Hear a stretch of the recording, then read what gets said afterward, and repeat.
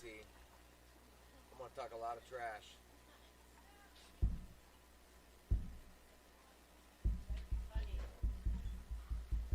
I can't promise that.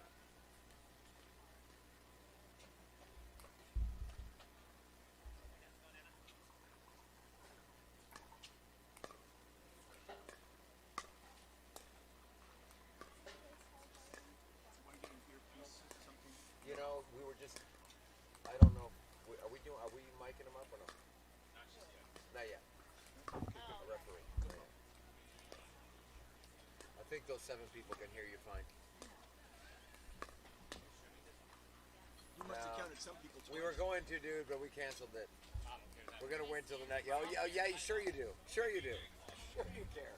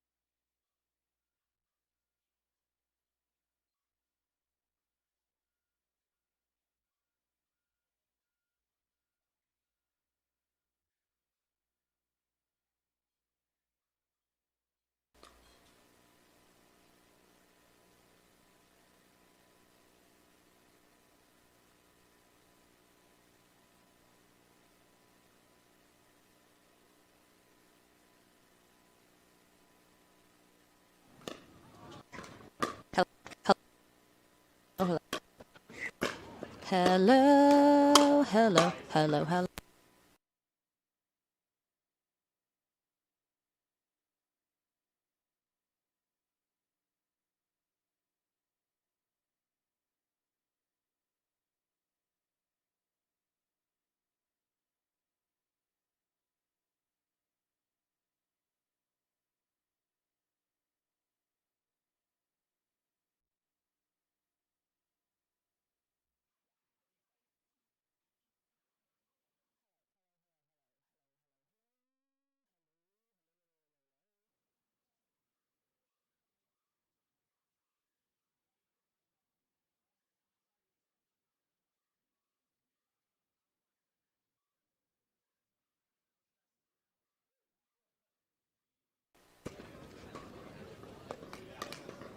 Good morning, everyone, and welcome to the APP Sacramento Open. Lauren McLaughlin here for our head pickleball pregame show. We are at a brand new venue here just outside of Sacramento, California, Johnson's Ranch. Gorgeous, built, dedicated pickleball courts. We are super excited to be here at this new venue, and we are here for a Tier 2 tournament. What that means is a lot of the top names you are used to seeing here on the APP Pro have taken the week off, and you're going to see a lot of brand new faces this weekend, which is one of my favorite parts here on the APP Tour. A lot of California players are here representing their state as well. So today, for our first live streaming coverage, we have our mixed doubles coming up here on center court in just a moment. For our first match, we have a quarterfinal matchup with our number 1 seed DJ Young and Anna Bright taking on Nick Pedersen and Tracy DeJagger.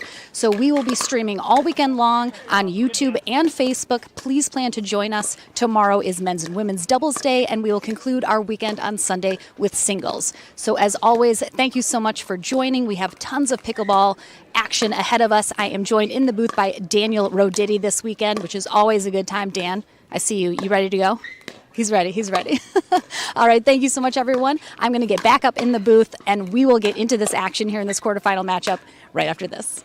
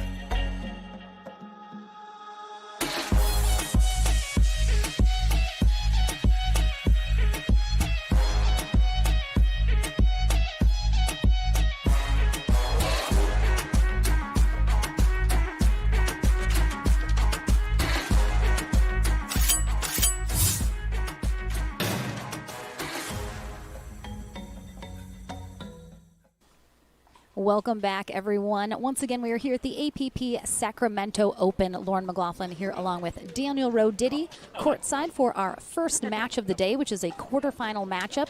We have Anna Bright and DJ Young taking on Nick Pedersen and Tracy DeJager. Daniel. Yes. Glad to be back. Last time I saw you was in France. Yes. I mean, look at us, world travelers, but We back have to rub together it in. here in the in the booth. I couldn't start the day without being like, "Hey, everybody, we were in France." Yes. How are you? Excited to be back? Excited for some pickleball action this weekend? Yeah, I feel like it's been a while since I've done this. Maybe SoCal? LA and SoCal? Yeah, Mhm. SoCal might have been. I don't know. Yeah, I guess LA was last. Yeah. So that's the last time. Yeah, so this is fun. It's exciting to be back. We'll have some great matches. So, yeah, I'm excited. I'm excited for the whole weekend. All right, looks like Tracy DeJager and Nick Pedersen will start us off serving on the far end. Anna Bright and DJ Young on the near end to receive.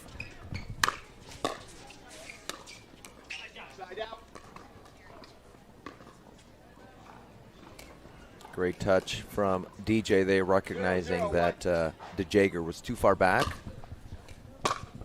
DJ with some of the softest hands in the game. Oh, that was wide. Yep.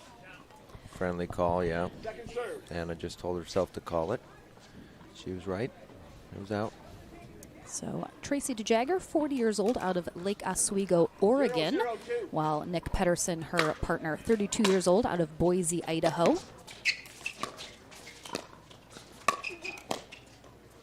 Side out.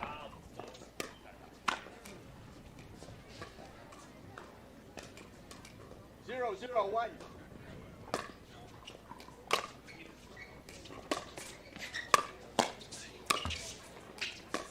Young is so good at just the movement. Look how he stays in the same place and the ball is everywhere but in the same place. He's going to be so aggressive. He does such a great job creating angles. As we saw, he was working the sidelines until he opened up the middle. Then he was able to put that ball away. But, yeah, he is very good at creating those angles.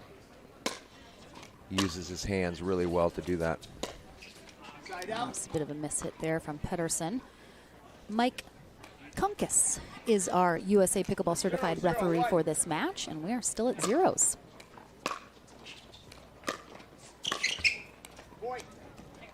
No longer, though, as Bright and Young strike first. They certainly are the favorites, I believe, here today in our mixed doubles bracket, with good reason. Yeah. That's a good call there from Bright.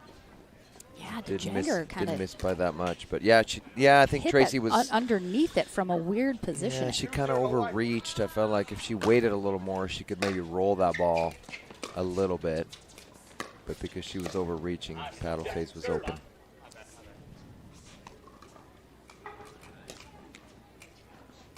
Zero, 2.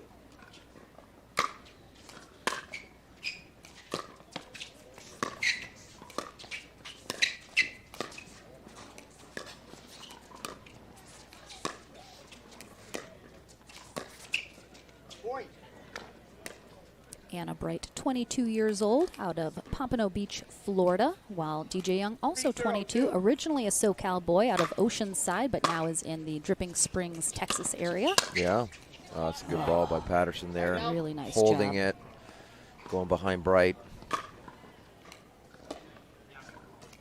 0, 3, 1.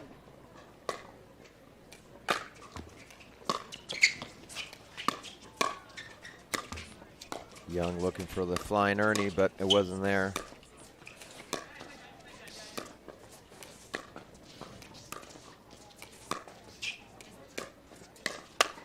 Yeah, that's not going to work. I think Tracy DeJager knew that moment she hit it. Aiming for that right shoulder, but Young can, as we talked about, do so much with his hand. He can kind of do a little bit of that pancake grip and just swatted that ball down.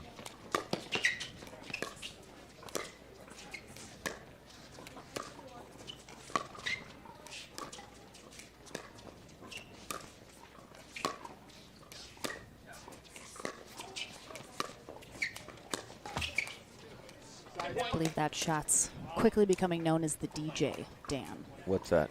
That funky, like, pancake Oh, flip oh, shot yeah. that puts that angle on. Right. Kind of the scorpion shot. Mm-hmm. Yeah.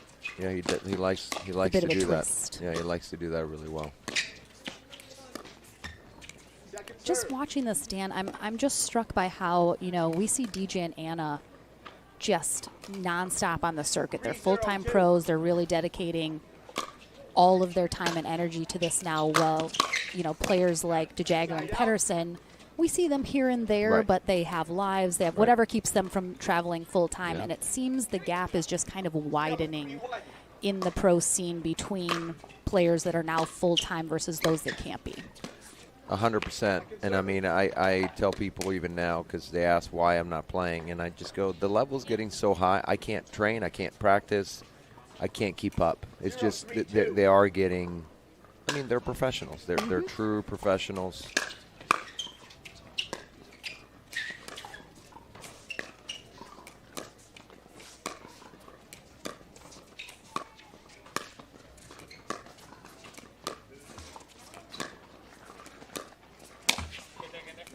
Oh, yeah, that clips the net.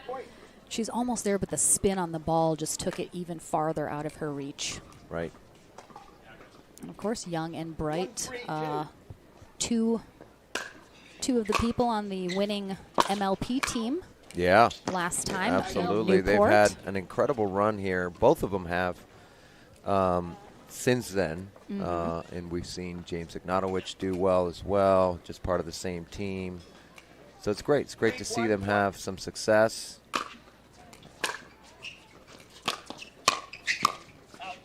Yeah, overreached. Would have been an easy ball for Young, but it's okay. And good morning to everyone watching on YouTube or Facebook. Thank you so much for joining us. You're in for some good mixed doubles action today. So, as always, any questions or comments, throw them in that YouTube chat. I'll get to them the best I can.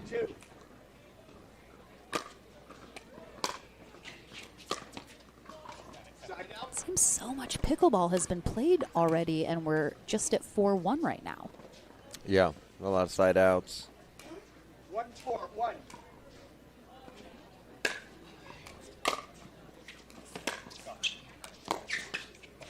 Sounded like a bit of a miss hit off Yeah. that Yola paddle.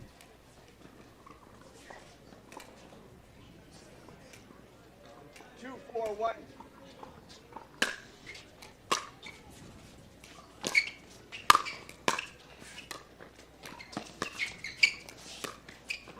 Ooh, That well looked wide. wide. That was super wide. Serve. I don't. Anna just gave us a look like, yeah, that was out by like 3 inches. Minimum. Well, she let one go, so I guess it all Yeah, comes back. It all evens out in the end. Good spot there for Yep. Young. Side out. Yeah, Patterson was moving a little bit to his left, thinking that maybe Young was going to go to that open court, but instead goes at the right hip and handcuffs him a little bit.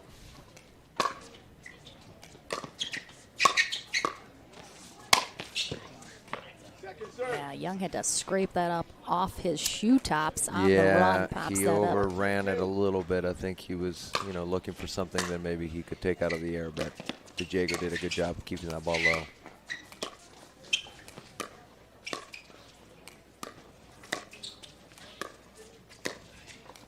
Yeah, that's what you got to do. Great That's angle. smart Yep. there from Patterson. Young is going to get big in the middle. And so you have to go behind him. You have Yep. to keep him honest, or he's just going to take over the whole court. 4-1. And he can do that for sure.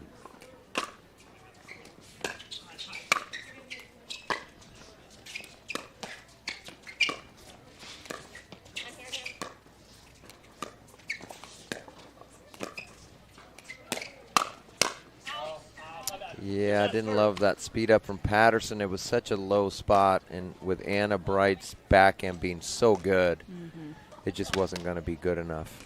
It was a little 2-4-2. more out of desperation than really the right shot.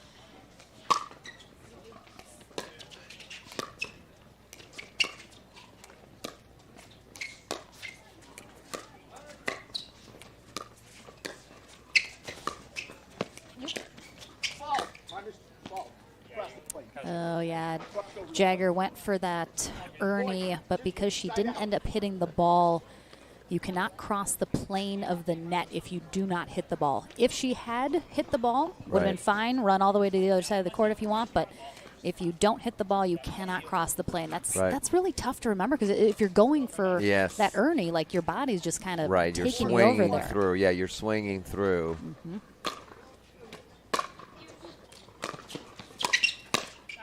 Ooh, yeah, underneath that, little long. And our gorgeous production this weekend brought to you by Pickleball TV. Spencer Laurent and Mitch DeVoe rocking out our production this weekend, so a big thank you to them. Yeah, it's a good shot by Jagger. They're seeing the opening in the middle as Young was sliding to his left, thinking she might go up the line. Good read from Jagger.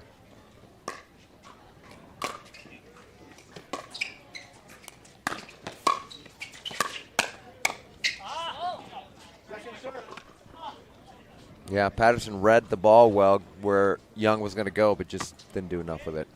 2-4-2. Again, still very low score here in this first game of this quarterfinal. It'll be interesting to see if eventually one of these teams kind of catches fire and picks it up a little. Or will it be a slow march to the end? Yeah, if I had to guess, I think Young and Bright, obviously they're the favorites. I think, it's a quarterfinal match. You're certainly not going to underestimate your opponents, but there's a little bit of, you're kind of seeing what might work later in the tournament. You're trying some different stuff. I'm sure they feel confident that they will come out on top. And again, that's not to discredit their opponents. It's just they have confidence in their game. So I think they're trying different stuff. Oh. But my guess is when it comes right down to it, they will do whatever it takes to win this game, win this match. And I think, too, probably DeJagger and Pedersen, two players they don't see very often, maybe if at all. Yes. So got to kind of feel them out in the beginning. Yeah, of course. Trying to see what you're working with. It's going to be in. Oh, that was a... so much spin on that volley by Young. Yeah. Oh, wow. Too much. That was a nice rally. Yeah, and Pedersen was already kind of out of position, a little chaotic there trying to stay in it. Yeah, and Young can make you do that because he can do so many different things with a shot that sometimes he can get you scrambling when you're trying to guess what he's going to do. Yeah, so it looks like just as we were discussing, it looks like Young and Bright, picking up the pace a little here, trying to apply a little bit more pressure.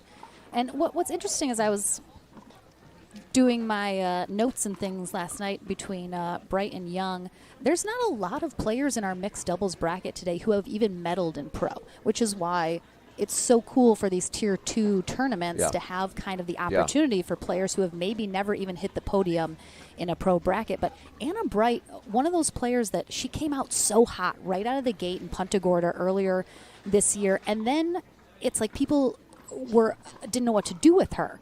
And then she kind of cooled off a little as people got used to her, had seen her a little bit, knew what to expect. So she didn't hit a podium for a little while, kind of got a little work to be done. But then she put her nose to the grindstone and put in the work. Yeah. In the beginning, I think she got a little flack for saying she doesn't drill. She just kind of plays and sees what happens. But she definitely has put in the work now. And, she is a contender for the podium in every tournament she's at now. Yep. She's had some great runs. She's done well in singles. Of course, we just talked about MLP and doing great in women's doubles and mixed as well. 7-2-2. And I would assume we'll see them on the podium here. Oh. Side out. That looked like one of my forehands. We're going to check that ball, see if maybe it just kind of hit a funky spot or sorry, DJ, it's not the ball. It's the Berditi forehand. 2-7-1. Let's see if Jagger and Pedersen can come out of this timeout with a little game plan that might mix things up here. Second serve.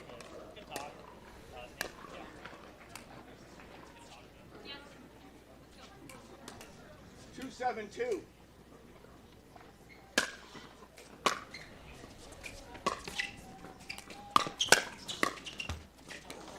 Oh boy. Young had to get out of the way of that ball.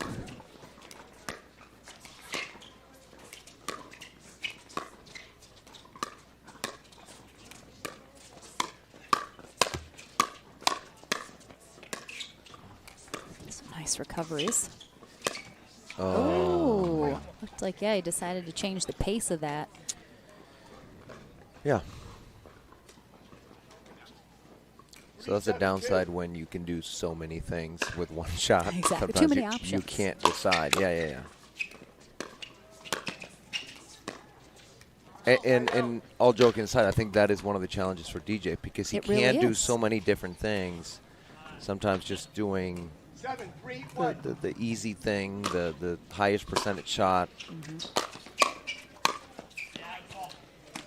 So it looks like Pedersen and DeJager have switched up their stack a little bit now, putting DeJager on that left side occasionally. Let's see if they stick with that.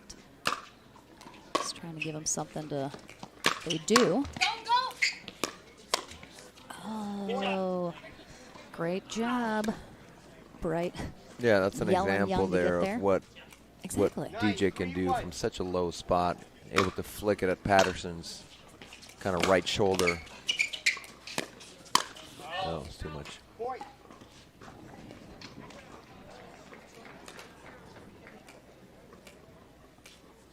We'll have a game point here for Bright and Young, game number 1. And they'll get it. Good big serve there from Young. All right, so the number 1 seed clinched game 1 after a bit of a slow start, but picked up the pace. We'll see if they can roll it into game 2. We'll take a short break. Back into the action here at the APP Sacramento Open right after this.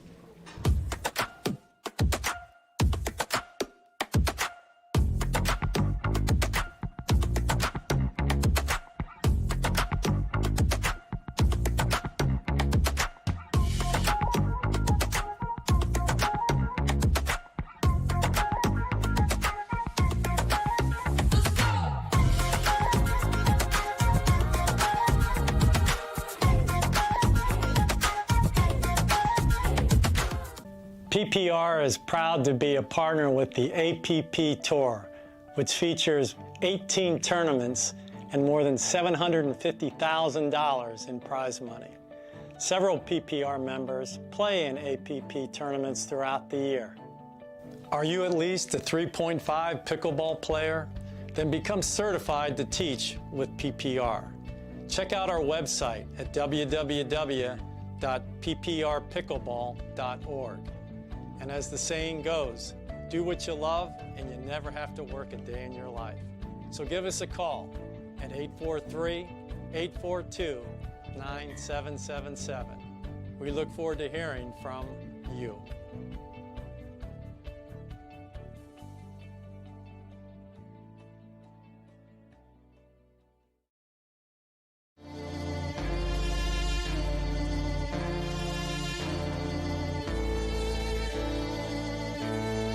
There's only one winner, just one way out. With every single break comes crashing down. There's only one. Back into the action here on Championship Court at the APP Sacramento Open. We have Anna Bright and DJ Young on the far end now, serving to Tracy DeJager and Nick Pedersen. Young and Bright take game 1, 11-3.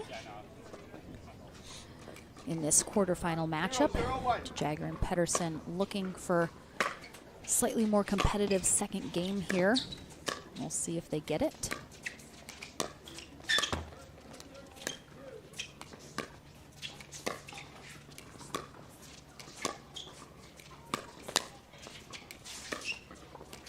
Again, Oh, Young nice. working those angles, but Pedersen, nice job getting over here. Young loves that run around. Yeah, he That also does. looked like it might have been a little wide. It's close. Second serve. We have seen Patterson not call a ball that was about 4 inches wide, so that might have been wide as well. 1-0-2.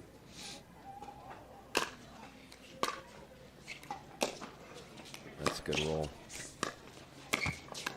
A little net cord there from Young. Throws it off a little for Pedersen.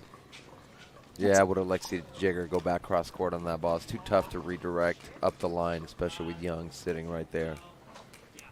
What's interesting watching DeJagger that's so unique about her style is I'm not sure what her racket sport background is, but she plays almost like her right hand is tied behind her back. Like she's Yeah. so one-handed dominant. She does not have a two-handed backhand. You rarely see her even put Right. that Yep. second hand on her paddle. Very just sort of everything just with that left hand. Good gets. Yeah, she, as far as I can remember, I think from talking to her before maybe the Mesa tournament, no paddle or racket sport background. She's kind of an extreme sport. 1-1. Oh yeah, yeah. So like, Oh, she like kite water surfs. skiing, kite surfing. Yeah, she Yeah, does a yeah, lot of yeah, that yeah. stuff. A lot of cross, like a lot of different, but all kind of in that. Nothing with rackets or paddles, but great athlete, obviously. Point.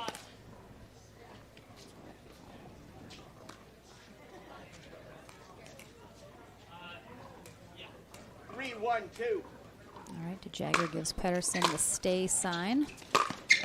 Yeah, I think the best way to go behind Young is going to be either with this kind of stacking formation where DeJagger can roll her forehand cross court to go behind, or with Patterson on the other side, on the left side, being able to go behind Young himself. But it's just tough. You know, he's so long.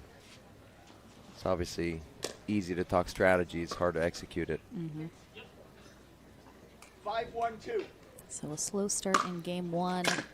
Not the case here in game two as Young and Bright pull out 5-1 fairly quickly, but side out here. Let's see if Pedersen Jagger can tighten it up a little bit. Yeah, I mean, typically you're looking for the woman, the girl, to go behind the guy. Kind of where we see DeJagger right now. She could go up the line, but because of what you discussed, she doesn't roll her backhand. It's very hard to go up the line as a lefty if you cannot roll your backhand. She kind of slices it. I mean, that's about the best she could do is that little bit, you know, no slice, but just kind of a bunt.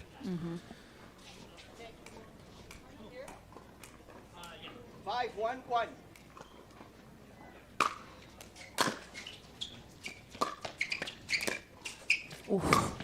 Oh, A big woo from Anna Bright. She earned it. well, you see that big serve from Young wide because he knows that maybe Patterson's trying to get to that left side, so he's pushing him all the way over, and it just opened up the court so well. Oh, There's a gnat or a Bug? bee. oh. 6-1-1. Young has really been ramping up his serve, too. That's a good job there.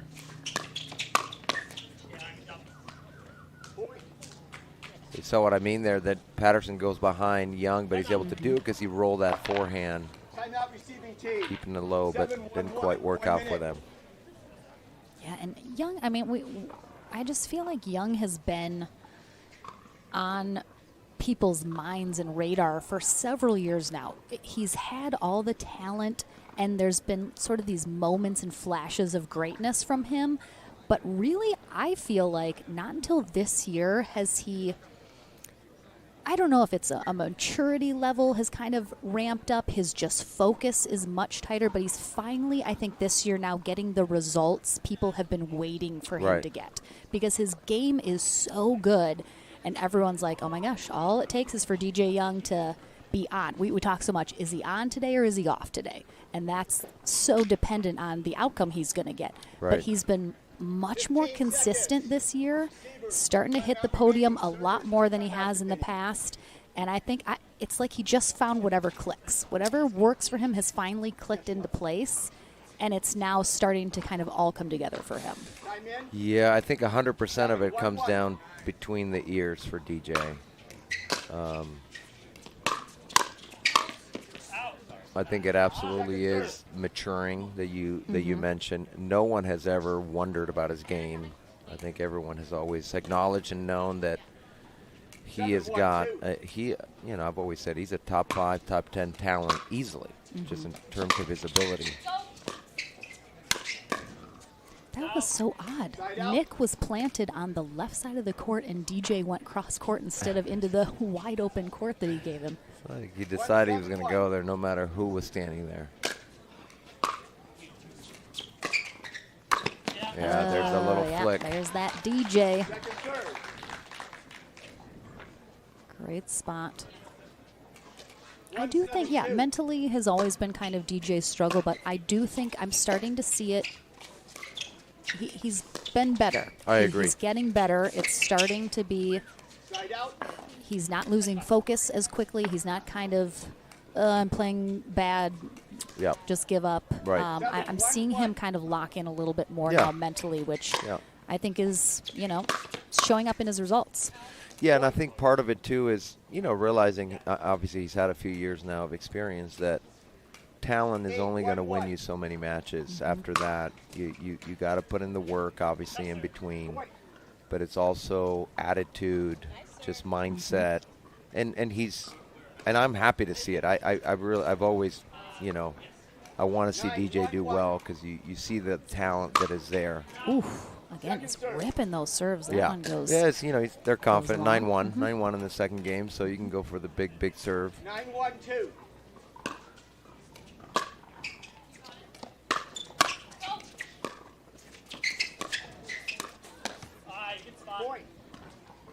Yeah, Nick Pedersen, have seen him run a little bit. He's out of Boise, Idaho, plays a lot with Susanna Barr, who's in Idaho as well. 10-1-2. So part of that kind of Idaho pickleball crew. Yeah, it's inside just the too line. good. That's a great Catches to shot. Jagger, not able to get up there, and that will be the match. DJ Young, Anna Bright move on to the semis. Tracy DeJagger and Nick Pedersen will drop down to our consolation bracket. They're not done yet.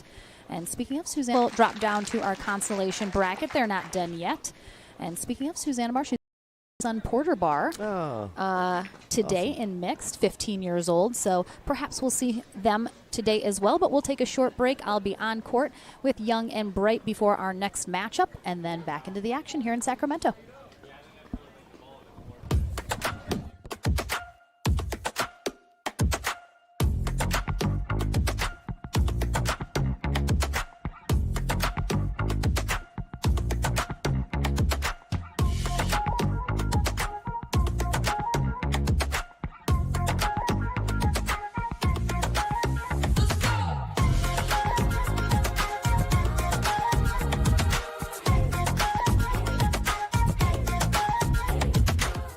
PPR is proud to be a partner with the APP Tour, which features 18 tournaments and more than $750,000 in prize money. Several PPR members play in APP tournaments throughout the year. Are you at least a 3.5 pickleball player? Then become certified to teach with PPR. Check out our website at www.pprpickleball.org. And as the saying goes, do what you love and you never have to work a day in your life. So give us a call at 843-842-9777. We look forward to hearing from you.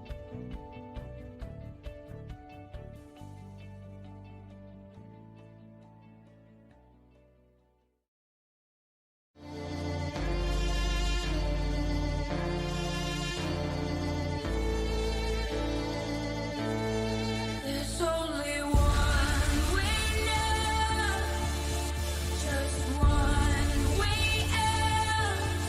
With every single breath,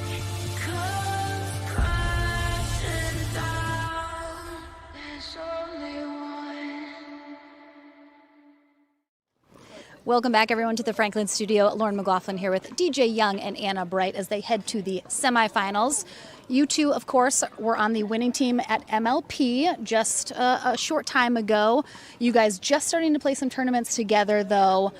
How do you think your styles and kind of personalities work well together? We have a great time out there. Obviously, a lot of chemistry, being on the same MLP team and everything. And styles, I mean, DJ just gets hot, and I just, make a third, make a return, make a reset, and that's pretty much how it goes. I mean, it's not a bad strategy to have. We talk so much about, which DJ Young are we getting today? Are we getting the one that's on, that's focused, that's going for it? Or is it going to be a little off? You seem on so far today, DJ. I know you've been on social media saying, you're coming for people. Let's eat this weekend. How do you think this weekend's going to go? I think it's going to go really well. I have two really good partners, Anna, Bride, and Mario. So I'm really looking forward to it. And, we're going to eat.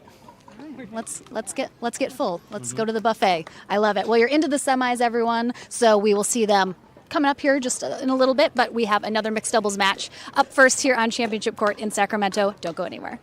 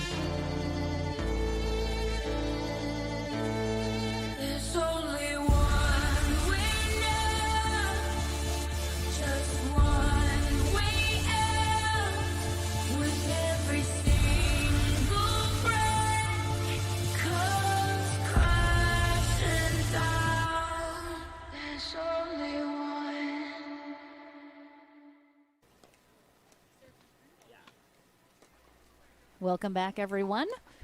We have our next quarterfinal matchup here at the APP Sacramento Open. Lauren McLaughlin and Daniel Roditi here in the booth.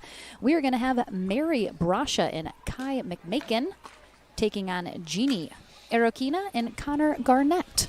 So you are very familiar with Mary Brasha, Connor Garnett, and Kai McMakin. You know Jeannie a little bit. Yeah. Actually, But, all kind of local players, so I know them all pretty well. What are we going to expect seeing these four facing off? You know, it's they had a little bit of practice recently, so Connor is a new face in the tour here, Yeah, and you mentioned I'm he'd only been very playing about 6 excited. months. Yeah, I'm very excited. This is his first pro tournament.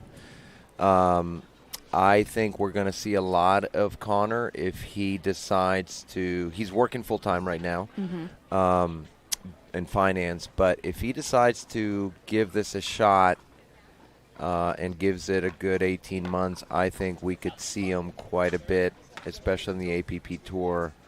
And brand new players, only been playing 6 months, maybe a little more, but not much more. Played for Santa Clara Tennis. And just, you can see right now, he's got just a ton of energy. I mean, he's 25, for goodness sakes. Just super fast, and already one of the best two-handed backhands in the game, even though he's brand new to the game, which I know is saying a lot. But the guy, especially when he's at the net, he's so good with that backhand. Can just do a lot, can go up the line, can go middle. So I would think McMakin and Brosh are going to try to stay away from that. Yeah, for sure. We got to see him play in the match before we started streaming against Lina Padigamete and Wyatt Stone, which they came out on top of in 3. Very tight third game. But, yeah, he's going to be someone to watch without question. His partner, Jeannie Arokina, originally from Moscow, Russia, now in the Newport Beach, California area, 33 years old. He's had some good results recently as well. Certainly know the name. She made a good run at SoCal in singles. I think she beat Georgia. Oh, that I does think sound she might have familiar. beaten Georgia in the back draw, I believe. So I think she finished 4th, had some good wins.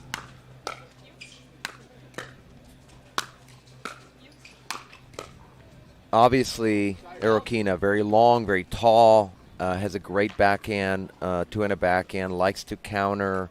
So I think the game plan for Brasha and McMakin is to slow everything down and pick their spots. There's that backhand. Yeah, that is a rocket. Yeah.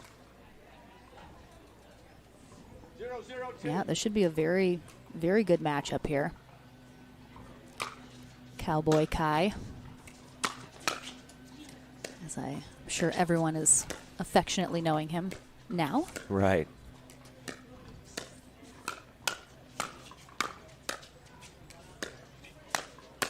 Oh, good get there from Brasha. Wasn't happy with how that ended up, though. Yeah, Kai, one of the great personalities in pickleball. Everybody loves him and his brother, Casey. Twins. Yeah.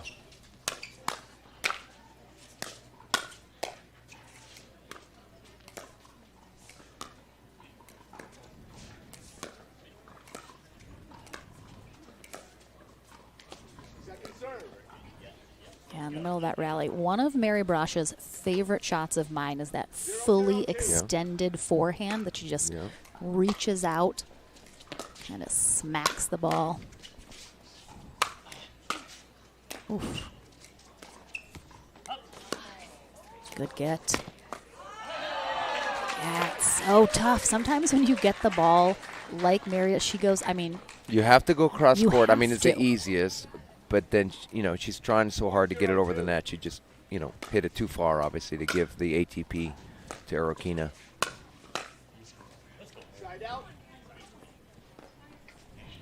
Yeah, I think for a lot of maybe viewers, they're going to be obviously a lot most familiar with Brasha than maybe McMakin, and not as much with Arokina and Garnett. But they are certainly more than capable. They are very, very good players.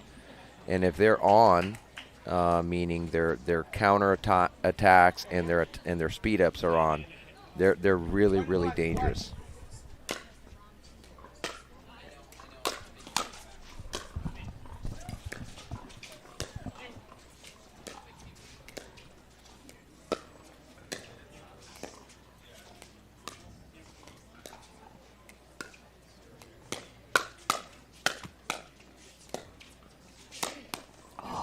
Such a good get from McMakin.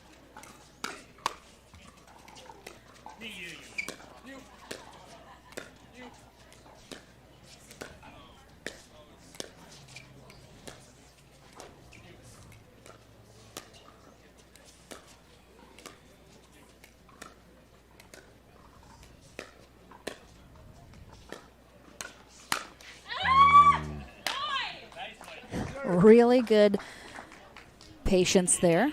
As you mentioned, Brasha and McMakin probably going to be looking to keep things slow because Arakina and Garnett, they are looking to speed things up. They want kind of that fast-paced, but they're doing a good job. They did a good job. Pretty, I'm sure they know. They anticipate that McMakin and Brasha are going to slow it down, and they're doing their best to stay patient. I think they're doing a good job.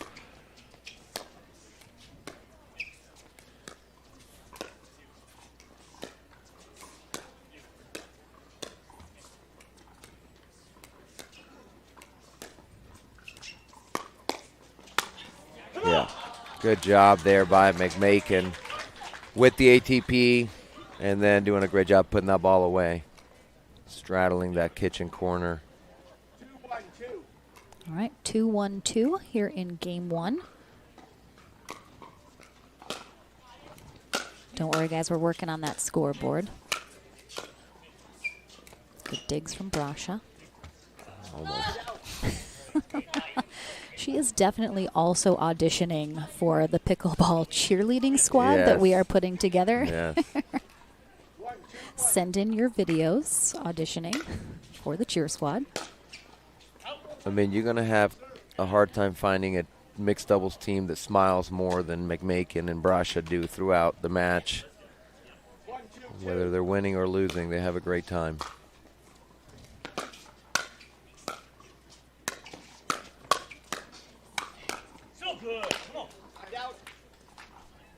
Yeah, Mary Brasha recently just graduated with a film degree from Biola. Yeah.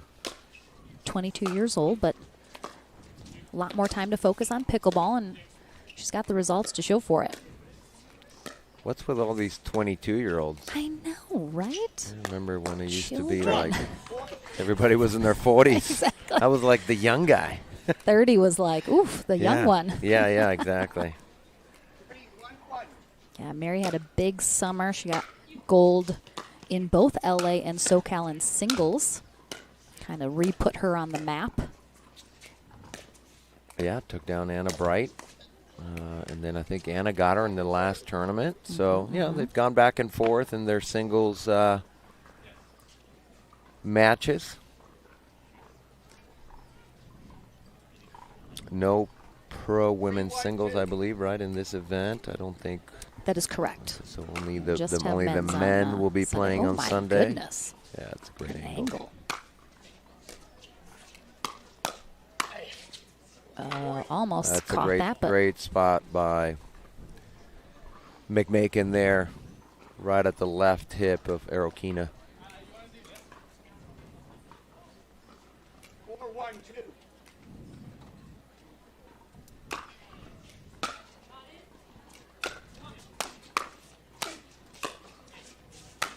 I get so much top spin.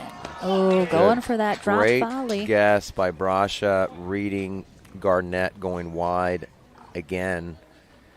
And she's, just moved over before he even hit the ball.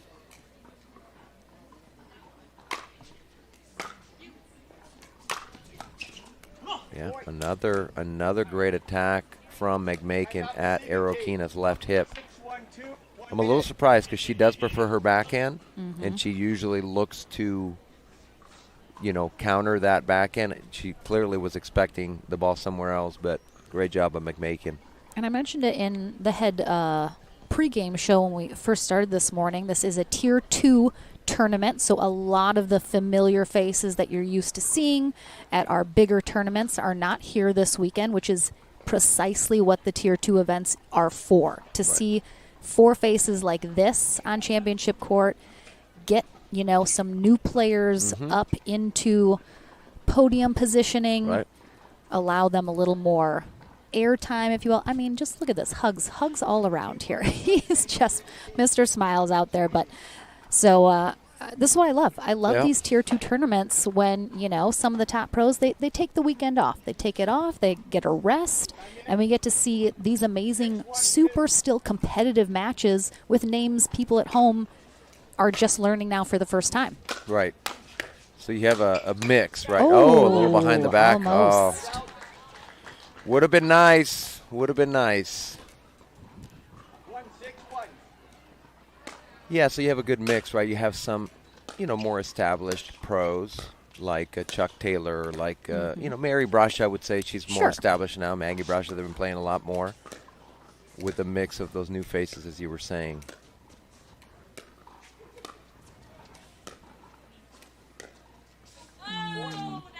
You get a lot more of the, obviously, the local. Yeah, so many some of the California top players. local pros are playing, but then not all the other ones that would have to travel a lot more.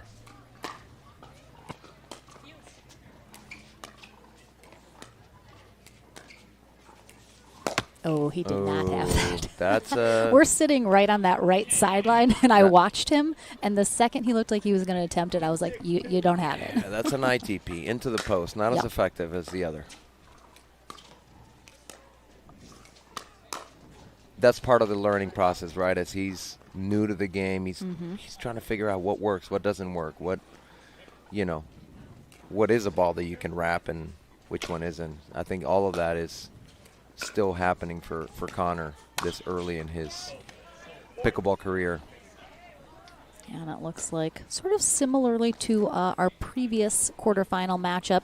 Started out kind of slow in the first game, feeling out process, what works, what doesn't. But it looks like Brasha and McMakin have kind of, I mean, found a little success here. Seems like they know That's sort of not what's the working. spot. That's not it, though. That's not the spot. 7-2-2.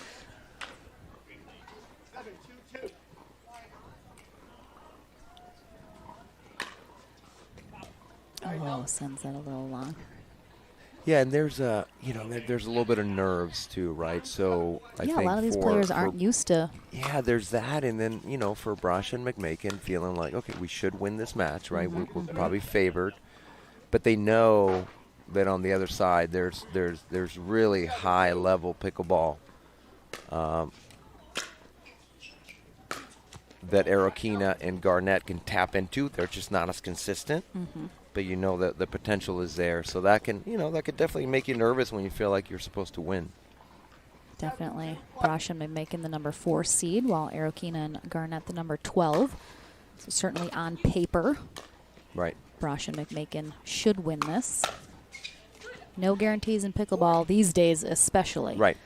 I think I was talking to Chad Edwards in Atlanta, our last tournament that I was at, and he was, you know, simply saying at the pro level, the first and second rounds are no longer gimmies for more established pros. We're seeing upsets left and right all the time now. And these new players coming in, you just, nothing. Oh, there it is. Oh, great defense. Oh, that was going out. She saved him. Going out. Oh, Wow, great get. We see the replay. Great defense from Brasha, and then the speed of Garnett being able to run that down.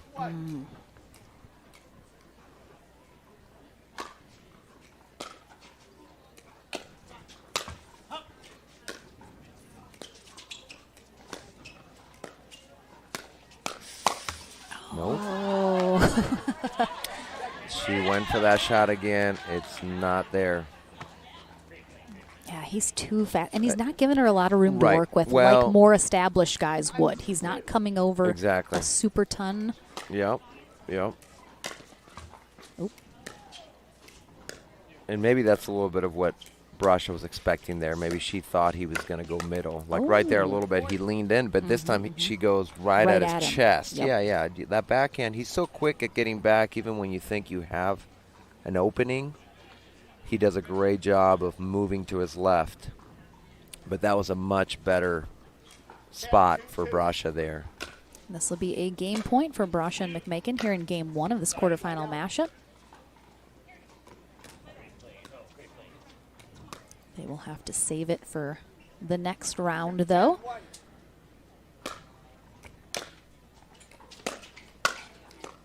Yeah, good ball.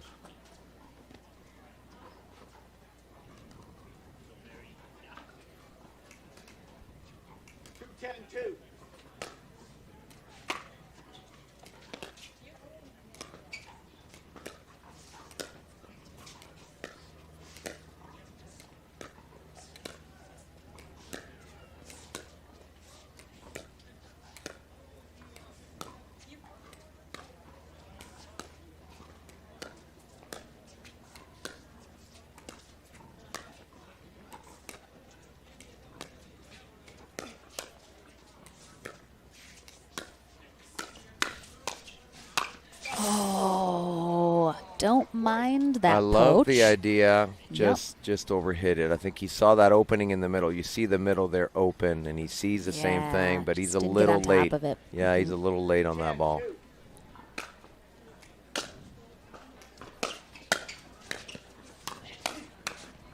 Oh, wow. Yeah, that's a little wide there. Fast and furious rally right there. 4-10-2. Point.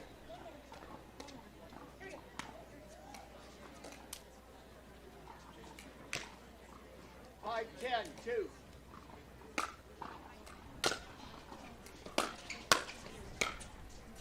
Side out. Big side out there. They were making a little run. That was a good little run there from Arakina and Garnett. Might have expected a timeout had Brasha and McMakin not gotten that side out. But another game point for them here.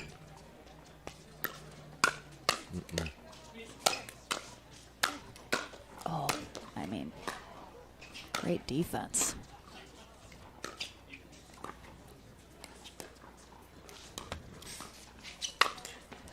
Oh, that was Oof. fortunate I clip mean, there. That's a way to end a first game. Hi, Peter. Kisses. So well done, Brasha and McMakin. Pull away here, able to hold on. Game 1 in the books. We'll take a short break. Back into game number 2 of this quarterfinal matchup. Oh my goodness, cartwheels. Cartwheels. We're back right after this.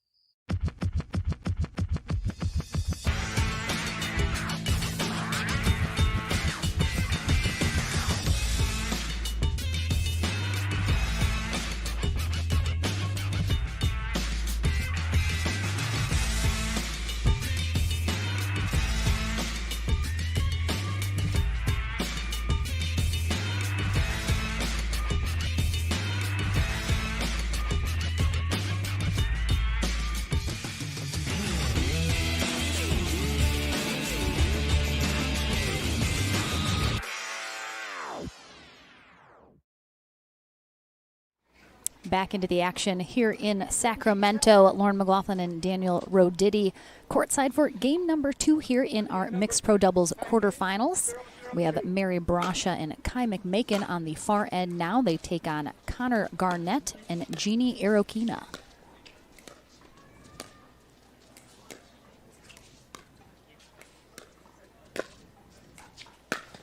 Oh, yeah, she was going to get that. Oh, nice pickup.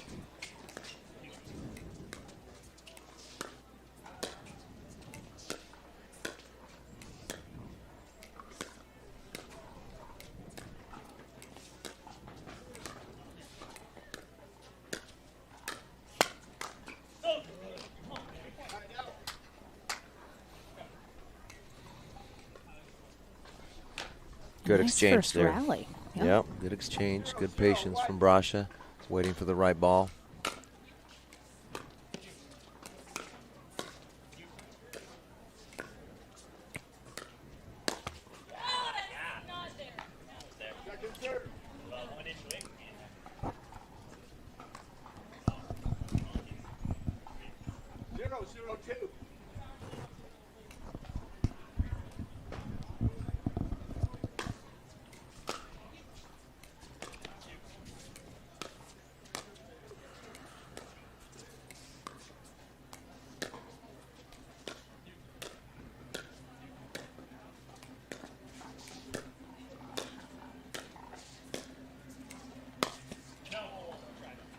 Can't quite hook that back Yeah, in. she needed to wait just a little bit. I think if she had waited, that ball was going to get outside of the post, but she hit it a little bit early. Couldn't quite wrap it.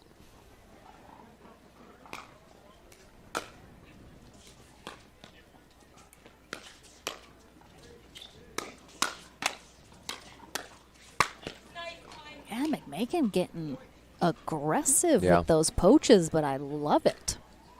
He's picking the right moments for the most part. Right, right. Good anticipation. It's definitely something you learn. The poach is a learned trait and skill. You gotta. A lot goes into knowing right time, right place. That's great. Great ATP there by Brasha. Yeah, it's all anticipation, right? Is reading what might create a ball that, or what might lead to a ball that is poachable. And so that all plays a part in, obviously, speed, but the anticipation is a huge part of it. It's going to sail along on the return.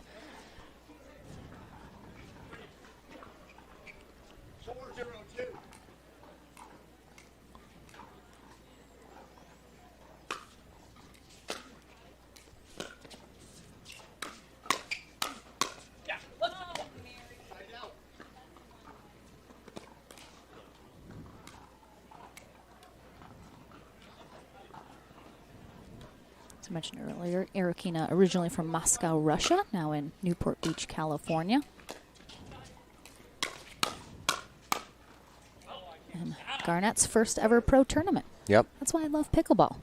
Just so many different characters, so many different backgrounds, sports backgrounds, just a beautiful hodgepodge. Yeah, I think, as you said, these Tier 2 events are great.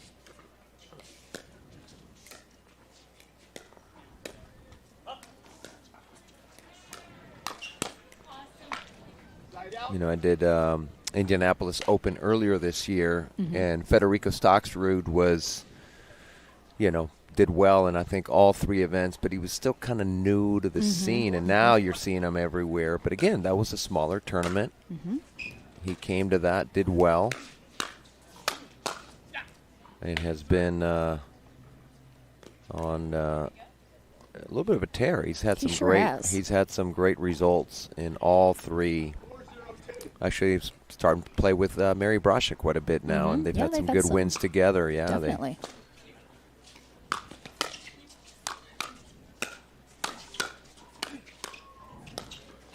My goodness.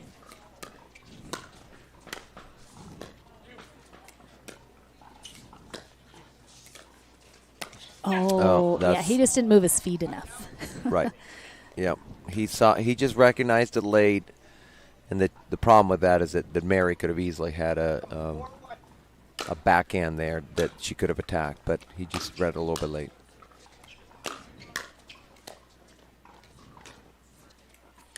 No, that one was ATP too. That was easily wrapped. I think, I don't know if that previous attempt made her hesitant to try it, but certainly that ball was going to get a little wider. And that's a little bit of that lack of experience. I think Arokina's not played as much as some others, but I'm sure we'll learn that.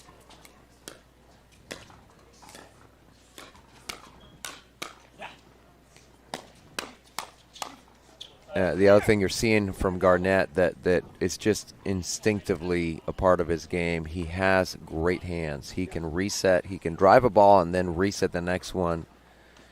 Very, seems effortless, which is not an easy thing to do, to go from obviously high speed to then softening a shot. But he definitely has that already. That often takes months and months to develop for a lot of players. And he's already got it. Good read from McMakin there. Much better job anticipating. Yeah, Brash and McMakin just have really good chemistry as a partnership.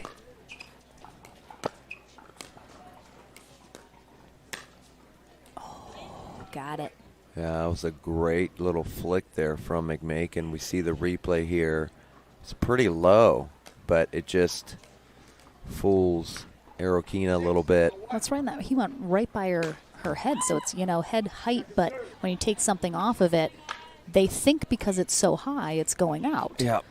And then the other thing is the tape, oftentimes, the tape of the net blinds you. If the ball happens to be behind it, you don't see it until it comes over, and then it's too late.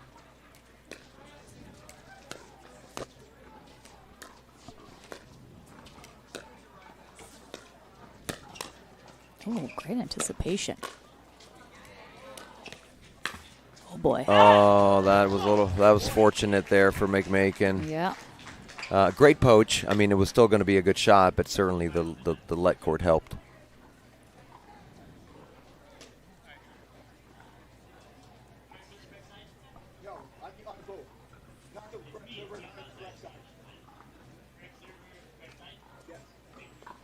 All right, good job. A little confusion between Brash and McMakin, asking the ref if they are the correct server and correct side.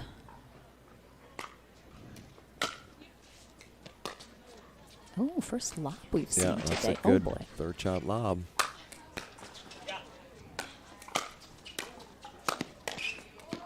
Wow. You saw the speed I was talking about. Probably did not need to go for that last ball, but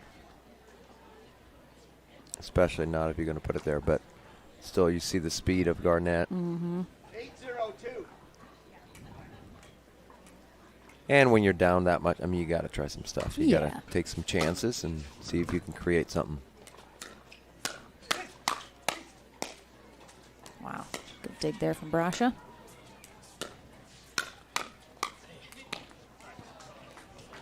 One thing, too, is Garnett being new, this being his first pro tournament. I'm not sure if he's played with Arokina before in a tournament. I don't think so. So a new partnership, new to the pro scene, new to being on center court. They're still working stuff out. It's just a great drive. Beautiful drive from Brasha. Again, that takes advantage of a new partnership. The middle is a very vulnerable spot with new partnerships that have not really solidified who's taking those shots, who's being more aggressive in the middle.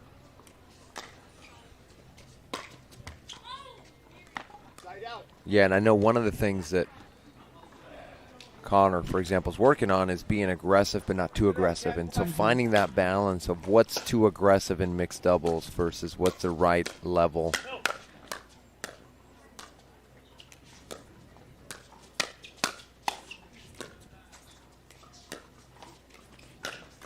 Oh, he touched it.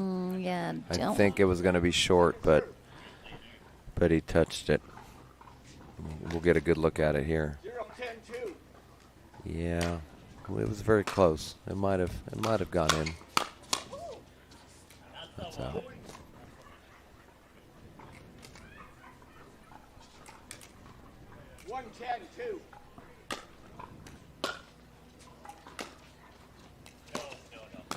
A little wide there. And again, we talk all the time too, there is a difference between really high-level drilling rec play and high-level tournament play. There's just no substitute for getting those tournament reps in. No. So as Garnett and Erikina continue to play in pro-level tournaments, that definitely kind of hones what you need to work on, you know, what needs a little help. Right. Yeah, you figure out what you can get away with, what you can't at the higher levels. This is a match point here for Brasha and McMakin, and they will get it done. So they are heading to the semis. Hugs all around, per usual. Erikina and Garnett are not done yet, though. They drop to our Consolation Bracket match, and I believe we will have a Consolation Bracket match coming up next as we are resting our teams going into the semis. But do not go anywhere. I'm on court with McMakin and Brasha. I expect a hug from McMakin. That's all I'm going to say. I'm just expecting a hug. If I don't get one, I'm going to be upset. We're back into the action right after this.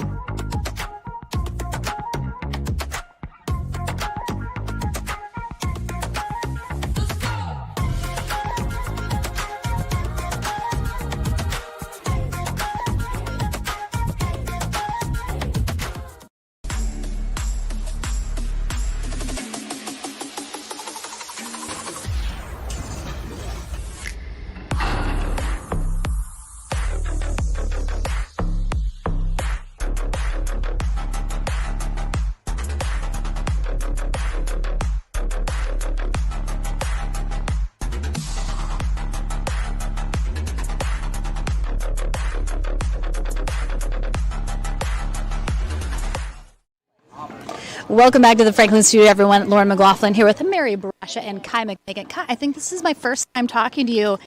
I'm so excited. Yeah, I mean, it's a pleasure. You guys are obviously having such a great time out there. You guys know each other so well. I mean, win or lose, you're going to have a great time out there. That's what it's about. How has it been playing together today? Amazing. And we played a good amount together, like just rec games and for fun and some tournaments. And I love, Mary is my favorite. I'm going to say that. Sorry for everyone else, but Mary's my favorite. Done. In the books. In the books. Yeah. Spot is taken. Yep. Do not apply anymore. Exactly. Well, it looks like Kai also was getting very aggressive, poaching a lot of shots. You were just kind of there supporting, but doing tons of work as well. Did you guys talk about coming into this tournament specifically what your roles were going to be in terms of that? Yeah, I mean, just good mixed doubles. Like, I'm trying to just set him up, and like he's tall and just athletic, and he can leap everywhere and hit all these trick shots, and he's just doing it. I'm here to back him up. I love it. Well, you're into the semis. Don't know who we're going to play quite yet, but what's going to be the thought process as we continue trying to get to that podium today? I think what we talked about earlier is just keeping the level, playing at the same level, no matter who we're playing, keeping that level of consistency. And we'll obviously have to like check out who we're playing and adjust accordingly. And I love doing that, like in moments of a match, like saying like, see this, look at that, really quick stuff. Yeah, he's super analytical. Yeah. It's fun. Sometimes. I love it. All right, well, let's group hug it out. Yeah! Let's Come group on. hug it out. Congrats, guys. Thank into you. the Sorry semis. for the sweaty hug. No, you're fine. You're fine. We'll see you guys soon, but we are back into the action here in Sacramento right after this.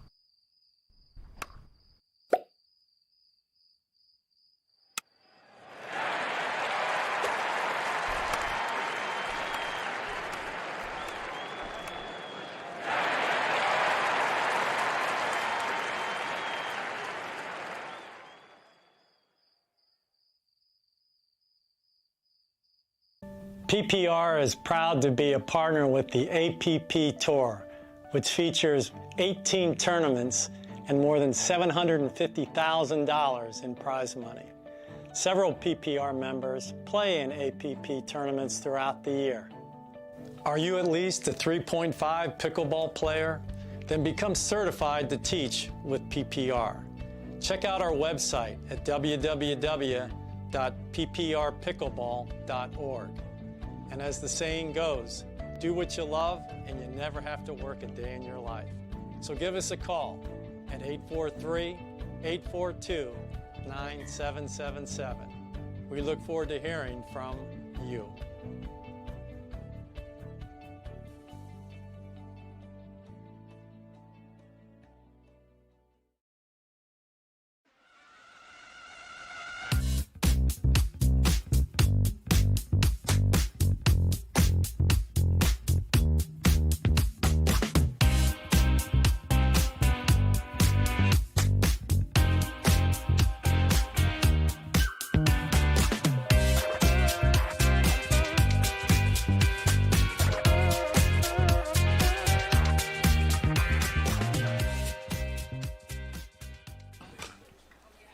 Welcome back, everyone, to our first Consolation Bracket match of the day here on Championship Court at the APP Sacramento Open. We are going to have mother-son duo, Susanna Barr and Porter Barr, on the far end out of Boise, Idaho. Susanna Barr, 44 years old, Porter, 15 years old, and I have no doubt we're going to see his rockin' spin serve come out big time while he still can use it.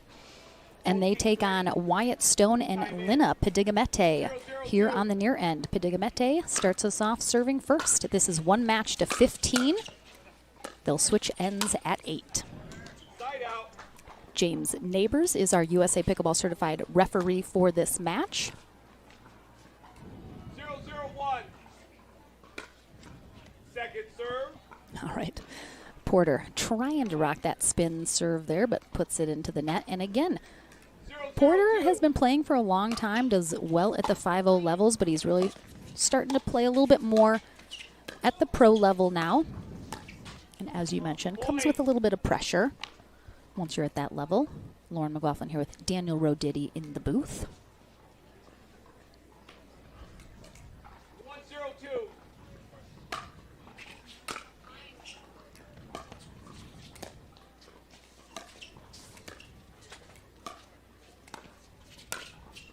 Oh, great spot. Beautiful backhand there from Porter Barr.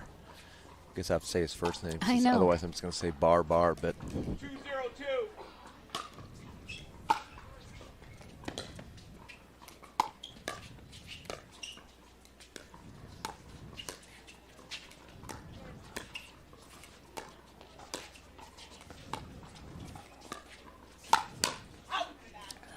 Spot there from Stone. You know, I've played with my mom before. It doesn't always go well.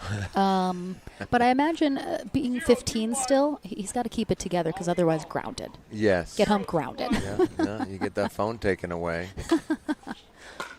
Can't take your keys yet.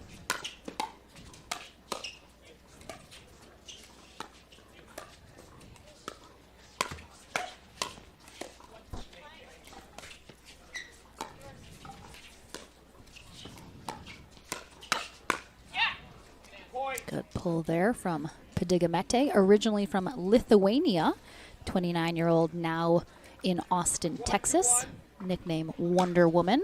Nice. Someone made shirts at the last tournament she was at, and I need one immediately. Ooh, close one there. Almost rolled that in. That's a really good move by Stone to recognize that ball.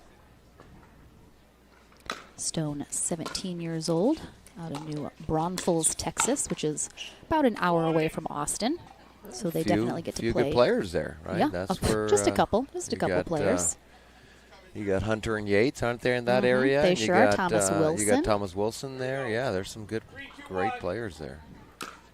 Putting something in the water over there in New Braunfels. Yeah. Pedigamete catching Susanna Barr there, coming up from the stack. Pedigamete just signing with Team Electrum officially. So congrats to her.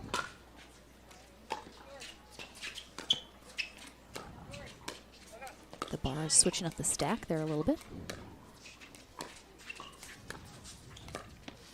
Point. Yeah, I mean, you know, what other sport can you have a mom, son, or mom, daughter, dad, son, and compete at a high level? That's just one of the unique, super cool things about pickleball that I'm not sure It's really the only one I can think of. Yeah, I mean, it's hard to find any other sport where you could do that. And you know, usually they don't play together that much, but still, Exactly. they can actually. I mean, they're competing in a pro tournament here and doing well.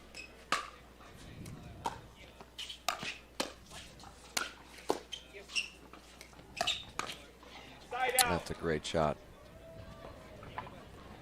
Yeah, both these teams just trying to stay alive here in our Pro Mixed Doubles bracket. I mentioned this is just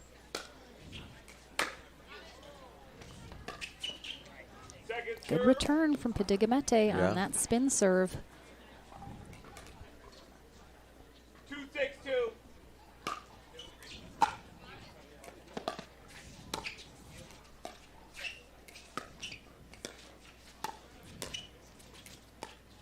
So I got an update while I was taking a quick break from Vinny Brasha. Maggie Brasha and Hayden Patriquin won in 3 games, 11-9 in the third against Chuck Taylor and Sierra Gayton Leach. That's a good win. Yeah, it's a great win. So they're in the semis taking on, I think, I would assume Bright and Young. Maybe that's one of the semifinals matches. So that'll be fun to see. Yeah, some good semis coming our way for sure.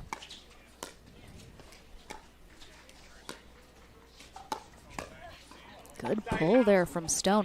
We mentioned earlier, we were not on the stream yet, but when we saw Pregame and Stone, they lost to Arokina and Garnett. Right. We mentioned a little bit, you know, Stone still very young, still, you know, really getting his feet wet at that pro level. Sometimes struggles a little bit with some impatientness, pulling some shots he perhaps should not. But he's doing a good job this match. I think he's being patient. He's waiting for the right moments. Yep. Yeah, I think it's part of the youth of the sport, right? It's you have these. Oh, good try. Oh, she you loves have these. to rip I that mean, I two-handed guess I backhand. have. I can say kids because I have kids their age, so I'm allowed to say kids. 7-4-2.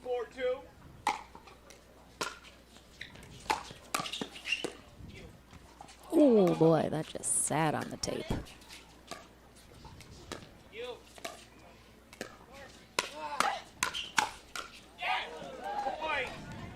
All right, Pregame and Stone having success here in this match to 15. They get to 8 first. Yeah, so what I was going to say, you know, years ago, if you came into the sport and you learn to dink, you learn all the basic stuff, which you still do now, but there's so many more, there's more speed ups, there's more earnies, there's just a lot more to the game now on the faster side. There's more speed ups. Absolutely. And so these younger guys that are coming in, obviously they see that, and I mean, would I rather dink 5 times, or do I rather speed it up at somebody's shoulder and get them? Well, I'd rather do the speed up. Sure. But it's just knowing when to do it, right? So I think that's part of the youth of, you know, of course, you fall in love with the flashy shot, the shot that's going to get you the win, but just being patient and being willing to do that part of it so that your setups and your speed ups can be much more effective, which we're seeing that more with these younger guys that are coming in. Yeah, I mean, no question. You got to have the fundamentals and the foundation, and then it's when do I use them? Yes, yes. And there's that spin serve rocking out, and again, Pregame, not a great return, but gets it back. Ooh, Yeah, quick good job hands. there. Inside out forehand by Barr there, going behind Stone.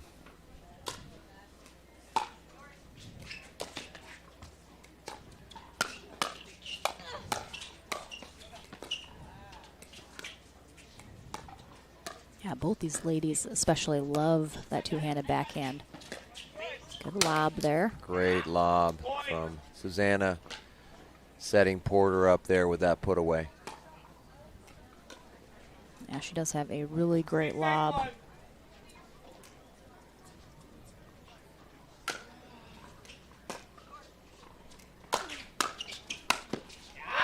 Yeah, great use of that serve. It set him up by getting that short return. We see here on the replay he's able to drive that return and gets a pop-up that he's able to close in on.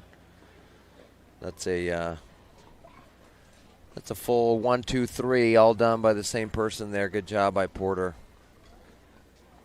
And what I liked about that drive is that it was controlled. It wasn't, he didn't just crush it as hard as he could. He put it in a good spot, and he was looking to move in. He knew that one was probably not going to be the winner, and so he started moving forward, anticipated so well, and then he got the ball that he wanted. That was really, really well played.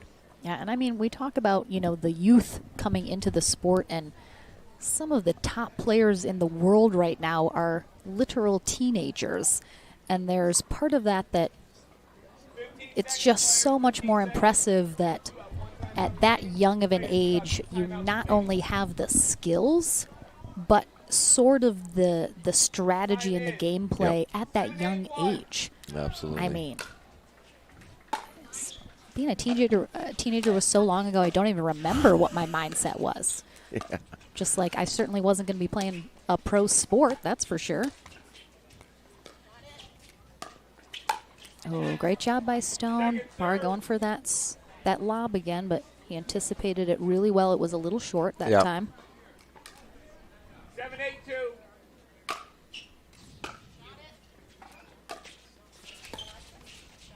Yeah, Susanna has such a great roll forehand drop there on her third that is very effective when she's hitting it well. It can be a tough ball when she hits across court.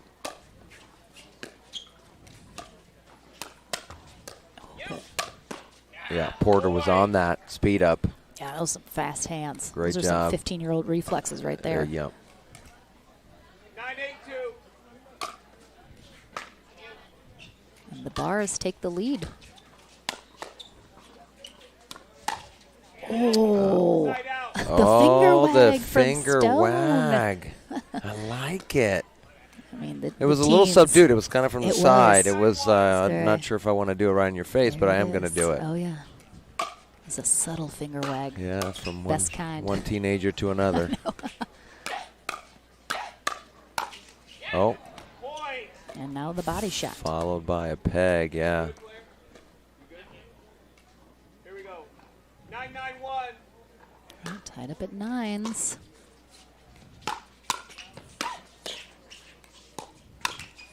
Pregame she gets so low. She's so tall, but she gets so low in her stance to rip those two-handed backhands from such a low position and keeps them above the net, but not. She just controls them so well. It's unbelievable. Yeah. Yeah, she does a great job of getting low, resetting.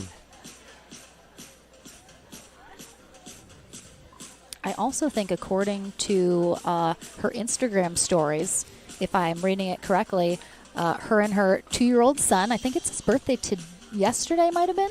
She has a 2-year-old, but their flight got canceled, and so they were here really late last night, and their bags did not make it. So she had to kind of be like, does anyone have any clothes I can wear today or any sponsors? So it looks like she managed to put together some options for the day, but that's always She's even it's changed so her tough. outfit from earlier, so she found. I have that skirt, by the way. Okay. It's a great skirt. But that's always tough. I mean, these tournaments and traveling so much, it's tough on these players with families and all over the country, especially the way travel is these days. Second serve. 10-9-2.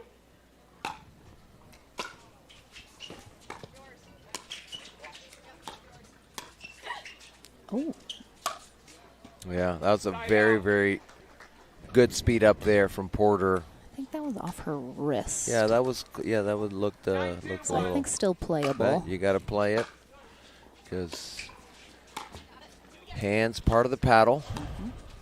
Up to your wrist, above the wrist, then it doesn't count. Oh, again, great job by Stone covering the middle there on the speed up, but Yeah, it's just hard. That speed up was, a little too much cross court, so it gives them so much time to react.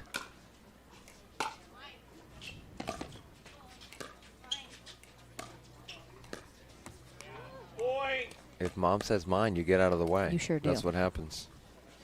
You get your phone taken away if you don't. I don't even know, like, what's the worst punishment for teens these days? Oh, a phone. Is it the phone? Oh, yeah. Yeah, trust me. Yes. You'd know. You've taken away your phone or two in your time, Dan? Yeah. Not as many times as I should have, but yes. 10-1.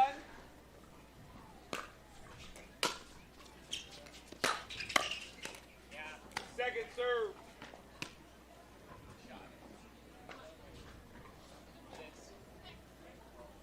Once they have a car, then the car. But, yeah. but up until that point, for sure. Electronics.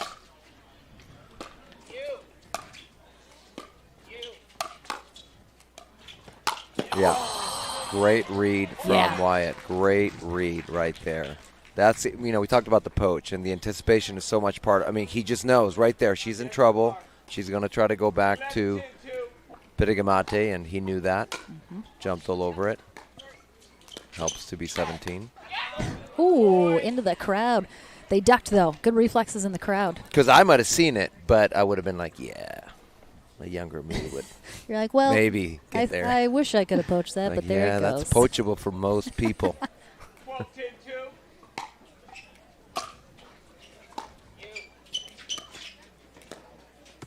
Ooh. Oh, that was almost a with the DJ Young, like, lefty. run around. Yeah. This angle here from Stone. Bar and, almost has the lefty ATP just short. Wow, that was so closer close, than I yeah. thought. Yeah, that's long. That's long. That ball was out. Yeah. Yeah, it looked out from here. Yep. But you got to ask. It's a big point. Gives them Yeah, absolutely. match point. 14-10-2. Stone and Pregame looking to stay alive here if they can close this out. And they will with a really nice drive and a little shake and bake there from Wyatt Stone. So mom and son done for the day, but hopefully they had fun and no tensions that will be coming in the car ride home. Yeah. But I think they're good. Well done. Again, hopefully we'll see Porter Bar a lot more in the pro level as he's trying to work his way up. Of course, full-time student at 15 still, and he needs someone to get him to the tournaments. He's a full-time student. Yeah. But well done there from Pregame and Stone. They will stay alive to fight one more match, and we'll be back with those matches coming your way here in Sacramento right after this. The APP Sacramento Open, brought to you by PowerPlate, the official recovery tool of the APP Tour. Selkirk, an official paddle sponsor of the APP Tour. SunMed, the official CBD of the APP Tour. And Pickleball Central, your pickleball superstore, catering from beginners to pros.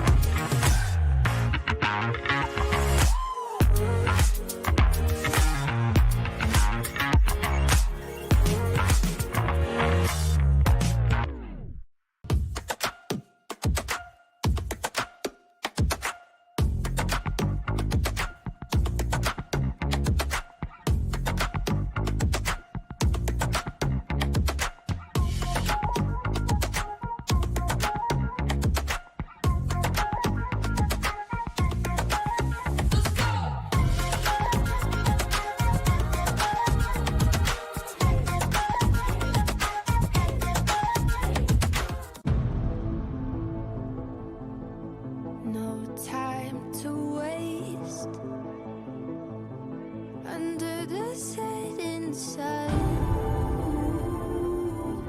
into our wildest dreams.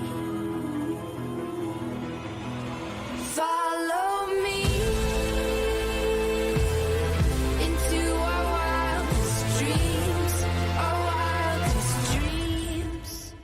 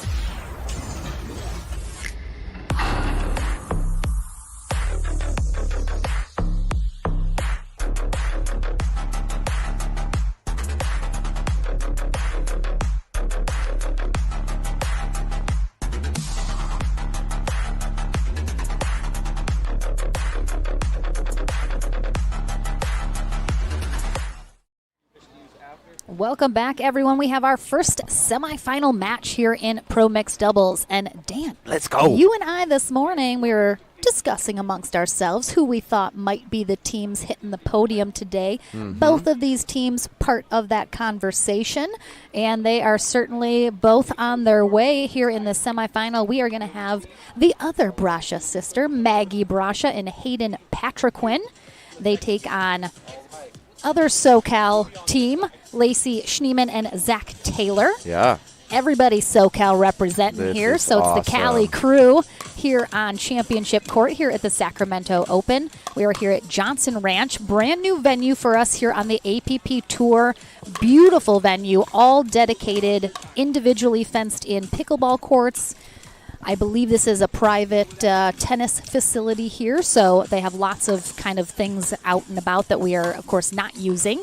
But we will be here next year as well for a bigger and better tournament. And if anyone did not see yet, April. I think so, yes. I think a fairly quick turnaround in terms of next year. But if you missed it, also the 2023 APP Tour schedule has been released. It is out there. It's out. Go check it out.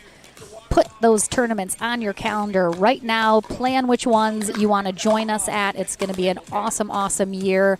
We're cutting down on the number of tournaments, but we are ramping up the money, the levels, the venues. It's going to be a really awesome year. I'm very excited for our schedule next year, which, as I mentioned, includes this beautiful venue here just outside of Sacramento, California. But the SoCal crew here, let's get into it. We have Lacey Schneeman, 25 years old, in Redondo Beach, while Zach Taylor, 30 years old, out of Los Angeles. And then we have Hayden Patriquin, recently turned 17-year-old getting Hayden, old. out of Yucaipa, California, and Maggie Brasha, 19, out of Mission Viejo. Yeah. So again, amazing. Zach at 30 is the elder on the court right now. Yeah, he's an old man. So you know kind of everyone on this I court know really them well because you all. are in SoCal. What do we need to know? What are some fun tidbits about these four players? Yeah, a lot of cool things about these guys. Well, let's start with maybe the lesser known, Schneeman and Taylor. So Schneeman had kind of a – so I got to see Lacey. She came to do a live ball at my club maybe months ago, and I was so impressed with her game. She's very smooth, great hands. Played tennis. She went to USC. She played club tennis at USC. Not on the team, but obviously Still much more impressive than most of our non-existent college tennis careers. Yes, exactly. And just very smooth. And kind of her coming out party was MLP. She subbed in for Paris Todd because she injured her hamstring, I think it was. And what I loved about it is just Lacey came in. You would have thought so much pressure, and just came in and did amazing. And I'm sure she felt pressure, but she certainly didn't show it. Had an incredible showing at MLP. Subbed in a couple times, subbed in the next day. Yep. And it's just doing really, really well. She is a full-time engineer, so that's, I don't think she's looking to leave her career, but when she's able, she is competing and doing a great job. Zach, we talked a little bit about him down at SoCal, so really fun background for Zach. He is a model. He was on American Idol, made it to Hollywood. I actually watched the audition with him the other day. Yeah, it was He's good. basically It was the fun. real-life Zoolander is what you're saying. Was on a show called Bowie Band that I think only lasted one season, but he was on it. And it's certainly not his fault that only lasted one season. Of course not. But just really great. Actually, I just played a tournament with him down in Newport. It was regionals, and he actually got a triple crown in the 5-0. He Unbelievable. took the singles. He and I won the men's doubles, and then he proceeded to beat me in the finals of the mixed. Very rude. Which, it was very rude. I thought, I helped him to get that second medal. I mean, unbelievable. And apparently I helped him get the third one, too. I mean, you got to do what you got to do, Dan. I ran out of gas. That's the Rodiddy way. It's the Rodiddy yes, way. Yes. And my partner was going for a triple crown. Couldn't quite give it to her. But Oh. anyway, so I first met them in SoCal as well. We were there this summer. Yeah. Great players. I'm so Great excited that I got to guys. see them. They are several awesome. times now. This will be super fun. And, of course, I love Hayden. I got to work with Hayden for a number of months when he was starting out. And he's obviously – he kind of had his big breakout in SoCal as well. He got his very first ever pro medal with Mr. Cassidy.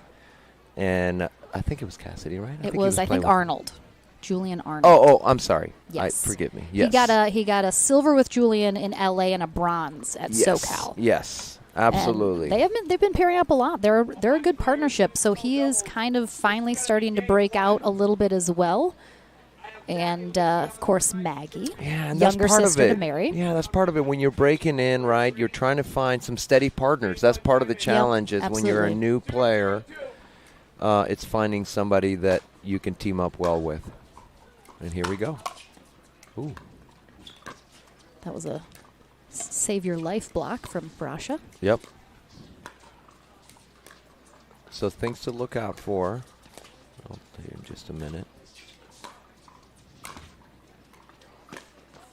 Oh, good try. So Zach Taylor has a great two-handed backhand. Off the bounce, he likes to attack middle. So just be aware of that, looking for that. It's a great shot.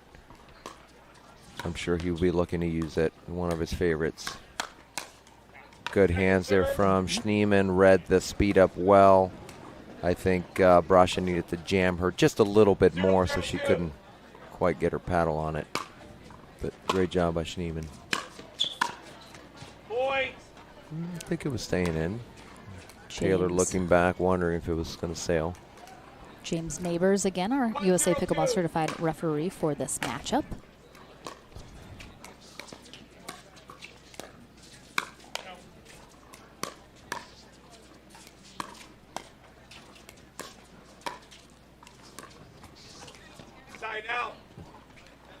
Another thing to keep an eye on is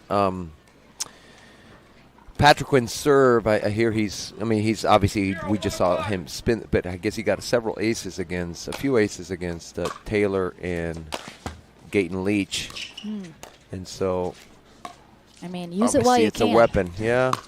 There's a lot of rumors and, wondering if that's going to stick around for next year. I certainly have my opinions on whether it should or I not. thought it was official. That it's not? That it's not. Is It's it not official? official. Spencer shook his head. It's Not not official. Why have I been seeing all these videos? Not It's official. very Well, likely. it looks like it's Okay, headed okay, that all right. way. And I think it's the right call. I think it was inevitable. One man's opinion, but I think it's the right call.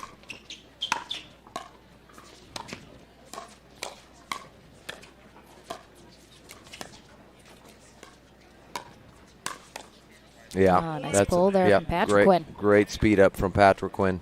So Schneemann and Taylor took out Susanna and Porter Barr 11-6, 11-2 in the quarterfinals, while Brasha and Patrick Quinn had a barn burner against Chuck Taylor and Sierra Gayton Leach, 7-11, 11-3, 11-9.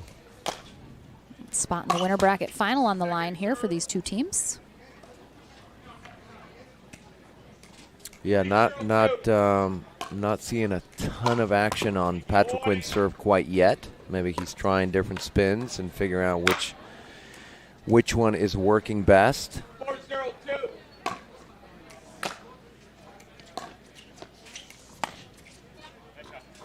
Did she get it? Great shot there by Schneemann.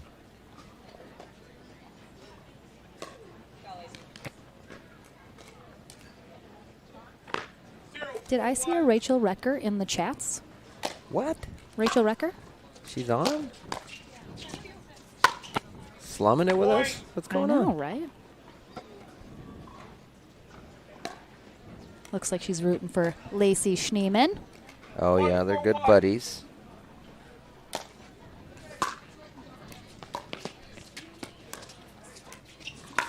Ooh. So again, Schneemann and Taylor have teamed up now a couple times Yeah. in tournaments, so I think they're certainly... They actually, SoCal, they took out Maggie and DJ Young in the first round in a 3-game match. I think they're just getting more and more comfortable with each other.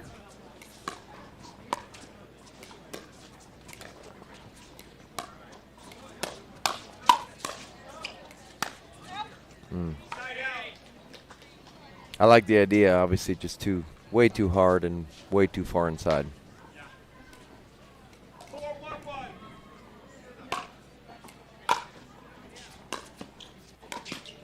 Ooh, Taylor. Yeah, I can see both Taylor and Schneemann got backed up off that kitchen line, kind of put them in a odd spot there for those resets. You see them fake here, Yeah, I a was little like fakey. giving the fake sign from A little fake. Taylor. Yeah, I mean, it worked. Got what he wanted. Yep. Got the ball right back at him. 5-1-2.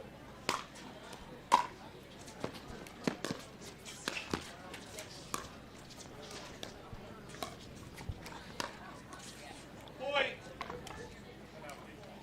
Timeout. We're going to have a timeout here from Schneemann and Taylor, 5-1.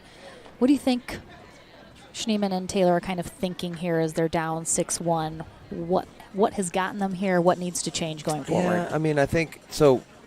I haven't seen Zach, again, that two-handed backhand, roll, attack, speed up the middle is a go-to for him. But I don't feel like he's had a lot of chances to use it. I feel like the dinks that Patrick Quinn and especially Patrick Quinn with that cross-court backhand dink, he's leaving it so low that it's just making it really tough for Zach to use that two-handed backhand attack. And it may be that he's coming over a little too far to the middle, so that kind of means he's scrambling to get back to that ball. But I think it's like in any time you're down, you got to reduce mistakes, right? Give yourself a chance and not give away easy points. Which they've done a couple. I mean, I don't feel like they've made too many errors, but they've had a couple. Do you think Schneemann and Taylor need to maybe ramp up the aggressiveness just a little bit? Yeah, I think at the right time, right? So it's anytime you know that you need to be aggressive, then figuring out doing it at the right time and not pulling the trigger too early. You start pressing. Second serve. Like that's a little bit of an example of it. He's not a bad choice to drive that ball, but it was a little low. I like that serve there from Schneemann, nice and deep. Side out. Yeah, I like those kinds of shots, right? Those are just shots that you just got to make. You got to stay in the point. 6-1-1. Yeah, she's put a couple in the net from kind of that weird couple feet off the kitchen line position. Ooh, great spot there Yeah, from that's a great ball. Brasha. Now, that being said, it wouldn't shock me if Brasha, Patrick Quinn run away with this one, but then the second game becomes a lot tighter, right? I mean, that's just an easy mistake there from Schneemann there. That's a put-away ball. She goes for too much. Could have put it in the middle of the court and gotten a winner, but went for that sideline. And again, that's what happens. You start pressing, and by pressing, I mean you go for too much, right? You start, you need to be aggressive. To make something happen that's not there. Yes, and it's almost like you're trying to score 8 points on one shot, and you can't, obviously. Yep, just one at a time, one foot in front of the other. Oh, Yeah. there it is. And especially when you're down a big lead like that, you can't think we have all this work to do. If you just win a couple, it just puts that pressure on your opponent who's got the lead. The pressure's not really on you. Yeah, too high. Second serve.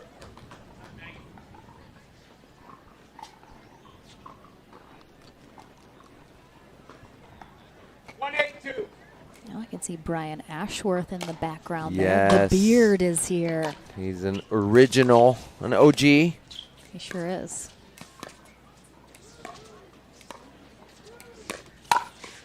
And I was having a discussion with Brian, same conversation I had with you earlier, because Brian's similar to me that, he's been playing for a long time.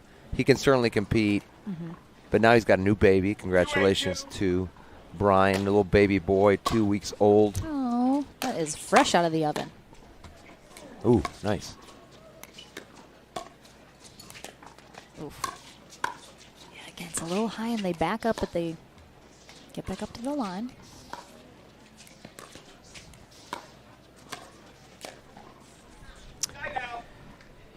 Yeah, I mean, that point they didn't have too many opportunities, but I think you're right in what you were saying. They need to try to make some things happen without overdoing it. But you're down 8-2. You got to try some stuff. I'd like to see him. There's that backhand. He went for a little more.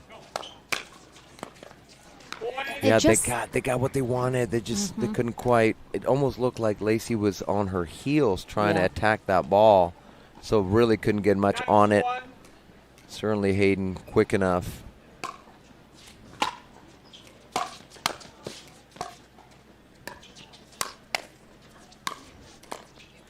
Nice defense. Oh.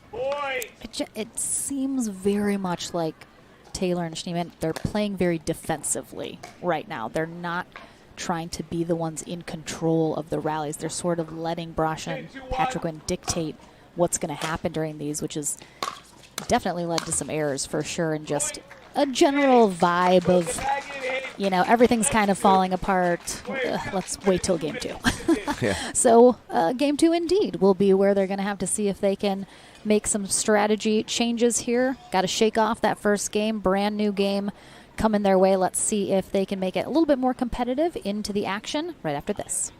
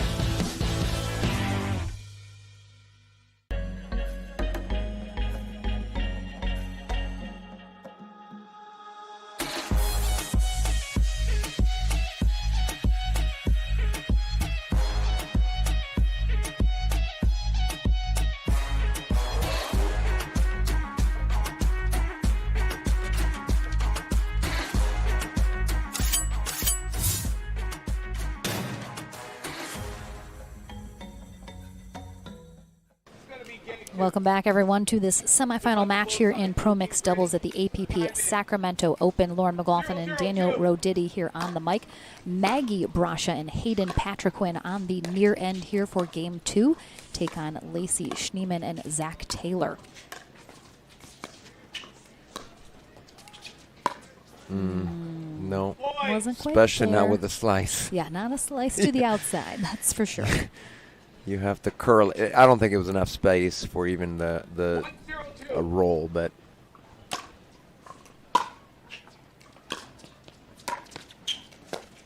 that's a good ball. That's a great ball there by Taylor. With one hand, very rare. He rarely uses a one-handed backhand, especially out of the air. 0-1-1.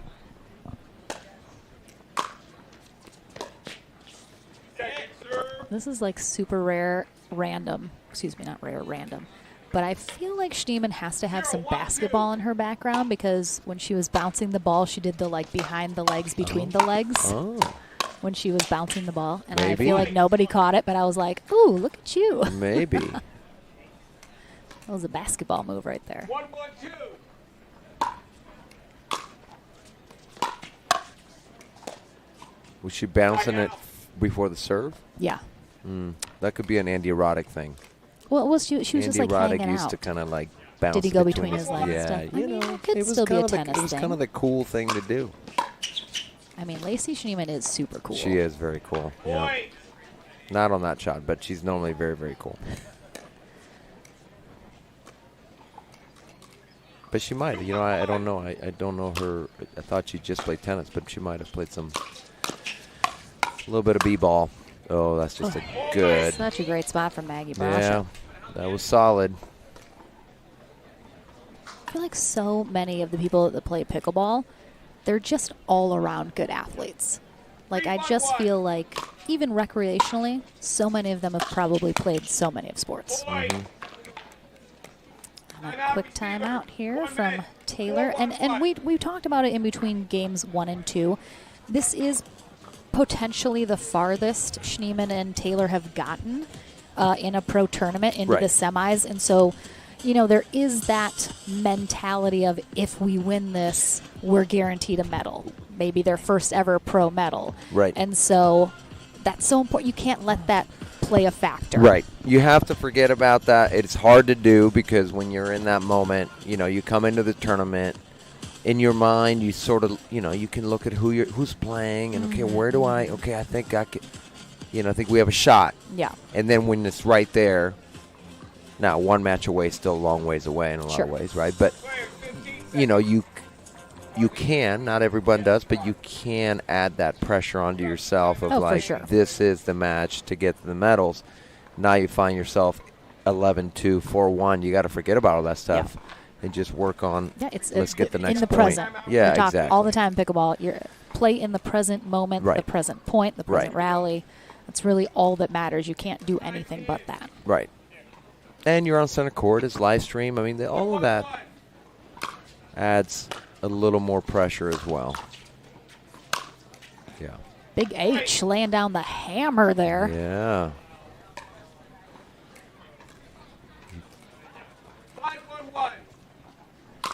He's 17 now. He's no kid. I know. Yeah, she's had that. Now, what I don't like about what Schneemann did, that last two that she missed there, she faked like she was going to cover middle. I just don't feel like it's super effective because in mixed, you're being targeted anyway, so the fake doesn't do as much. And maybe she was leaning and not necessarily trying to fake. Oh, that's a great hold by Patrick Quinn. That might have been wide, too, that he played. Getting a lot of wide. There's that backhand. Oh, yeah, that was a good pull. There's the backhand. Now, the challenge with that backhand is that once he does it once, if he doesn't start varying it with up the line or a cross-court roll, it can become predictable, and that's the challenge that he's going to run into. Let me see another one-hander. Yeah, good ball by Schneemann there.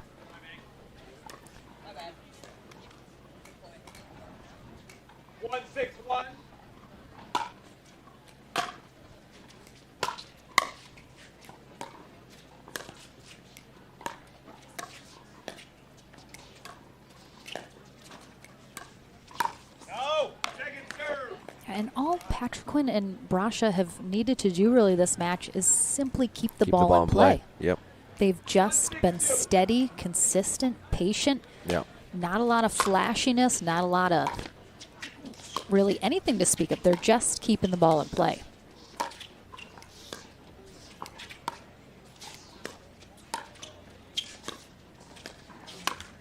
Oh. Yeah, and I think part of it, too, is that they've seen, especially in the later half of that game one, Schneemann and Taylor just made a lot of errors. Yeah. And so you know when they're doing that, hey, if you just keep it in play, they're going to give us, not give us, but you know what I mean, the game. It's like we don't have to do anything. Yeah, we don't have to do much. We just just keep it in play, let them make the mistakes, and certainly it's working for them right now. Yeah, and if Schneemann and Taylor, you know, tighten it up, lock it up, then they adjust accordingly. But until they do. Right. You turn up the aggressiveness.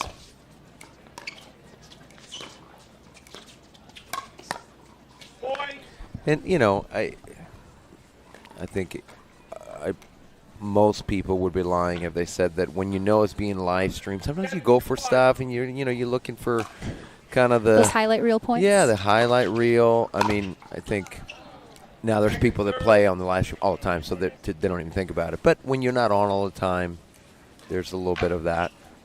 7-2-2. Maybe I'm the only one. You're generally on an island of your own making, Dan. I know. When I'm on the live stream, I'm just thinking, don't cramp out. Just dive as much as possible. Don't die on the court. It's bad business. The little things.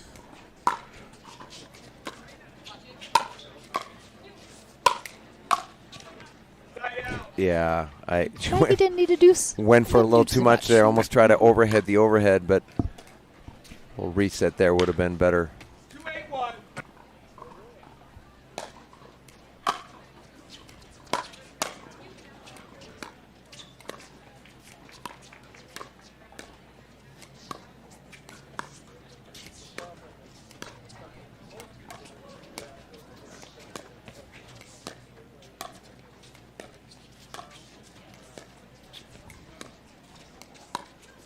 That's good defense. No. Tough. And that's, I mean, Well, it's and just that's so evident here. And it's an easy ball for Schneemann there. We've seen Taylor do that twice, and he's very fast, but I think he just misread that ball and too late. And that would have been an easy ball for Schneemann.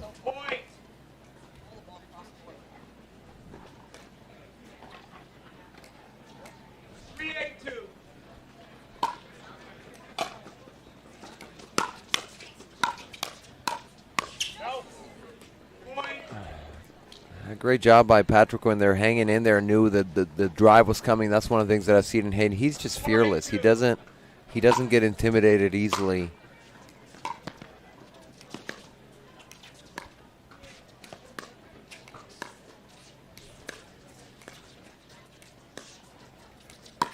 Yeah, there's the pull. There it is. And I just feel like he's had a couple chances to use that shot.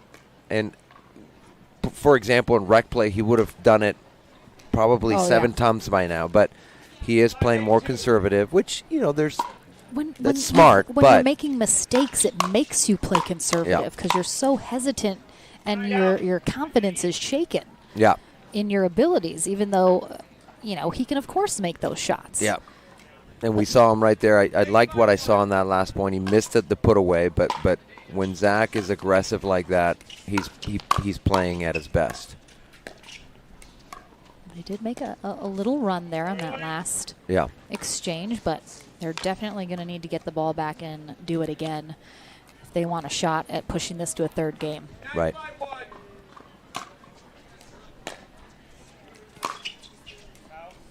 Good lead.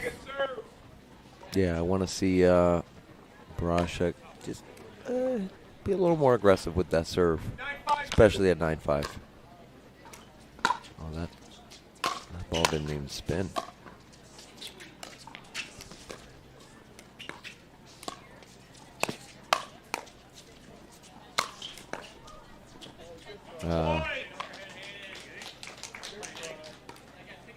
And this will be a match point here for the number 6 seeded Brasha and Patrick Quinn. I think this would be their first together pro medal match.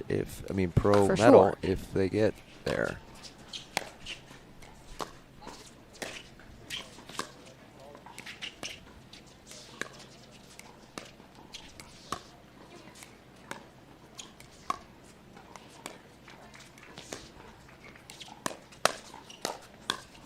Oh, good coverage.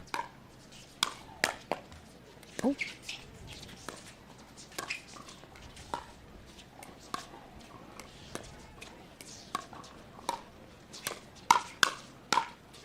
Oh, nice hands. Well done. I do believe that'll be their first mixed doubles medal for both of them. Oh, not even just not together, but Yeah, like. I think ever in pro mixed doubles. I'll confirm No. with them. No. No? Maggie got a silver with DJ Young last year in the Newport This USA year, maybe pickleball. then. This year. Maybe this year. Yeah. All right, but Lacey Schneemann, Zach Taylor, they're not done yet. They'll Nope. drop to our consolation bracket. Might see them again as they work their way, but Hayden Patriquin, Maggie Brasha score the first spot in the winner bracket final. Coming up next, we have Anna Bright and DJ Young taking on Mary Brasha and Kai McMakin to see who will face them. I head on court to chat with them as they head into there. Don't go anywhere. Back into the action here in Sacramento right after this. The APP Sacramento Open, brought to you by PowerPlate, the official recovery tool of the APP Tour. SunMed, the official CBD sponsor of the APP Tour, and Pickleball Central, the Pickleball Superstore, catering from beginners to pros.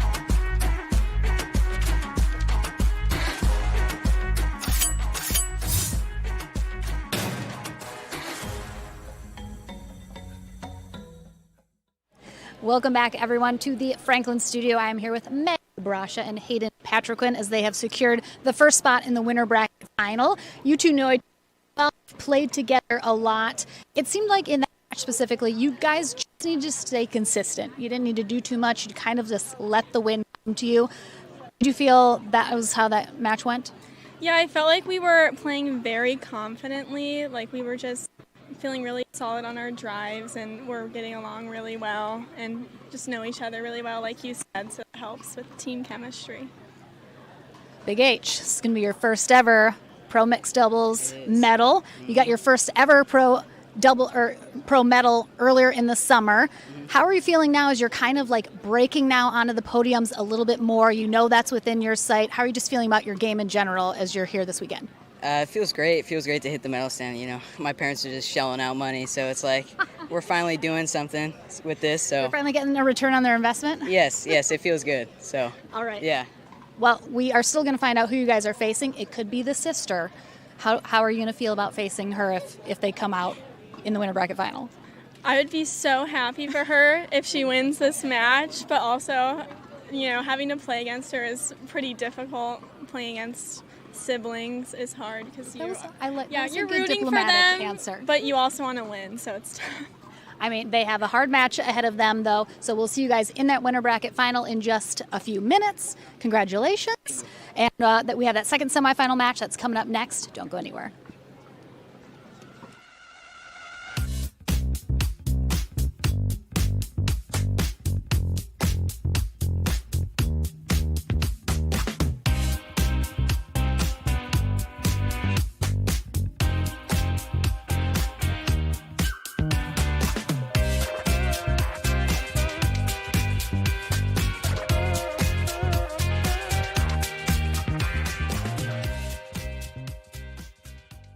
We are launching Selkirk TV, which brings the best pickleball content to your smartphone, tablet, and big screen TV.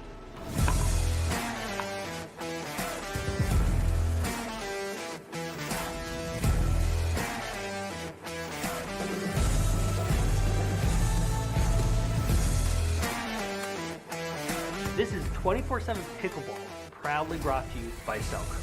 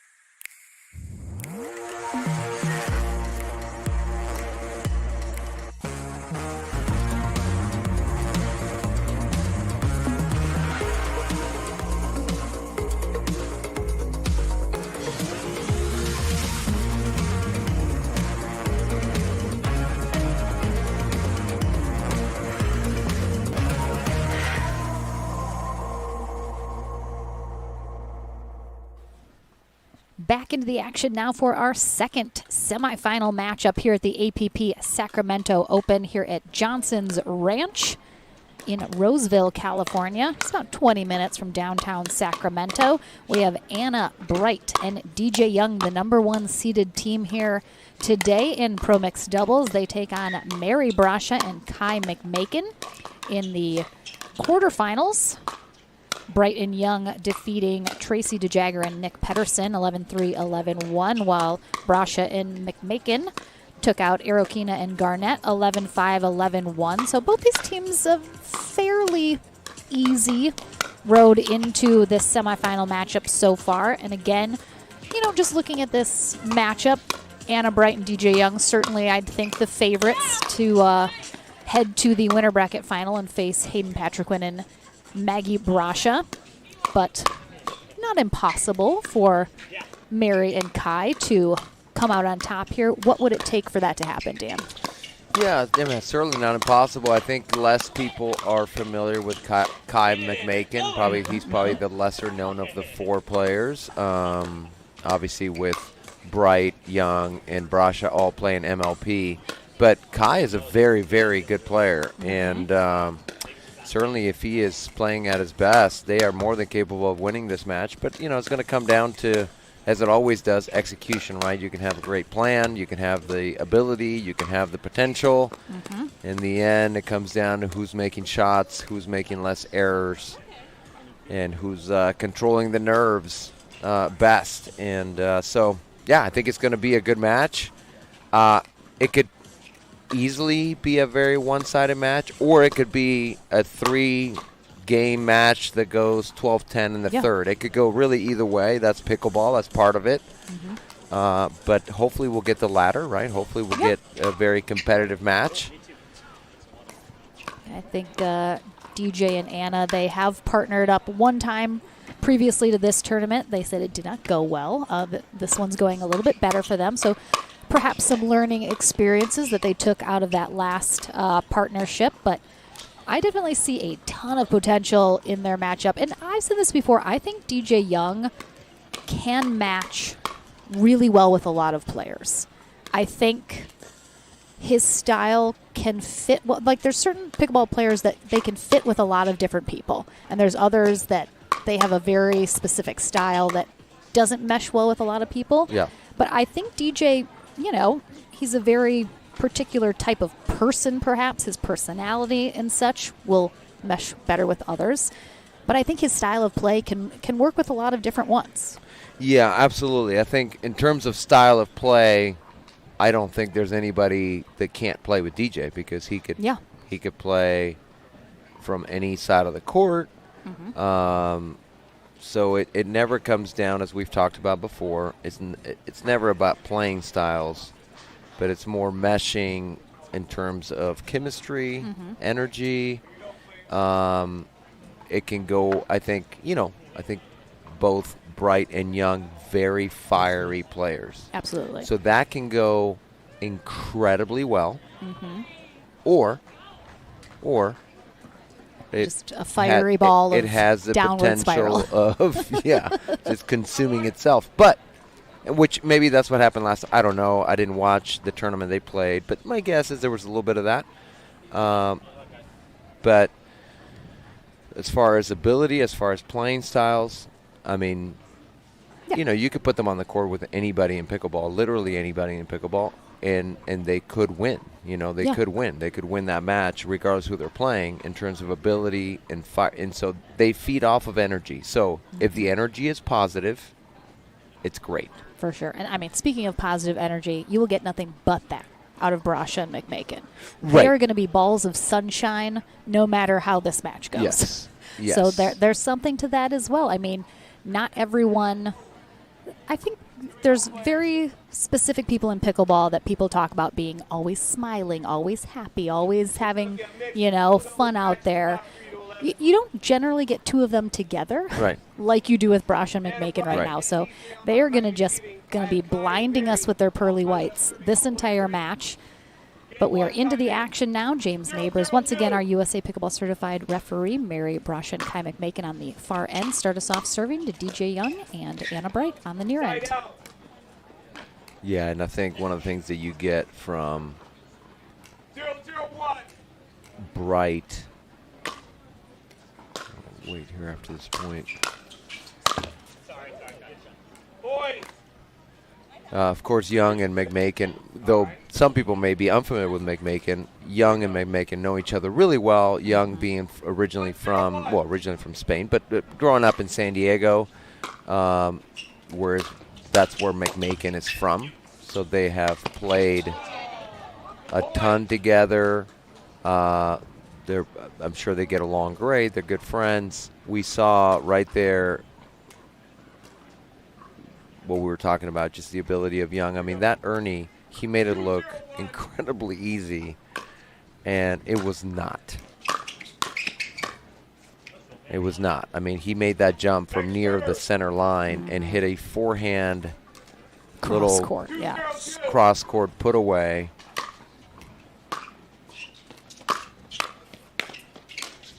Yeah, it's a so great good. shot, and that's gonna be crucial for this match.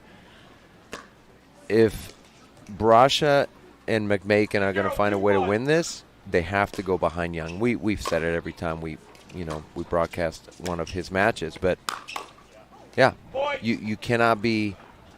You can't be afraid of him. It's easy to be intimidated by Young because he can do so many things, and he's so long and big.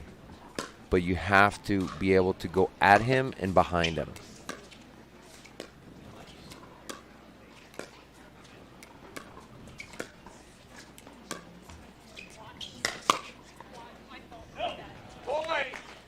Great job by Brasha, recognizing the ATP opportunity.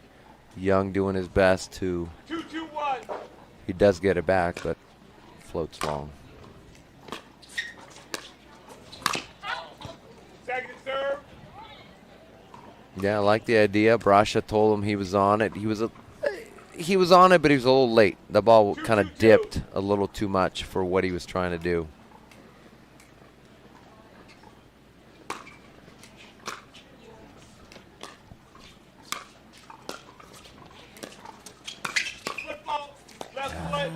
Tough.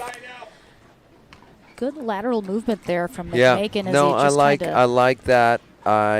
Yep, Yeah. no, great call by the ref. Absolutely, his whole toe box of his shoe was on the line.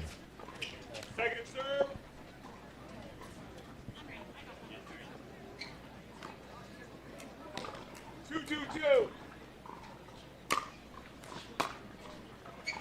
You know, what I was going to say earlier is, though, both Young and Bright. Yeah, it's a great shot. Though they are very fiery, I think they channel their energy differently. And I think what I've been so impressed by Bright is she channels that fieriness into she is an incredible competitor. She will compete. I want to see Young channel his fieriness the same way. I would not use competitor to describe him yet. I think he can become that, but I think he can be that at times. But what I see in Bright is she will compete no matter what is going on. Gorgeous. And I mean, it makes sense. She has played all 4 years tennis at the University of California, Berkeley, just down the road. She got to go visit, I saw, some of her favorite haunts. She even left high school a year early to be recruited there. So, I mean, she's been playing top level D1 tennis. That's a great peg there from Brasha.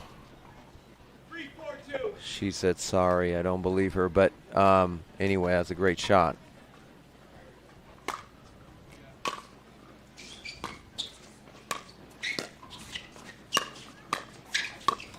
But you're absolutely right with Bright having played such a high level of tennis. And that is if you're not familiar with college tennis, it is fun to watch because they compete so hard, and I think you're absolutely right.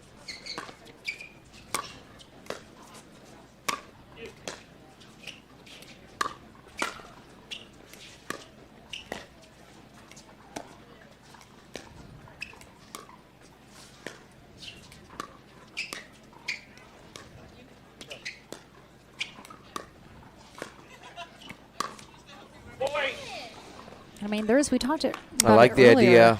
Maybe not the right ball to do it on, but it was open. It was certainly the center was open.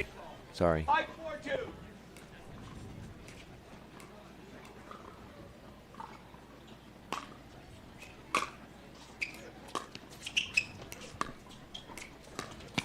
Go! Yeah. That's a great lob. Oh, they were there. Good talk. Yep. But Young loves that drop volley when he's able to push somebody back. Yeah, covered well by McMakin, just didn't quite execute that reset. Extremely close score here, though, in game It is. one. Yep. Yep. Very competitive so far.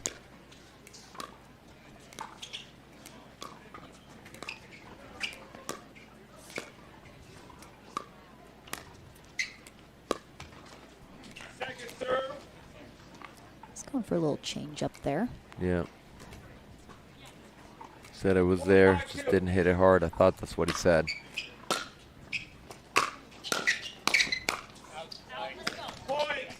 And we talked about it earlier, right? He has so many options that for many, a lot of other players, well, that's just a dink. I'm just going to dink it back. But because he can hit so many shots, it sometimes works against him. Yes, I did, sir. 6-5-2.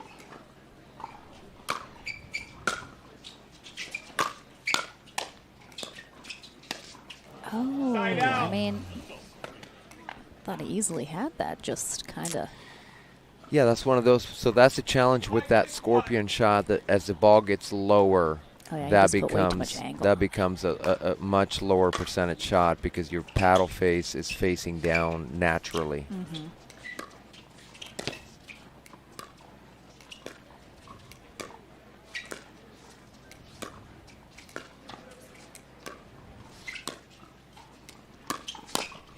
Good cover in the middle Yeah, there good from read. Rasha. Ooh.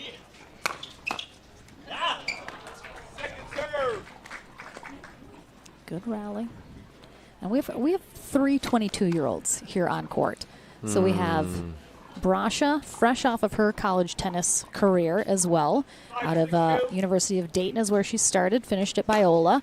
DJ Young played very high-level junior tennis in Spain. And, of course, we mentioned Bright. So Kai McMakin, definitely the elder here on court, 37. But, again, when you take even those high-level tennis players, when you've taken them years away from college and they haven't been playing at that level and then they come into pickleball, sure, they have the talent, but the mentality has lost or gone away from them a little bit. These three players, they're right there. Yeah. Like they're just 100%. barely out of college. And Brasha played, obviously, as you've mentioned, college tennis. The ball just misses there from Young. Young did not play college tennis. I think that actually would have been a great experience for him. I think it would have helped in terms of the competition side of things.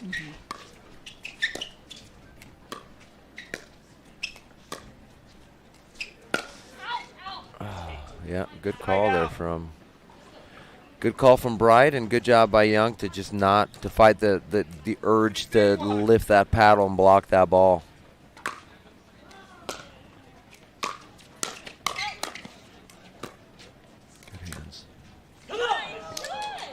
Young lets that sail over that left shoulder, but hits that corner easily. Yeah, he almost committed to letting it go early, really early, before McMakin even swung.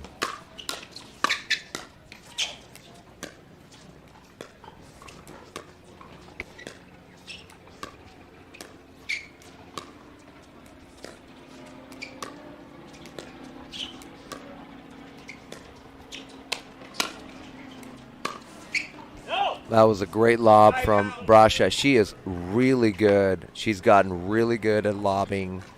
I'd like to see her use it more. Maybe not over Young as much because he's so long. But she does have a great lob from the kitchen line.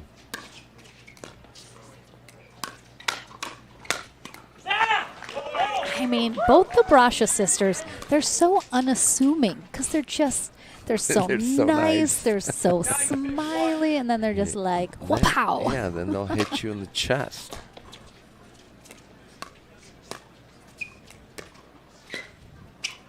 It's almost like you sleep on them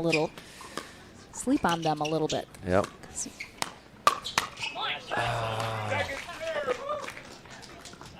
Just wrong spot there from McMakin. Too easy of a shot for Bright.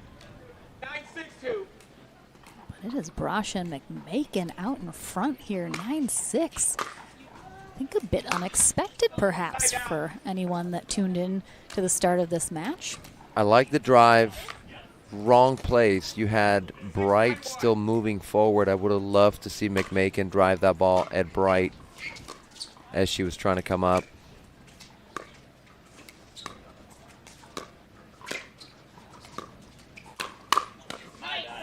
Yeah, that just Young read it so early. We see here on the replay.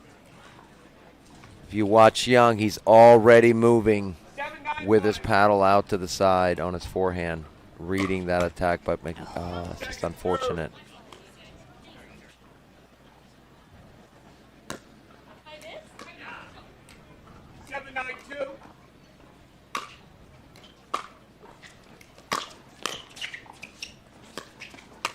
Oh, that would have been unbelievable. Oh, I love that read. That volley by McMakin was so tough, and what a great read.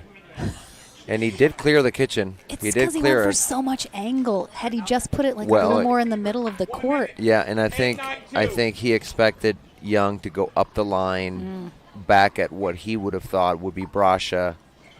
He went a little more inside. So what I think McMakin expected to be a high forehand volley became one of those scorpion shots that he wasn't ready for, and it just And the thing is, too too, far behind him. that's so tough about the poach or the Ernie is you're anticipating the shot, but then if you give your opponent enough time to read what you're doing or you just go just a touch too early, they can then switch up where they're putting the ball, or maybe they just don't place it where you think they're going to, and then all of a sudden you're flying across the kitchen line and the ball's somewhere you didn't expect it to be. That is a tough recovery. Yeah, it's a high risk, high reward maneuver, right? I mean, sometimes if you get what you're looking for, man, it looks amazing. Oh yeah. If you don't, you look sometimes a little foolish for trying something, but it could be that your opponent read it,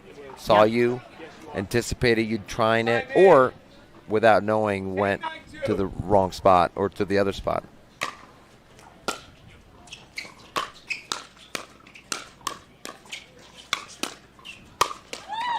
Oh, right at Brasha. I don't think she was expecting that to come right at her on that final shot. She's got that paddle down. Yeah, and that's one of those where it could have gone out, but there's no way you can get out of the way of that. You're just trying to protect yourself. I do anticipate Young going to be getting a Yep. little more aggressive here, Agreed. trying to close this out. Oh, that's a great. Oh, wow. Yeah, that's tough because that roll forehand dink attack dink, but it was really aggressive from Brasha was so good to set up the point. McMakin was there. He just didn't quite put away the ball. All right, game point here for Brighton Young. Oh, that was tough. And again, but now we know, like, this is going to be tight. It'll be interesting to see if game two follows the same roadmap or if we'll get a little different situation. But hi, Sam. Sam Basford says hello from England. Hi, Sam. What's All up, right. Sam? We'll take a short break. Back into game two when we return.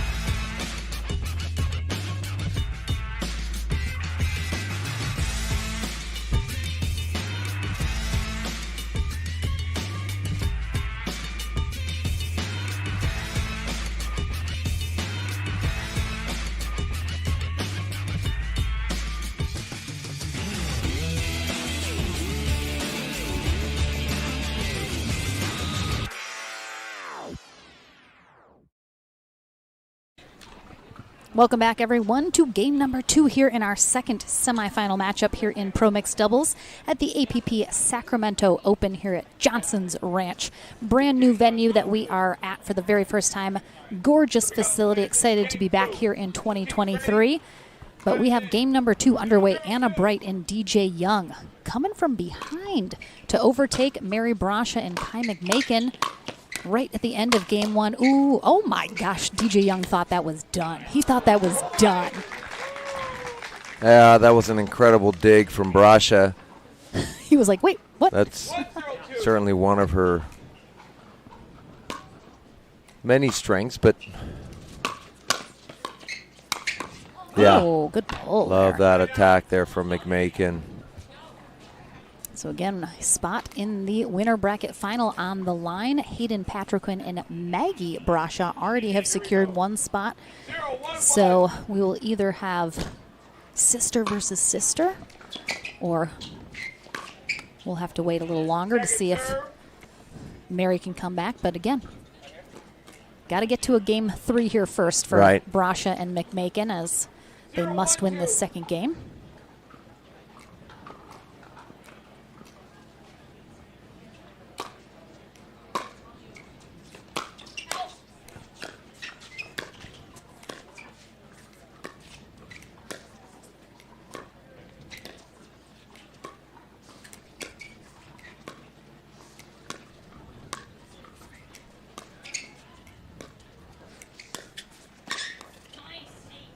Yeah, it's great reach there from Young.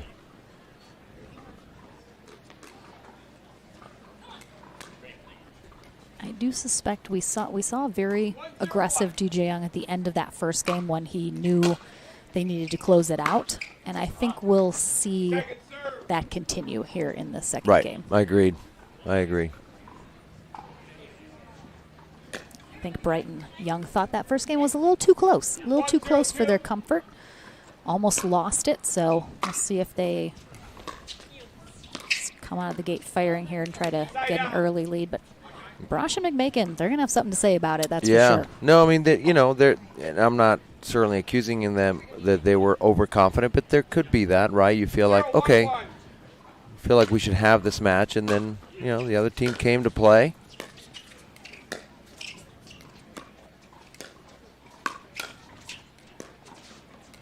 Great defense. Yeah. Second serve. Yeah, trying to go behind him. It's just he wasn't far enough. I don't feel like DJ was overcommitting to that middle. I think it was a little early for Brasha to pull the trigger going up the line behind him. Side out. And we've said they need to do that. It was just not the right time to do it. 1-0-1.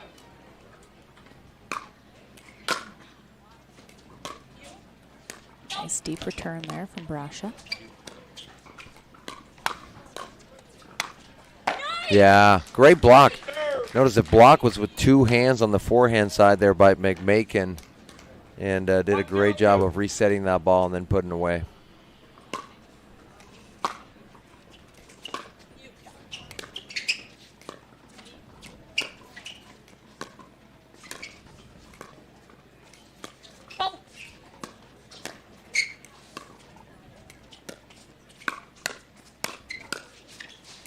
Good resets.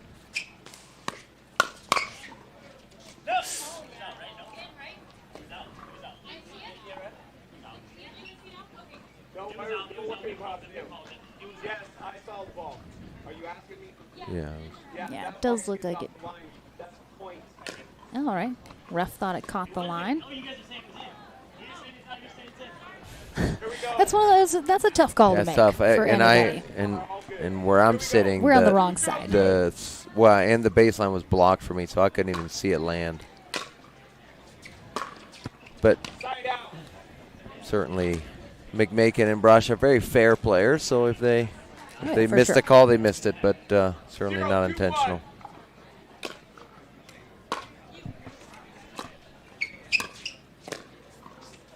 Second serve.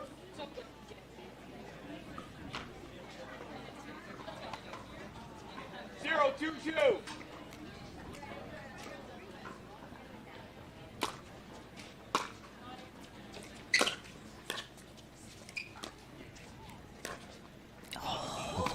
Ooh, I thought the ball was out. I think she got it.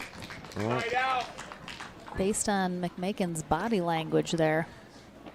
I thought the ball missed because I had a pretty good angle, and I think that's a little bit of what he was disappointed at. He knew he might have been too late calling that ball out if he did at that point. Yep.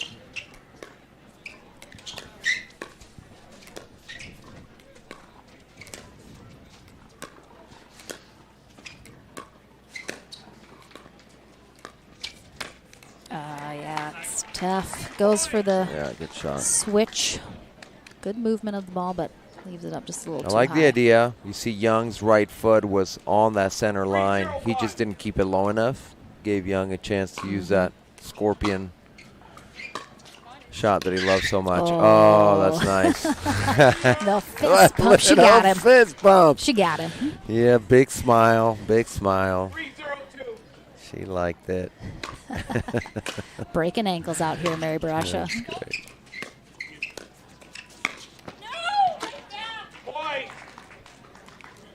Yeah, great anticipation by Young. Reading exactly where he thought that ball was going to be, and he guessed right. 4-0-2.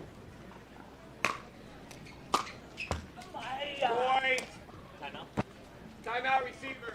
1 minute. 5-0-2. It's tough. Game one, so close, and Brasha and McMakin had the lead for a good portion towards that second half, but 9-6. just, a little errors creeping in. And we are going also to the first time ever brand new facility in Opelika, Alabama. Opelika. I know, Rafa Hewitt. He's going to be the hometown favorite there. I will be there as well. Look, it's an outdoor facility, but all of the courts are covered. 24 dedicated, individually fenced, covered pickleball courts. So even though you have that outdoor feel, weather it's not an open on the issue. sides. Exactly. It's open to the outside. You get that airflow, but rain will not be an issue. So get on pickleballtournaments.com. Come join us. It's again going to be a Tier 2 tournament, so probably a lot of the bigger name pros are not going to be there, but we will get to highlight a lot of pros that perhaps you have not heard of or that are starting to make name for themselves. So come join me in Alabama. Look at that. Come south. It's starting to get chilly up north. Come join me in Alabama. It'll be a little warmer. Opelika was I a know. pickleball hotbed. I think that's a brand new facility. That's a good shot. Yeah, sometimes what can happen, so I'm not shocked at the score right now because when you feel like that first game was just within your grasp, as it was for Brasha and McMakin.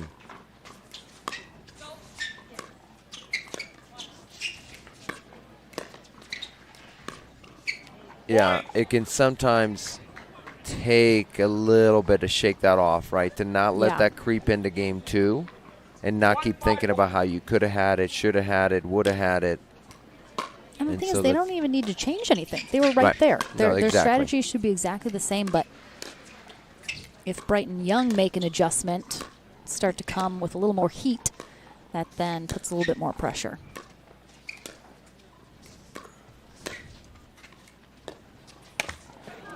Yeah, it's a little bit of what you said, right? Young started getting more aggressive at the end of that second game, so Brasha and, of course, McMakin have to respond to that adjustment, even though they were doing things the way they wanted to do them. Yeah.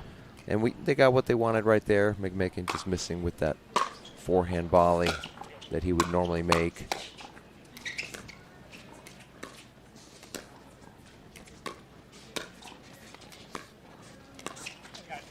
Oh, I like that placement. Giving the crowd what they want right there. Oh, almost had two of them. Almost going to have a tweener and then a behind the back. Almost in the had same two rally. of them. Tweener was probably unnecessary. The behind the back was a little more necessary, but that one didn't go over. The crowd liked that. Yeah, they tweener. did. Well, that's why he did it. That's exactly why We talked he did earlier about the players that are so used to being on center Yeah, court, putting on a show. That's DJ Young right there. If this wasn't live stream, he might not have. I know.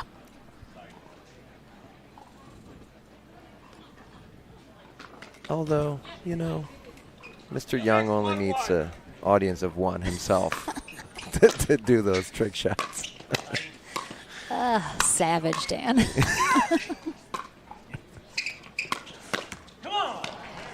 that's the thing. Young, he gave her that alley because Yeah. he wanted her to go down there. He's trying to bait her into it, which she did. But again, she put it in a good spot. Caught Yeah, him. and I think it's the first time she's actually caught him, and she knows that he has to leave that wide open. Ooh, that might have missed. Is that in? I think it caught the outside Did of the it? line. Okay. Very, very close, but Good.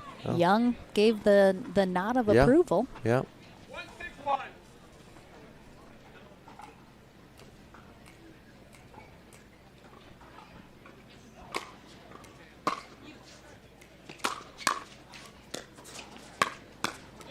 Yeah, that's just a great ball. And that's, again, it comes down to, so he's fully stretched out. Most players only have a couple options, but he's so good with his hand that he could just kind of flick it almost anywhere. Makes it really tough to defend.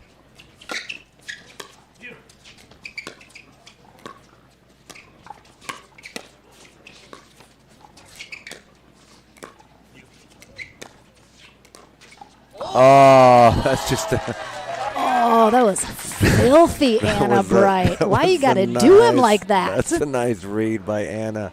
I mean, just, oh. Yep, that's a great shot. Nothing you can do about it. Nothing McMakin did wrong. It was just an amazing shot.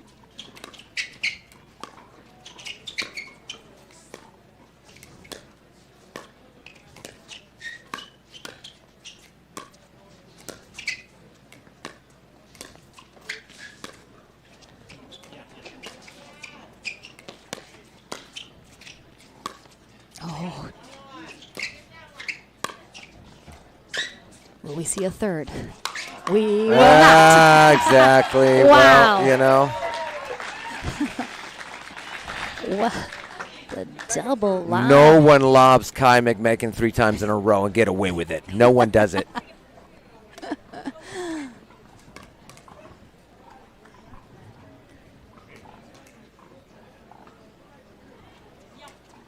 we go, players. 6-1-2.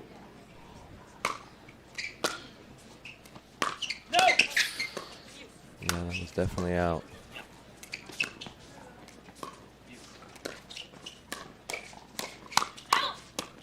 Oh, good dig. Oh, Come second on. time. Twice? Ah. Only Kai can smile about that. I mean, that's the thing. He has been giving her a lot of space down that sideline and perhaps just telegraphing a little too soon that he's moving middle. Moved definitely early in that one.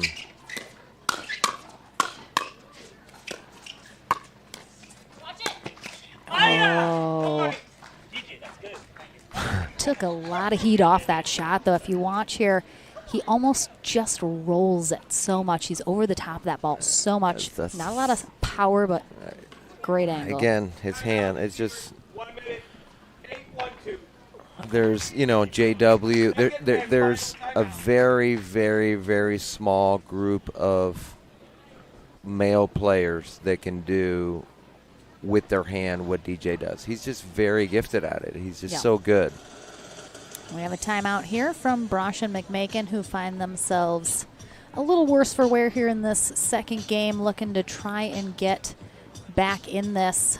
And again, is it that they've kind of gone away from their strategy because Bright and Young have made them, and now they need to readjust accordingly? And if they do, what is that adjustment? Yeah, I don't feel like, I honestly feel Bright and Young went up to another level from at the very end of that. You know, they had 9-6, right? Yep. So at the end of that first game and really into this second game, they stepped up their level. Clearly, Young got more aggressive. I don't feel like McMakin and Brosh are giving this game away by any by any means.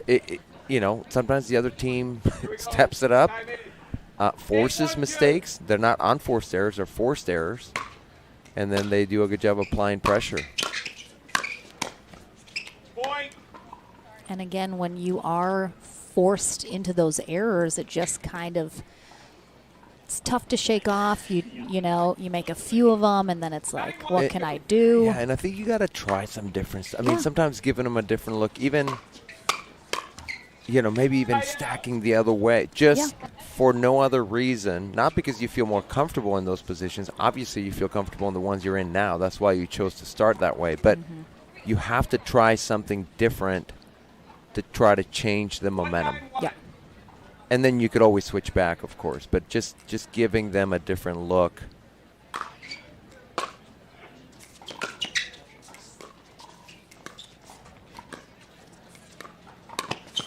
Yeah, so a couple good examples of that has been Brasha trying to go behind Young, hasn't worked that well. Bright has done a great job going behind McMakin, so why not switch it, put Brasha on the left side, put her in front of Bright, and just a different look for no other reason than trying something when you're down 9, now 10-1, or 9-1, sorry.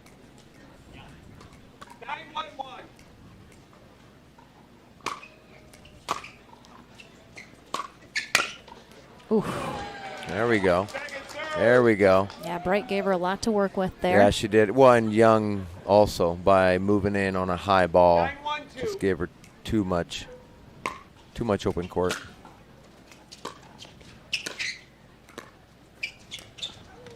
Move your feet. Move your feet, McMakin. You do not have go-go gadget arms. You got to move those feet. Hey, Kai, if Mary wanted to play with someone who can't move, she would have asked me to play with her. Exactly. Match point here for Bright and Young to head to the winner bracket final. Yeah, just and a too body good. shot Yeah, off the just chest. too much from Young. Just played so well. All right, so DJ Young, Anna Bright will face Maggie Brasha and Hayden Patriquin in our winner bracket final, which will be super fun. I assume we will probably take a break and get another consolation match here on center court before we get into that. I head to the Franklin studio to chat one more time with Bright and Young, though, before they head to that winner bracket final, and then we're back into the action here in Sacramento. Don't go anywhere. The APP Sacramento Open, brought to you by PowerPlate, the official recovery tool of the APP Tour. SunMed, the official CBD sponsor of the APP Tour, and Pickleball Central, the Pickleball Superstore, catering from beginners to pros.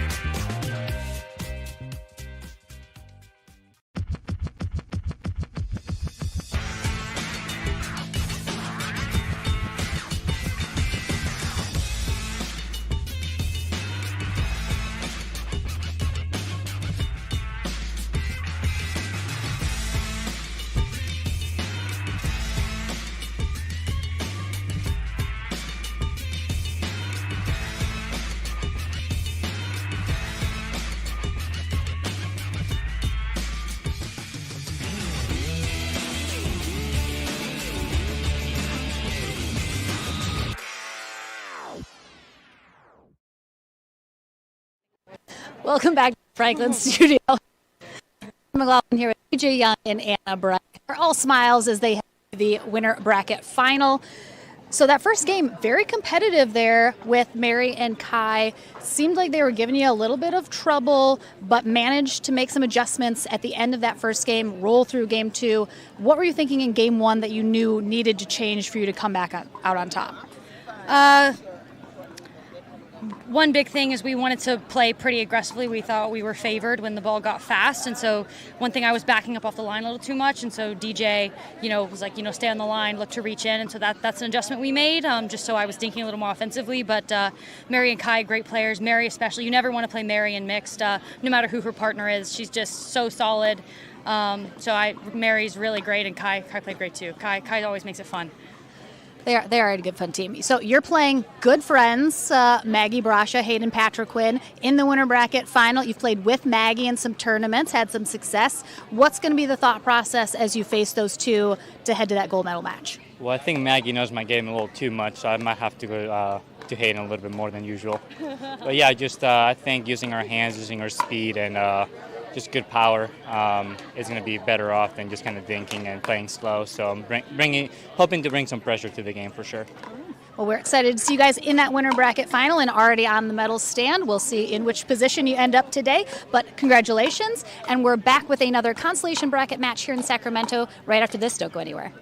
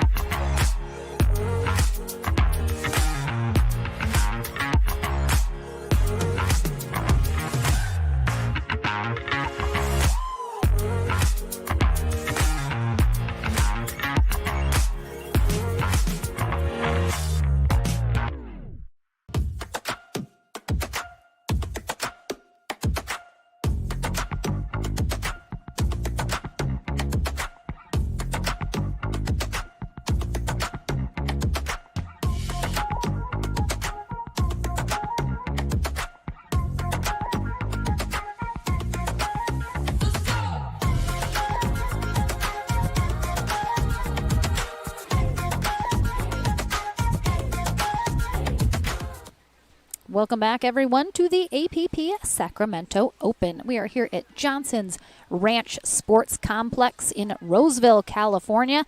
It's about 20 minutes from downtown Sacramento. Gorgeous.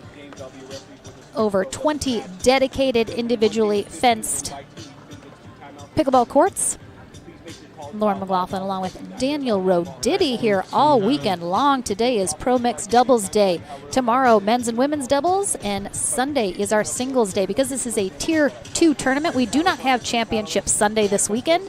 So every single day we're going all the way through our gold medal matches. So do not leave, don't go anywhere, all the way through our finals here this weekend. And a lot of new faces, perhaps 4 new faces. To everyone at home about to take center court, we have Lacey Schneeman and Zach Taylor. They take on Jeannie Arokina and Connor Garnett. And I mean, not new today. If you've been watching today, we've seen them both on center court already. However, they are working their way through the back draw here. Winner of this will take on the winner of Mary Brasha. I'll wait till Terry's done. Connor Garnett and Jeannie Arokina. Let's give it up for these players as they get ready to play some mixed pro doubles. Woo, woo, woo. Round of applause for the players. All right, so winner of this match will face the winner of Mary Brasha and Kai McMakin, taking on Chuck Taylor and Sierra Gayton Leach. And then the winner of that match will be playing into the bronze medal match. So the back draw is getting close to completed. Right, this is semis of the back in a Essentially, sense. yep. So again, we've seen these two teams already. Lacey Schneeman, 25 years old, out of Redondo Beach. Zach Taylor, 30, out of Los Angeles. 2 SoCal players. They take on first time ever playing a pro tournament, Connor Garnett, also 25, out of Costa Mesa, California. And his partner, 33-year-old Jeannie Arokina, originally from Russia, now in Newport Beach. So again, the SoCal crew representing here. Tons and tons of players here in our mixed pro doubles draw are from California. That always happens when we're on the West Coast. All the local California players and sort of West Coast players come out to these tournaments when we don't necessarily see them across the country. Right. But yeah, I love that. This should be a good matchup. Again, I mean, first time ever playing pro. Connor Garnett already should be a name that you start to pay attention to, because he is going to be one to watch, no question. And again, Schneeman and Taylor have been around for a few months, I think, on people's radar here a little bit. And Arokina, again, has had some success in singles, some good wins, but still kind of making a name for herself as well. And as we mentioned, these Tier 2 tournaments, the perfect place and time for players of this level that are trying to break in, perhaps not the top tier pros. It's a really good opportunity for them to have some success, get some more matches under their belts. This is a match to 15. We will switch ends at 8. James Neighbors back for our refereeing. Yeah, I think all 4 of these players, part of the reason, too, that others have not seen them. Yeah, of course, they're in California, but they all work full-time. So that makes it obviously challenging to travel. It's not that they don't have the level to play at a national level, but they just, as we mentioned, Zach Taylor, he actually, not just from LA, but he teaches in Beverly Hills, which, you know, someone's got to do it out there. I know, right? It's a tough job. Yeah. So he is involved in pickleball full-time, but he's teaching a lot of the time. So it's hard to really get away. Got to pay the bills. Yeah, mentioned Schneeman, an engineer. Garnett works in finance. I don't know what Arokina does full-time, but I know that she's very limited on how much she can travel. I do know that. So this is great. Great for the viewers. You get to see some great players, new faces. Yeah, great speed there from Garnett. In fact, this is actually a pairing that I've been encouraging Garnett and Zach Taylor to maybe team up in the men's, as they're both newer players. They're both local. They can train. I like it.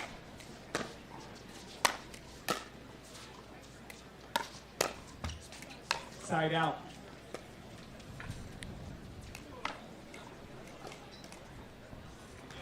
0-1-1. And it is a toasty weekend here in Sacramento, California. It's going to be about 90 every single day, which means a little hotter on the court. Yep, I know for the viewers, if you're not from the area, yes, it is California, but there are parts of California that get pretty hot, and Sacramento is one of those.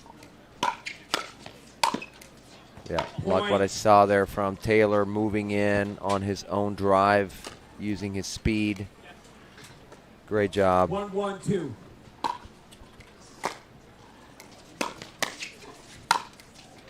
Point. Arokina just leaves that defensive volley too high for Taylor.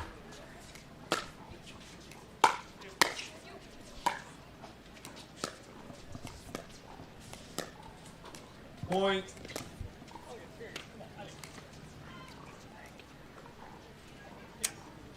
Three, 1-2.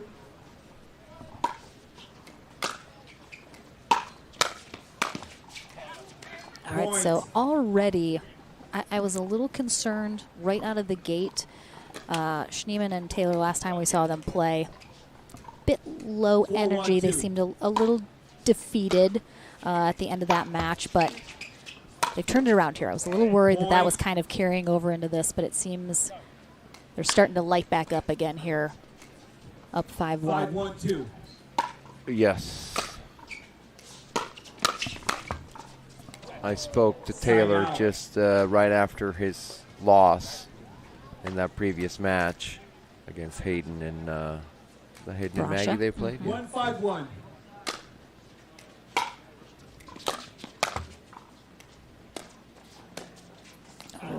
Wide missed, yeah. And I think playing on center was a little bit in his head. Hopefully he's getting past that, but I know that that was something that he's had a couple chances at SoCal Classic, played on center there in men's doubles and maybe in singles. I can't remember. But it can get in your head, you know, when it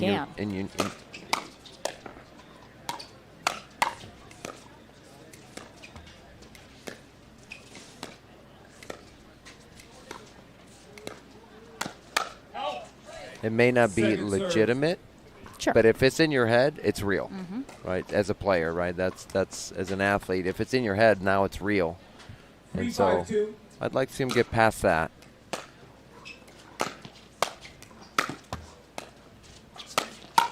We see that big backhand that even though he's going cross court, it's still very, very difficult to handle. Yeah, I mean, you mentioned one of the best two-handed backhands you've seen in a while, and when he whips that cross court at the player that's maybe not expecting it, that's tough. Yeah, usually as a cross court player, you know that, well, they're not going to speed up at me that much, but he hits so much pace and he 5-4-1. So much spin on the ball too that just makes it that much harder to return. Second serve.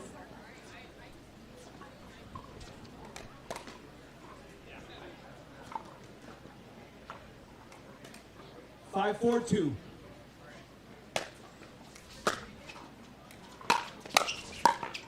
Yeah, great counter there from Arokina. Just getting that ball low.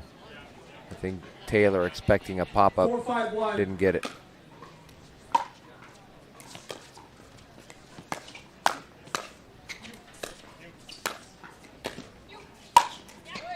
Yeah, great put away. Second serve.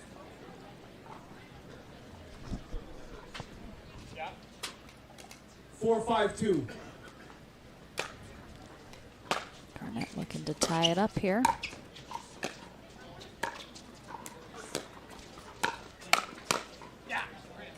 It almost seems like just every once in a while, Taylor and Schneemann don't look prepared for the ball to come back, which we talk about ad nauseum. 5-5-2. It is not over till it's over. Always expect it to come back. Yeah, and it seems they just kind of let off the gas a little bit sometimes. Yeah, and that ball was not a great speed, especially with Arokina's length. I think once he got it past Garnett, he thought it was going to be a winner, And then, of course, Arokina, as everyone can see, is very tall, very long. And she was able to reach back there and attack. And maybe he wasn't expecting that, as you said. He wasn't ready for that ball to come back. I mean, you could see. Yeah, and that's one of the big transitions, right? When you go from playing any level, right? But certainly when you go from playing 5-0 to pro, the shots that were winners in 5-0 are no longer winners in pro all the time. I mean, they may be a winner from time to time, but those are coming back a lot, and you're not ready. And so you see that on some of their speed ups, they just don't expect the ball to come back. And as you play with better players, they're, of course, going to come back a lot more often than you anticipate. That one just wide.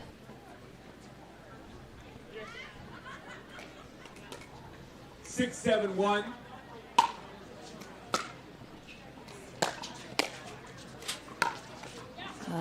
Good spot there from Taylor. Yeah, Arokina on that left hip. I get that question.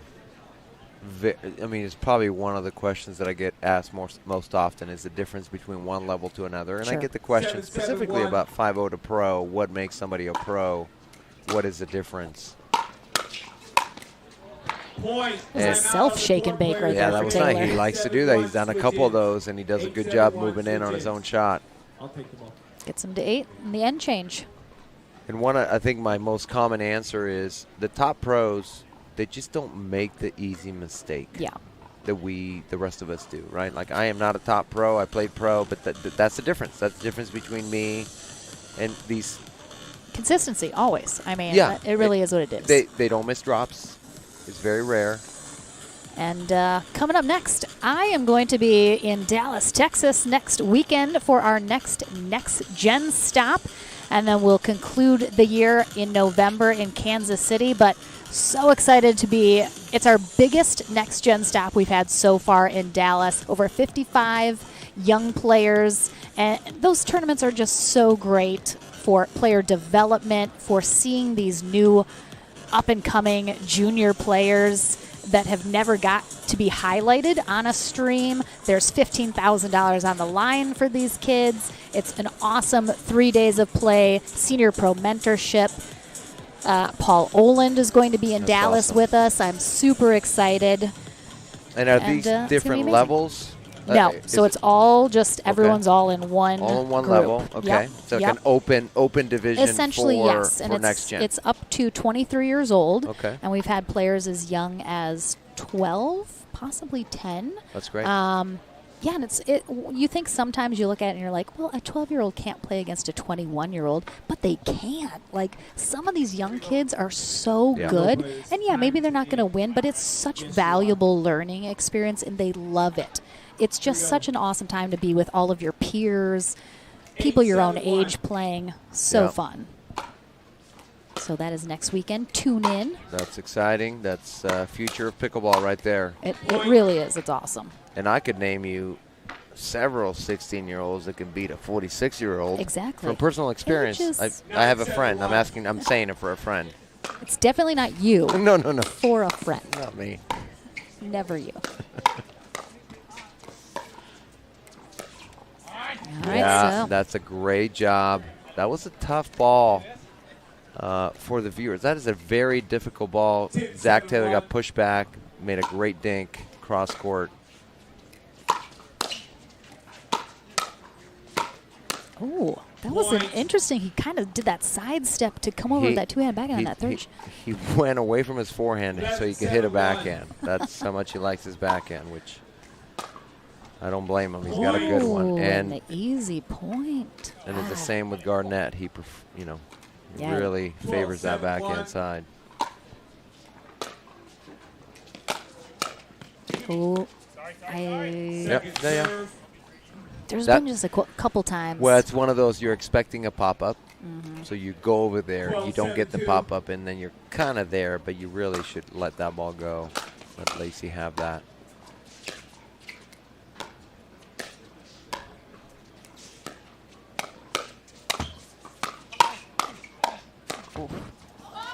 Oh. The crowd. They like it. Oh, wow. Nice There you go. rally. Great Way to point. hang in Great there. exchange. Good playing. Seen Taylor use that one-handed little roll a couple times. Looks like it's a shot he's working on. 2 free points at this stage in the game now. Garnett and Arakina both giving up tough. one on the return. Mental mistakes there. This is going to be match point for. Oh boy. Oh. That is, just you got to did not- talk. Use Yep. those mouths, guys. That's talk what you it up. say. Stay, switch. And really, it's either player. It could be Lacey saying it. Yeah. It could be Zach. Either Yeah, one. someone's but gotta say someone's something. got to say it. Yeah, someone's got to say something.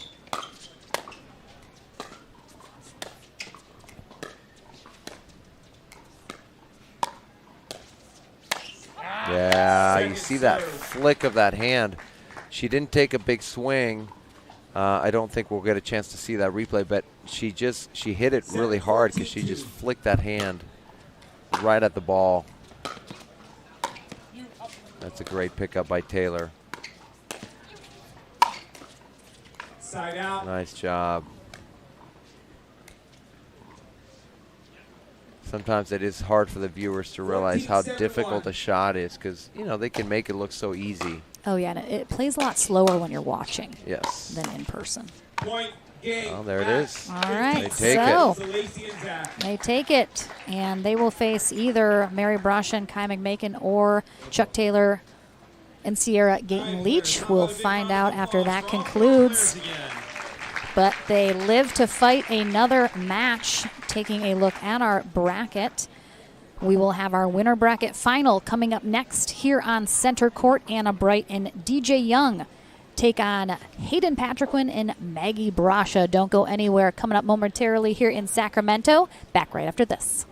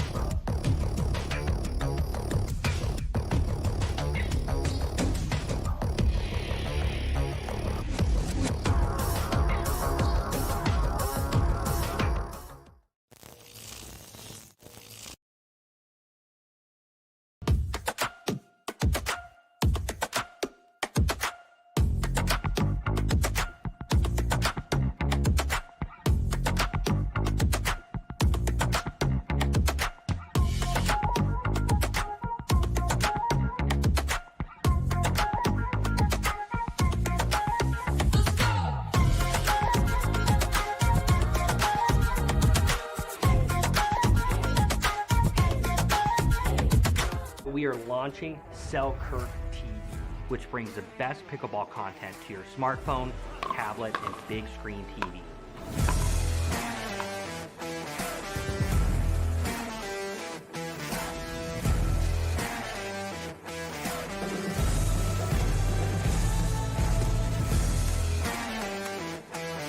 This is 24/7 Pickleball, proudly brought to you by Selkirk.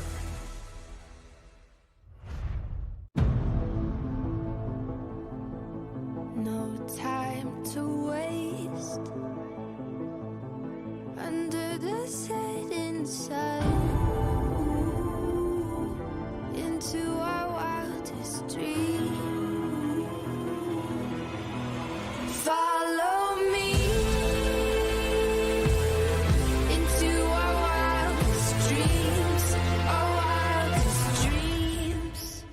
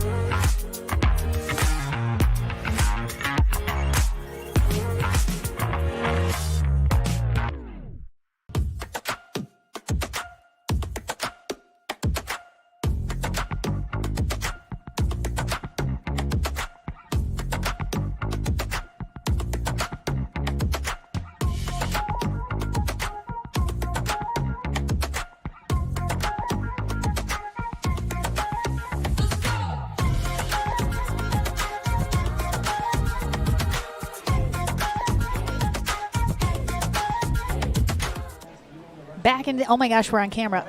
Hurry up, swallow. chewing his lunch. Spencer, that is mean. Yeah, how about right, a heads up right or into something? the camera. Man. Got my lunch in front of me.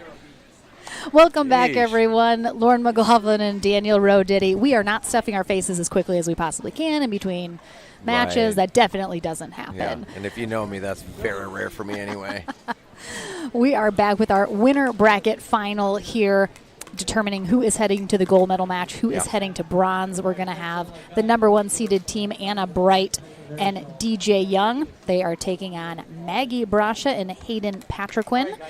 And this might be another matchup. We talked about it a little earlier. When you're looking at it, I have to assume most people are going to think Anna Bright, DJ Young. Right. Heavy favorites here to head to the gold medal match.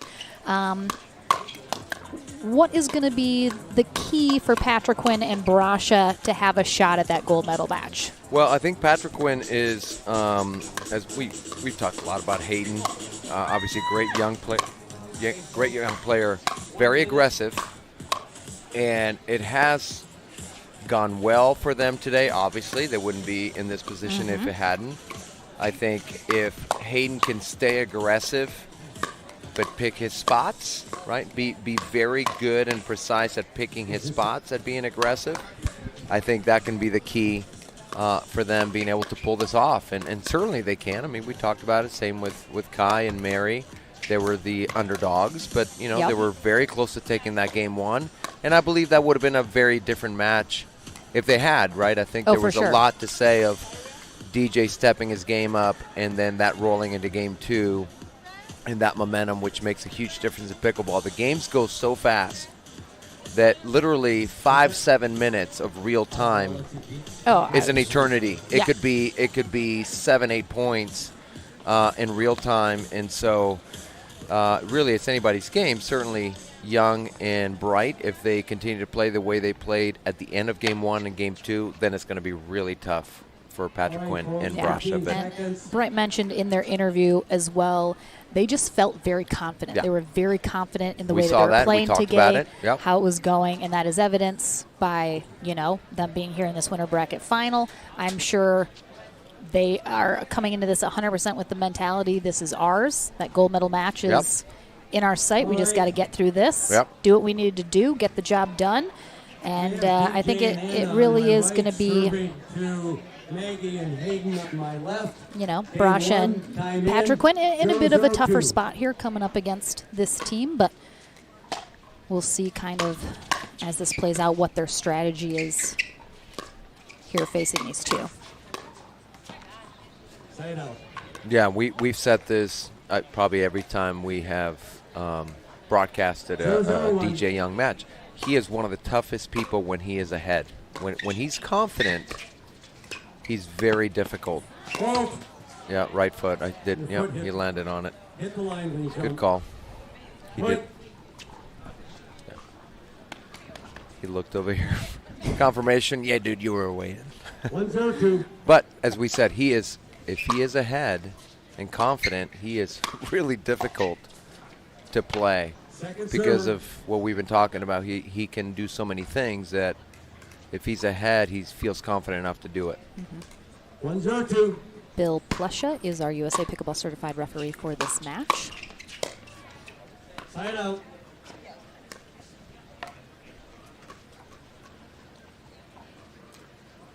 Zero, 1-1.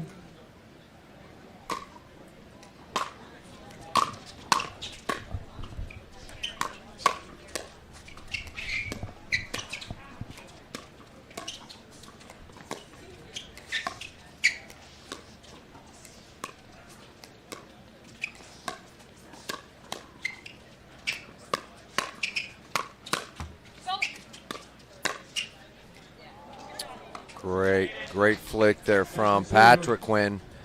And in that point early on, not a huge, didn't really affect the point that much, but we saw Maggie dink behind DJ Young.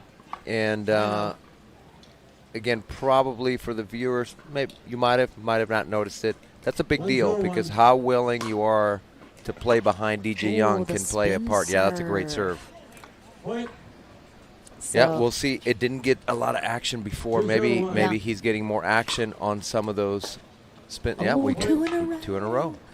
Big H. And again, we didn't, earlier on he was doing the spin surf, but it wasn't kicking as much. And certainly conditions can change. Oh. So Maggie Brasha, 19 years old. Hayden Patrick Quinn, 17. The teens take on the 22-year-olds, Anna Bright and DJ Young.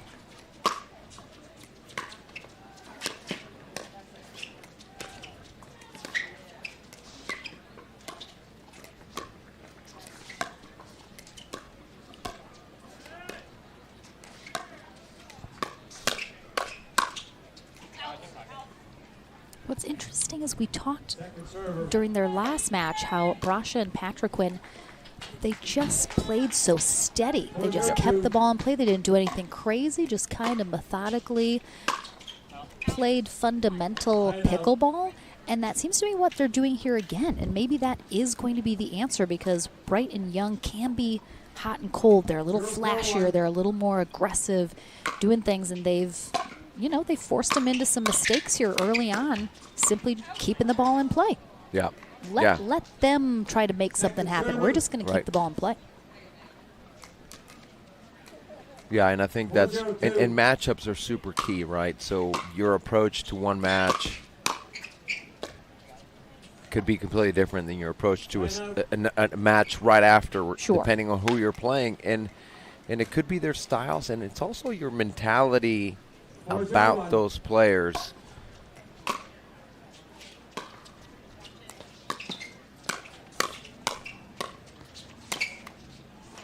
A lot of the viewers may or may not know this, but it's not unlike what happens at rec courts. certain players can get in your head. Their style, something about them. We see another missed return there. Three of their points now off the Patrick Wynn serve. Timeout, receivers, 6-0-1. Okay, timeout. It's a good time to talk about Half it. their points. Continue, though. Well, just like in rec play, there are certain players that their style gives us a hard time, and we may not even know what it is about it. It's unorthodox. It's whatever. They're a tennis player, and they bang, and I don't like bangers. Yeah, whatever exactly. it is, hey, it's the same in the Pro Tour. There are certain players that you would think, why is she having such a hard time against him or against her?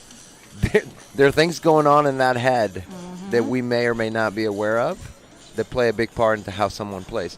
So again, matchups play a big part, certainly playing styles, all the stuff that you would assume, right, your approach.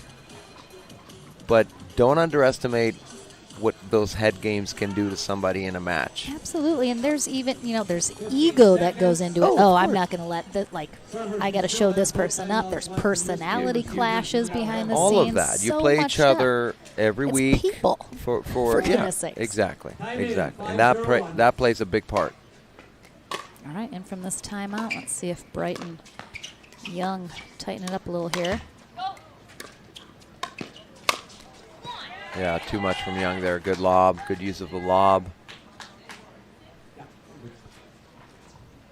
Yeah, and notice he goes over the left shoulder of Brasha, which is when you're lobbing. That's where you want to target. You don't want to target their paddle side. I think it's 5.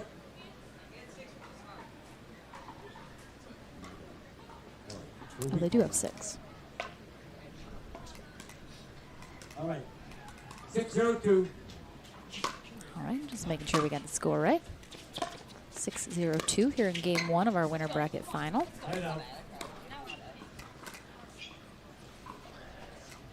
These next few minutes are very crucial.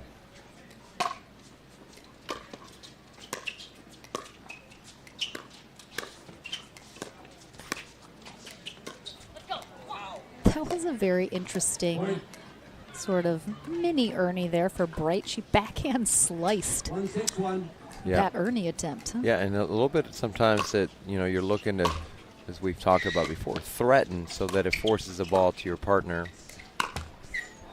And that might have been what she was actually anticipating more so than having she does that to actually Ernie it, is forcing the ball back to DJ to get him involved.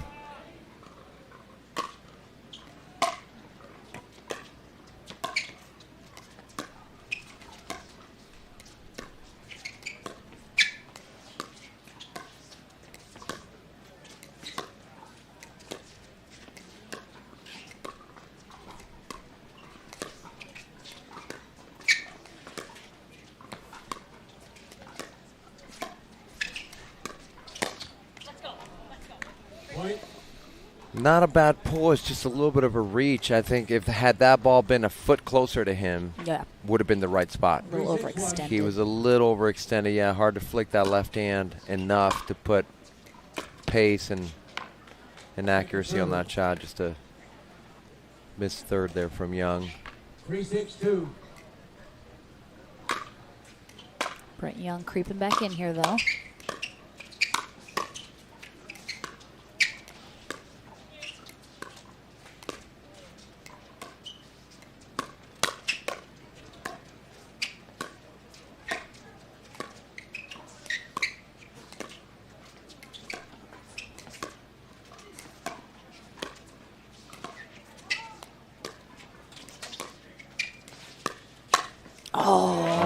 Maggie says no. Just sitting. That door is closed. Sitting on that ball. Yeah, and the challenge there is he used slice, right? There's nothing bringing that ball down, so it just makes it an easy ball to attack. I'm sure he wishes he had flicked it, rolled it, done something to it to make it a little more challenging. 6-3-2.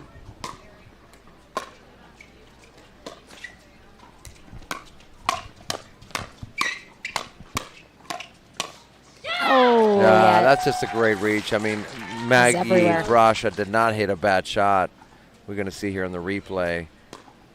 The next ball, yeah, that's pretty far from Young, but he does a great job of just using his length. That's when we say same guy. Yep. Same guy. We were just talking about how good he is. He missed the serve.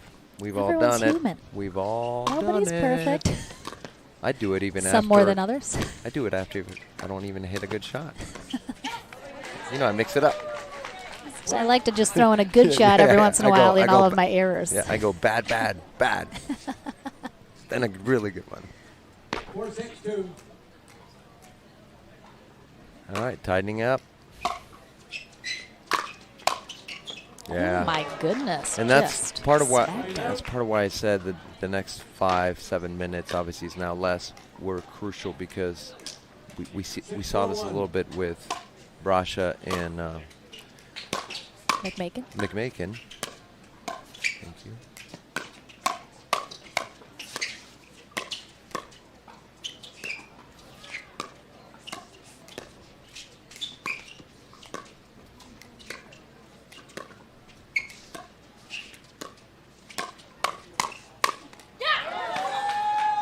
We saw it happen in the previous match, and it has nothing to do with the fact that Mary and Maggie are sisters. It's just that happened to be the other match. They were up. They had 9-6, and then it all switched. And so this could go the same way if Brasha and Patrick Quinn don't continue to really push. Sure. Yeah, you can't become hesitant now that you feel them creeping up behind you. Right. If anything, pick it up a little. Yeah, see, like, okay, that shot, they're both back. There's no need to flick it. You're not surprising anyone. You just push that ball, roll it deep. Keep them in the back of the court. Keep them back. Make them drop another ball.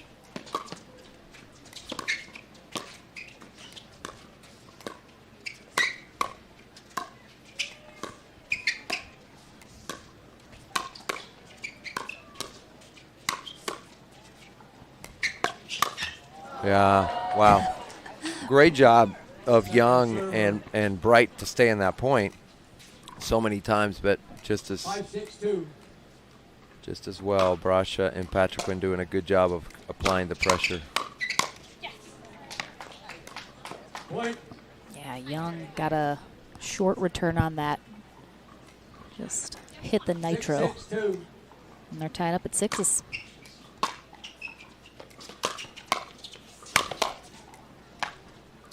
Point. I would like to see a timeout. Oh, there we go. Thank you. Receiver 7-6-2. I mean, you could just see the Young train coming right now. Yeah. It was predictable, right? And it, of course, when we're watching, it's much easier than when you're trying to deal with the match and you're playing. Easier for us to see it, but it was predictable. We exactly saw what was coming as he creeps back and narrows that gap. His confidence just continues. It's visible. His confidence goes up. He gets huge in the middle of the court, and he makes a couple shots, and you know, you have to stop that. So great job by realizing that by, I think it was Maggie that initiated that timeout, or maybe it was Hayden saying something. But either way, great job, because you have to stop that momentum. Yeah, and we talked earlier about Anna and DJ, Anna specifically, coming fresh off of a high-level D1 tennis career. She knows that it's not over till it's over, and she will stay mentally locked in and engaged the entire time. It doesn't matter what the score is, she is still coming for you. So there's no time to give her any wiggle room. Yep. You have to try and get out in front and stay there. Otherwise, you know, she's not letting up.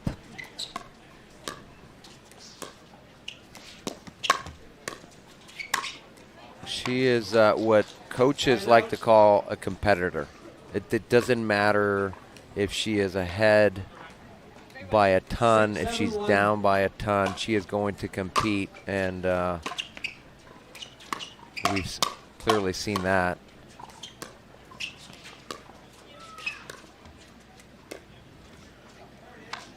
You mentioned she's coming out of not just college, but now she's got so much confidence in this pickleball, just this start of her pickleball career because of the runs that she's been making in recent weeks. So whether it's a 6-0 lead or deficit or a 9-6 deficit, that's not going to bother her. She knows she can crawl back from that. But we're all tied up. It's a great match.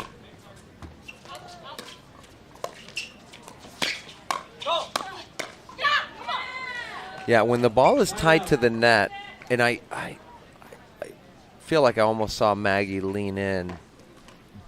That's when DJ likes to try those things. When the ball is tight to the net, he likes to flick the lob. He likes to flick the cross court.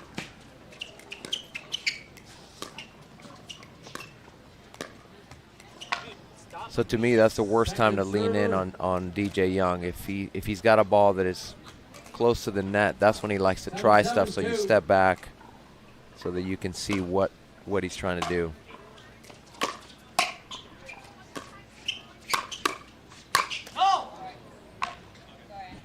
Young tries to call right off that, but her body was in the way. Yeah, there was definitely no way. 7-7-1. Again, very close. Gainer, I think. Yeah, great read So good. from Bright. You see how early she moves. There she goes. Oh, she was on the kitchen line. I thought she had been, and when it wasn't called, I thought, oh, maybe I was off. But no, you're right. That left foot left never foot in the kitchen. reestablished.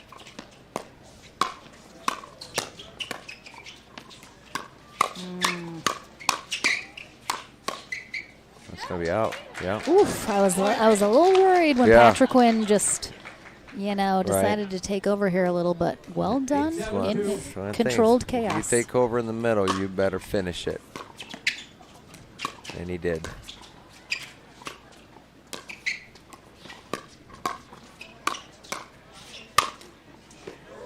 So tough. When you're digging out shots that are low, but they have a lot of pace on them, it's just so, how do you keep it down? Can you even? It's just, you're just praying they make a mistake or miss that next shot. Oh, my. Ooh. Second server.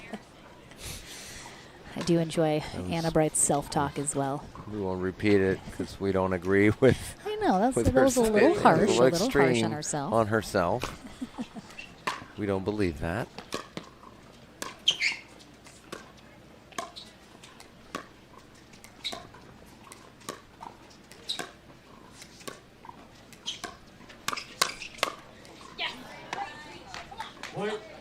Quick hands on that first one from Patrick Quinn, but again, Young equally.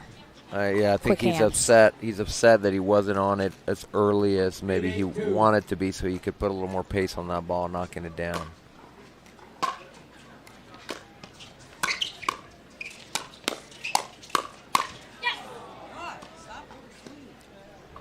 This is what we talked about earlier. I feel like there's a little sort of unspoken something going on between Young and Patrick Quinn right here.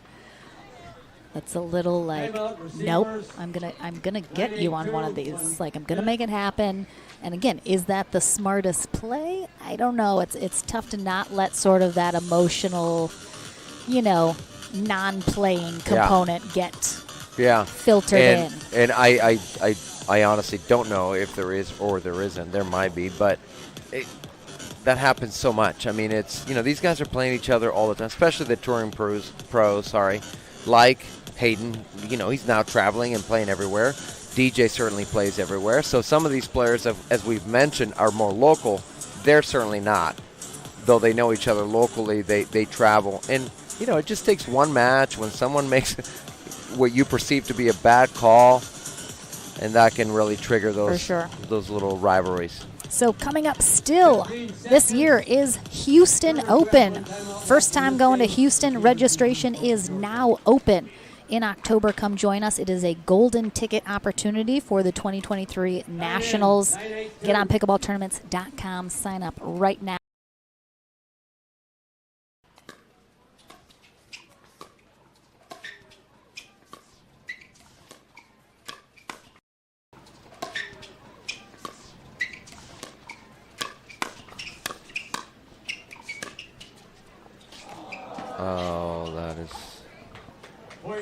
I mean, the kid's got some ups, but that was just too good of a lob there from Young. Yeah, that was a good shot.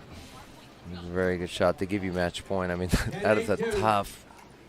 I mean, that takes guts to pull the trigger on a lob like that. If anyone, oh, I mean, I knew she was going to hit it there. How did he not know she was going to hit it there? Oh, big shot right there from Maggie Brasha, getting them the side out. Huge. Exactly what you need to do. And she's good at it, too. Oh, no. That was behind him. Second server. Yeah, it's definitely in Hayden's head a little bit, just based on the comments he's making. He's got to just move past that and focus.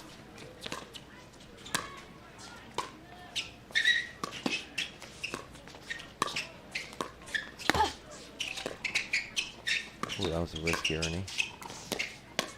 Oh, wow. Stayed in. Wow, that was an unbelievable job. That was a great. From Patrick Quinn especially, just keeping that rally going as long as he did. Some really good gets, but again, DJ Young just everywhere. Game point.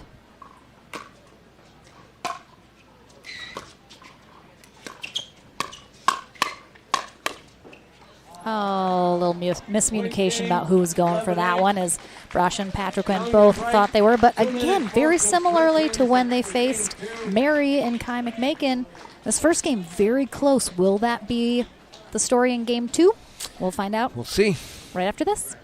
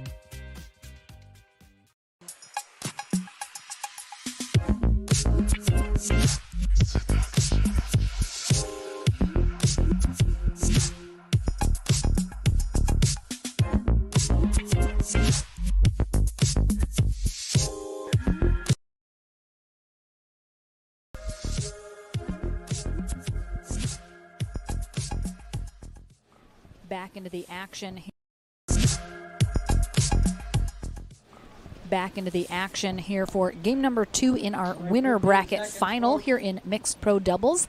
Again, we're going all the way through our gold medal matches each day this weekend. Maggie Brasha and Hayden Patriquin on the near end for game 2. They take on Anna Bright.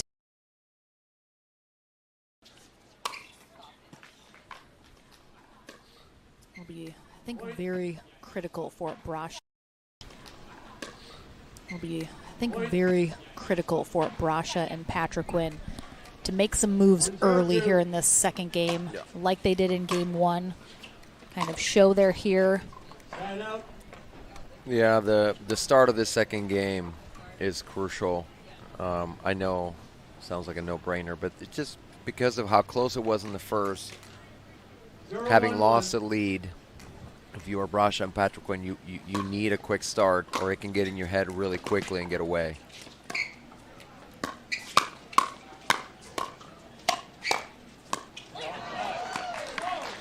Point.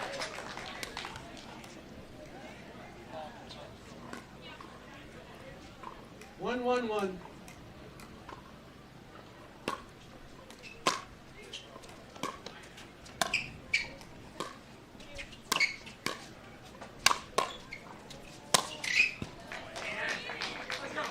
Second server.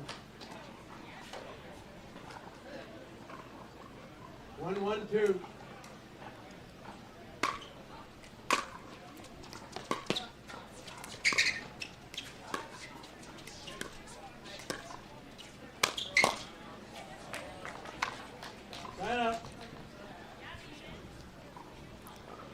Young might be going to the lob well a few too many times in a short period here. That is the danger of the lob. You can fall in love with it. I see what you did there. You know, I didn't even mean to, but yes. It's a dad joke if I ever heard one. Falling in love with it. Yeah, no, I didn't mean to say that, but yes. It is something I would have said. It's like Chivile. Lob is lob. 1-1-2. Yeah, they have that on some of their shirts. That's true. One lob, I think. Mhm. Oh, you got to hit down on that ball. Tied out. That's I don't know if you're more worried about hitting him than you are about hitting down, but 1-1-1.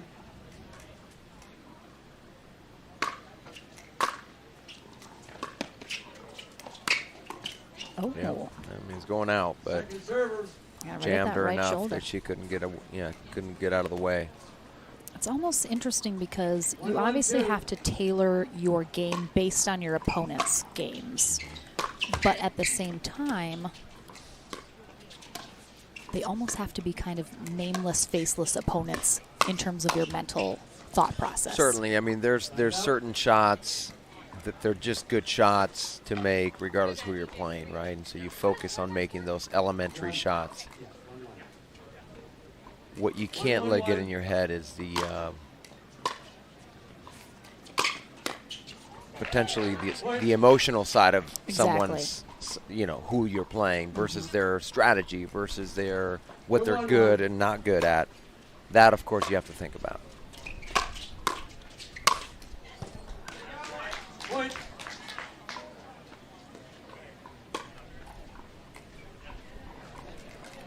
Three, 1-1.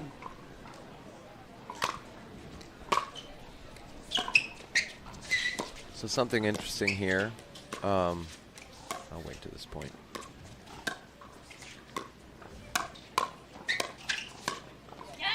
The spin serve has been a big advantage to Hayden to get them to this point, from what I've heard from Vinny Brascia, people that have been watching the matches, that he's been getting a lot of free points.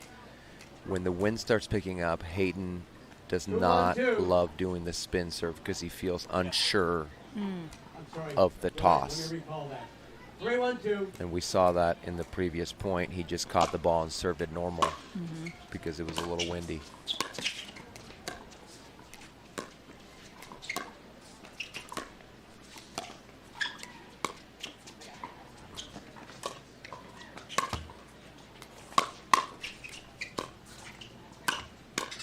Yeah, too high. Yep.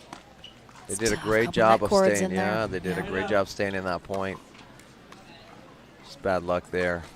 Left it a little high. 1-3-1. But they have that lead, so let's.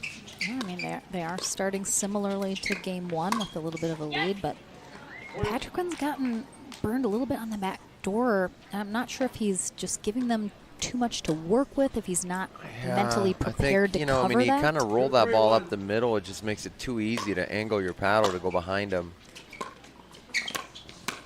Oh, I would have loved to see Maggie pull it behind Young. He was giving her so much to work with there. Yeah, and she's, I mean, we saw it earlier. She did it earlier. She's very good at dropping her paddle straight down and going up that line. And my guess is it won't be long before we see it now that she's, I think she probably saw the same thing you saw and might be keeping an eye on that. 3-3-2. Standing room only here on center court.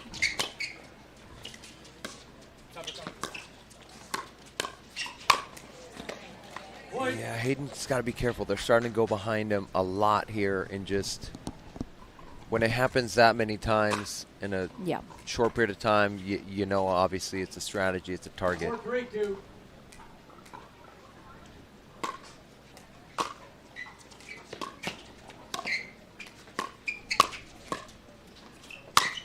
Yeah, I mean, we saw it again there. Just Bright did not hit the ball well enough to get Hayden in trouble there on his backhand side.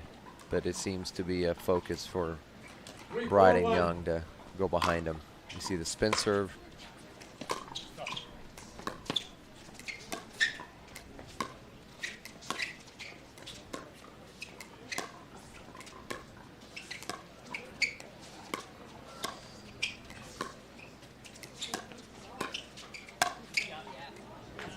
Great job. It doesn't need to go behind him. She'll just go right at him. Yep. That's a great reach in from Brasha. And you could tell how much she enjoyed it by the big grin. 4-4-1. Nothing like getting one of your friends. Yeah.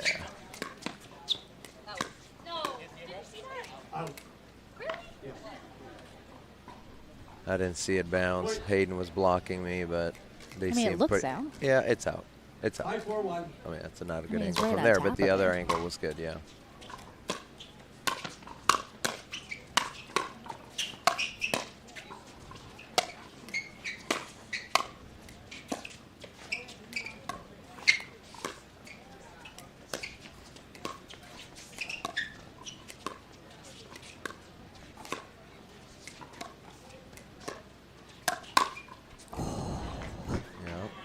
She almost got in trouble with that pull. I thought she was going to go back at him again, which she does, but leaves it a little bit on that right side. 4-1.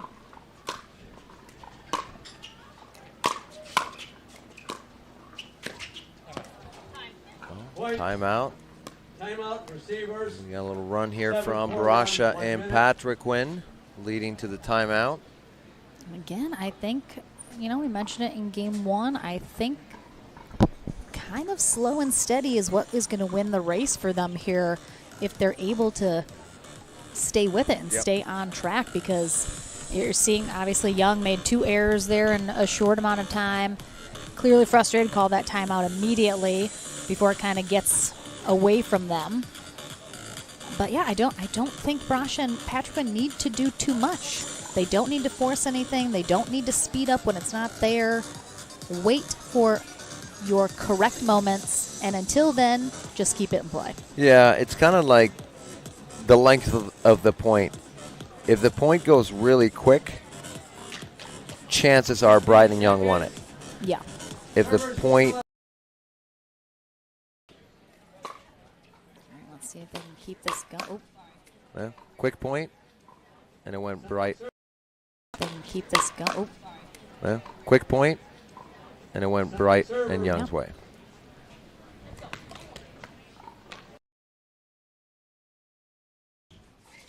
Fair thing.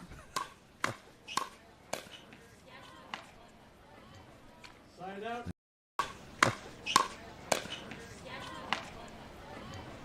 Side out. Yeah, good spot by Young. Well, 2 quick holds and getting the side out. Good way to come out of a timeout for Brighton Young.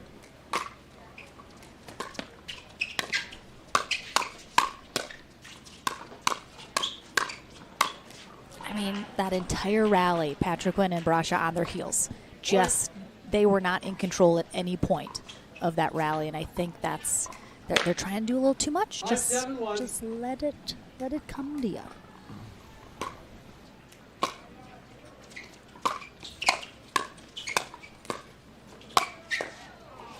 Yeah, good job. I would have liked to see her pull the first one to Young's backhand, but does it on the second one. Great job by Brasha. 5-7-2.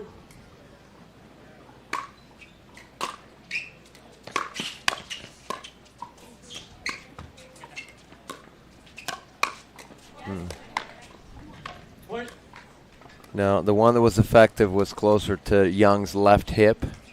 He does a great job of covering that shoulder.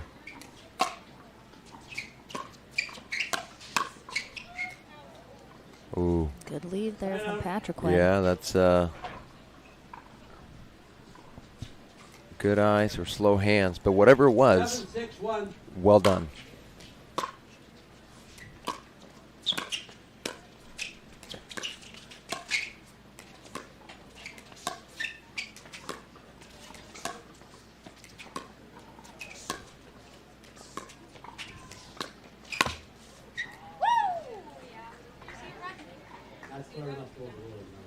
What's the call? Well, he it's kind out. of called it out, and then she kind of, okay, well, it's out, I guess. I mean, again, very close, and from thought I this missed. angle, yeah, Thought I I missed. thought it probably just.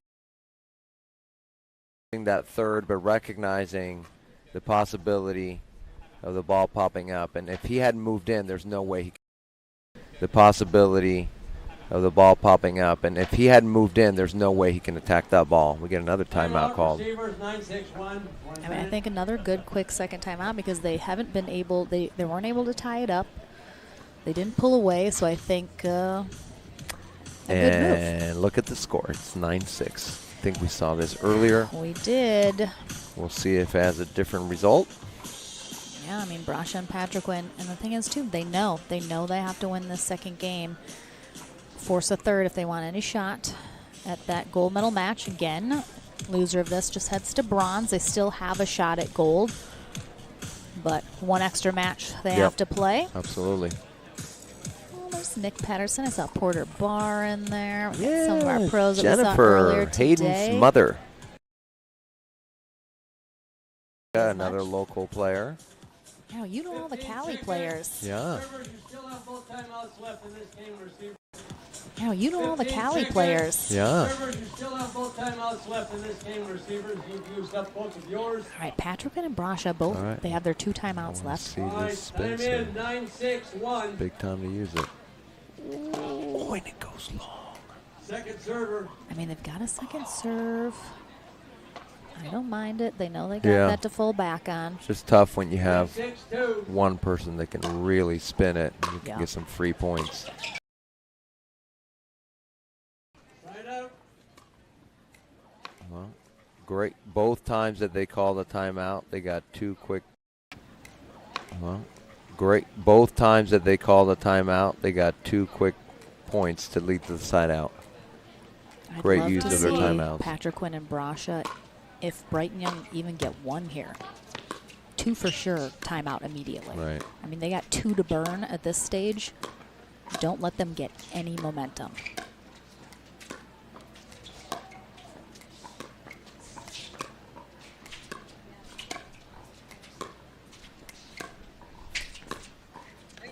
Yeah. Way to wear them Yeah, you know, a lot of down. times people think of actual points being scored, but, you know, obviously they had to win 2 to get that side out. So like you said, if they had gotten that one,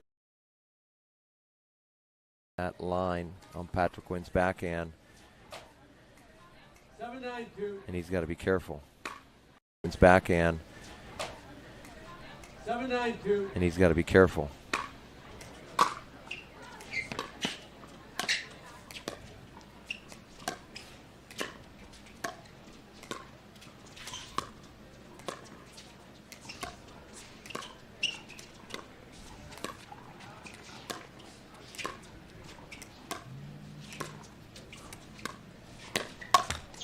Oh, She's she was ready. on it. She was on it.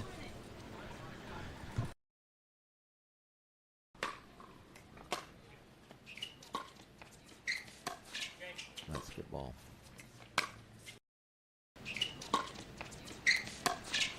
Basketball. He thought maybe the ball was going out. Yep, he did think that, but well in. And that was a great going out. Yep, he did think that, but well in. And that was a great pull, and now in the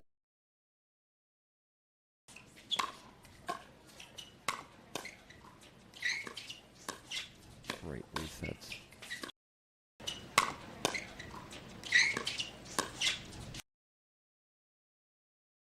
So good. Not only that he's getting the ball back, but he's not giving Young anything to attack. That was a really... Not only that he's getting the ball back, but he's not giving Young anything to attack. That was a really amazing job. Game point here for Patriquin and Brasha. Oh, he mishit it. He almost hit it with a handle. All right, they got another shot at it here. Can they close this out and force a third?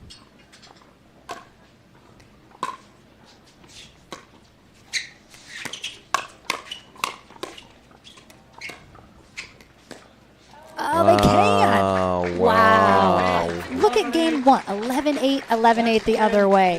What a match.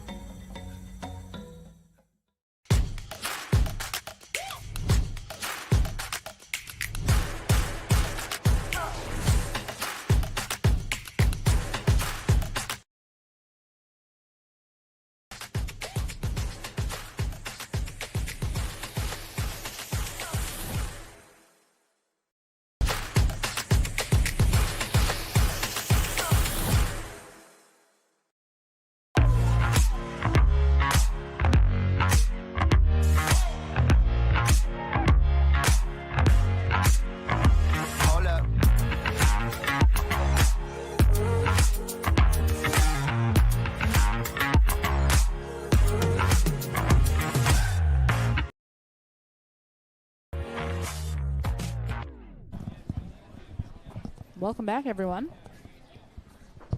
Game 3. Perhaps a bit unexpected. Patrick Quinn and Brasha battling back in game 2 to take it 11-8. Patrick Quinn and Brasha battling back. Third game, they'll switch ends at 6. Anna Bright and DJ Young start on the near end. Patrick Quinn and Brasha 6.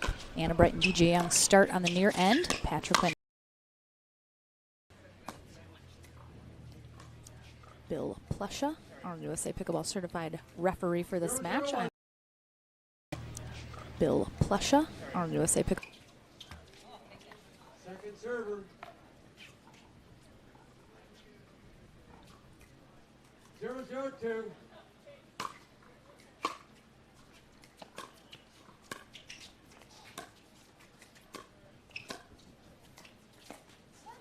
I don't know if your viewers caught it, but well, at least the first time I've noticed it. Maybe she's been doing it the whole game, but Anna giving DJ some help on maybe where the spin is going off of Patrick Quinn's serve. Great job by Brasha and Patrick Quinn there. Some good ball movement with those volleys. Yeah, let's see if she does it again. Look at her left hand. 2-0-2. Yep, pointed to the left. She's right. Yeah.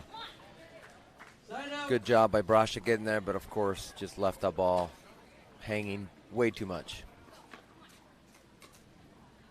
0-2-1.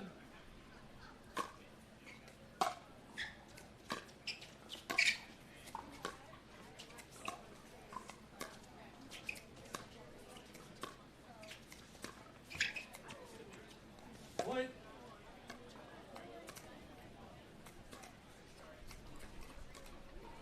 One, 2-1.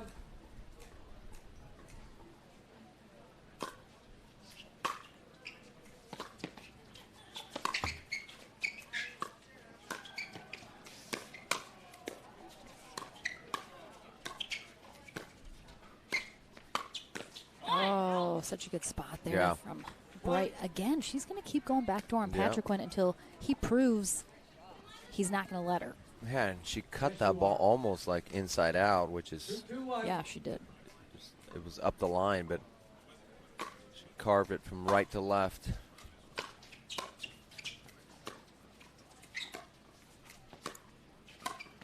Yeah. So good. Good job. Inside out of her own there from Maggie Brasha. Maggie just breaks out laughing every time she hits him. She probably has like a deal with Mary or something that every time she hits DJ, she gets like $100. I cannot confirm or deny that. Is it you? You're the one paying her? No. What's Patrick going to do to cover the sideline? It's tough. You know, it's hard because now they've exposed. See, I mean, they're going back to it. Yep. That was not a good angle to do it from, and that's probably what DJ's upset about with himself. But they clearly, especially with Patrick Quinn wanting to use two hands on a lot of those shots, it requires that he's even that much closer to the ball. Mm-hmm. Whereas Young, obviously, he's not only a lot taller, but he uses one hand, so he can reach those much more easily. The breeze picking up here really for the first time today. Seems to be behind Brasha and Patrick Quinn into the face of Bright and Young right now. We'll see if that starts to play an issue at all.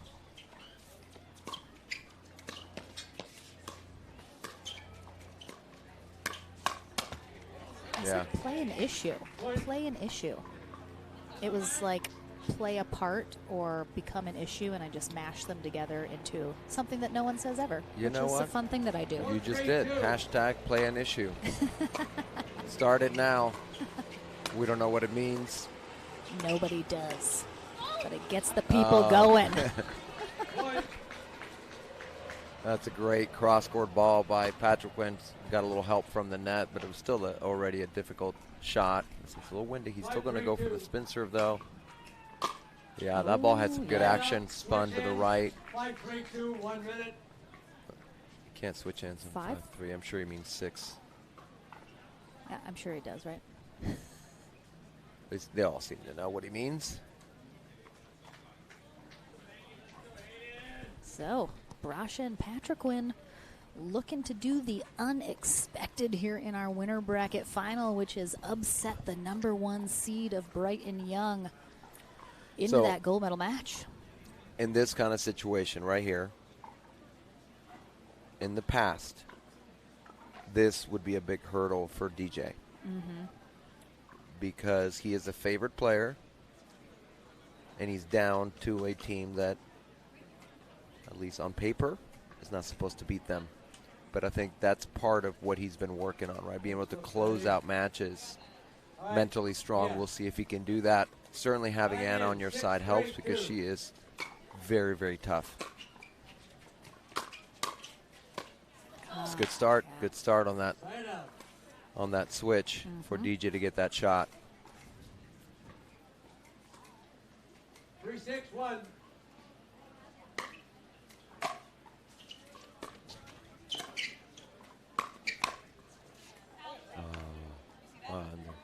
It was out. Point. They're lucky it went out because neither one of them really read it at all.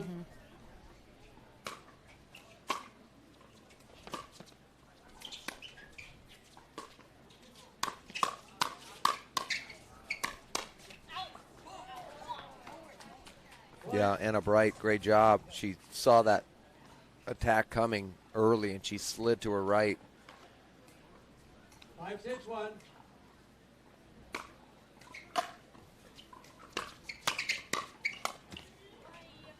Point. Again, points are starting to go quick. I think we got a timeout. And when they go quick, it's going Bright and Young's way. Good timeout call. No, it's a timeout. No, yeah, I think she was calling timeout. Didn't quite call it though. Yep. All right, so we're tied up at 6s here, and again, this is where rubber meets the road for both of these teams because Brasha and Patriquin, they know they can't let Brighton Young get out in front here. It'll be so tough to catch them if they do, and then, of course, Brighton Young know that's exactly what they need to do is pull away here and kind of leave Brasha and Patriquin in their wake, as it were, but this is anyone's ball game right now, for sure. A very exciting winter bracket final. Even much more competitive than even I was anticipating it to be. Yeah. Yeah, and now, again, this is kind of the same spot we talked about in games 1 in both matches. This is the time that Young is very, very dangerous. He just came back from a deficit, tied it up. Yeah, he's feeling confident, and went for too much. He's upset at himself. I mean, it wasn't a bad choice of a shot. It's just poorly executed, way too high, obviously. 6-6-2. But it was obvious he was looking to speed up the points. Yeah. This is definitely when Young likes to kick it into overdrive, for sure. And I'd like to see Patriquin do the opposite, which is stay calm and steady. Great speed up there from Brasha, taking advantage of her opportunity. She's been going inside of his right hip. This time she goes kind of more at him. Great job of mixing up her attacks.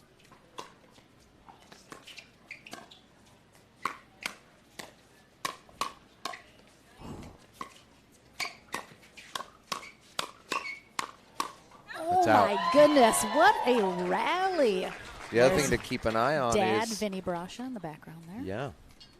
I'd like to see Maggie exchange dinks with Bright a little more. Oh, great pickup for Patriquin. No, it's too high. Yeah, good effort. Almost. Remember at the end of game 2, Anna Bright missed a couple forehand dinks. They weren't easy dinks, but there were nothing special about them, and I just like to see them slow it down, go back to that.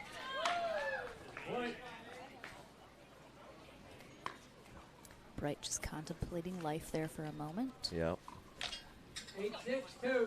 Oof. I'm surprised we don't see a timeout here from Young and Bright. Such a nice drop from Patrick Quinn. I would guess they would call it if they lose this point. Oh, it's a good spot. Yeah. Really nice job, though, from Brasha and Patrick Quinn.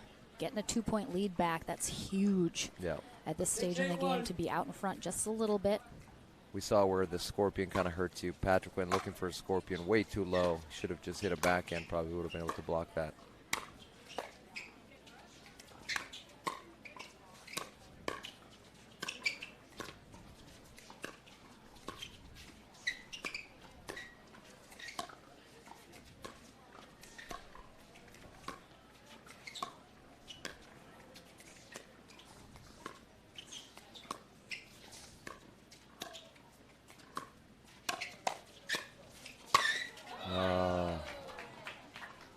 Yeah, I don't think it was the right spot to speed up for Brasha because she didn't jam Bright and just left her a high backhand. Yeah, which she loves. Yeah, and if you're going to go diagonal, you have to jam them.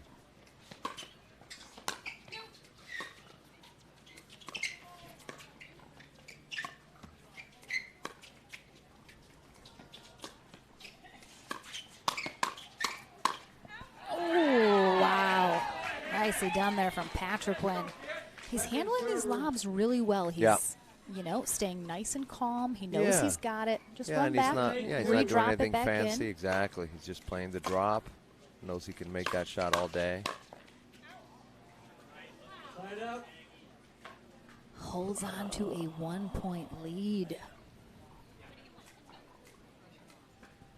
8-7-1.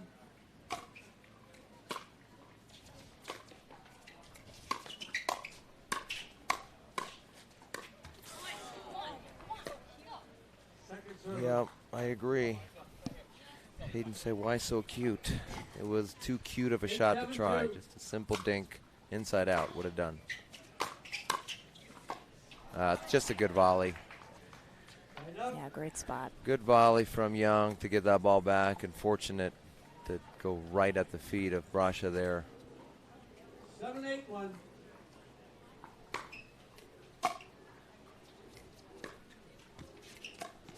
Surprised Young didn't drive that short return. Yeah, good job from Patrick Quinn to see his opportunity to engage and close out that point. 7-8-2.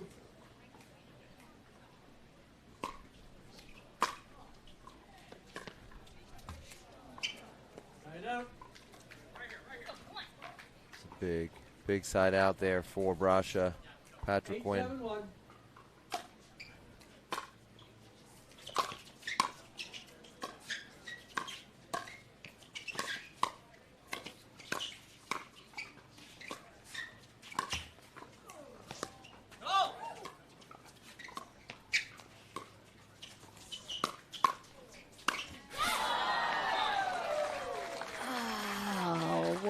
It was there. Rally. It was there. I like the idea. She read it. She saw, the cross court was open behind Young, but just leaves it a little short.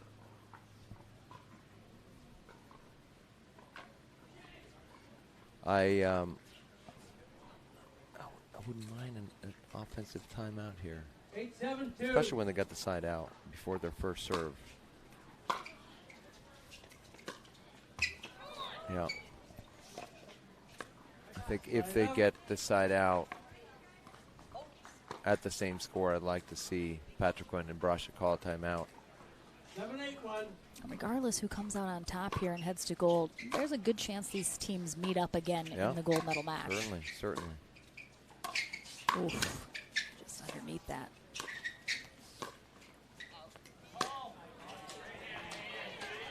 Ball is out, goes for too much. Yeah, I thought Maggie might have been in trouble in the middle there with that dink she left. Very high, but luckily no one there to attack it at the moment.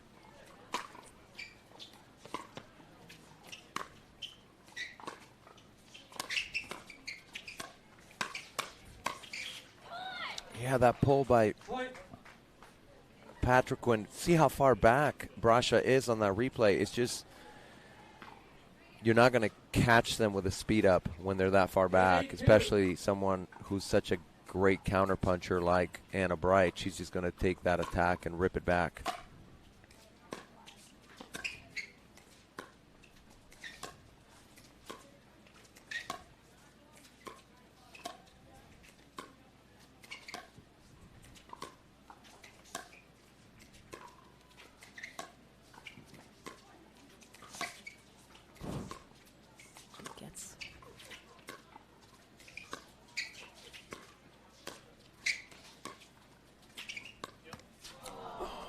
Yeah, he just left way too early. Yeah, he didn't finish his shot. He's trying to dink up the line, and there's no reason to come off that shot. There's no reason to rush to the next shot because you're just dinking it. So the next ball's not coming back fast. That was just a mental error there of just make that dink and then easily back up. Plenty of time to do that. Unfortunate there for Patrick Quinn. I like this timeout, though, here. Use them or lose them.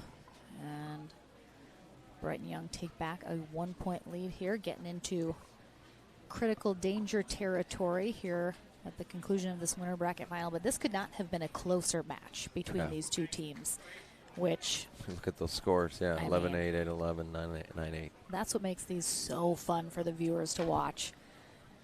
Very tight, very competitive matches. Winner of this heads straight to gold. Loser will head to bronze.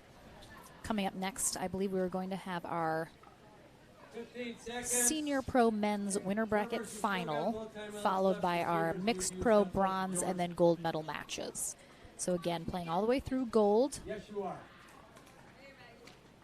here today. So do not go anywhere.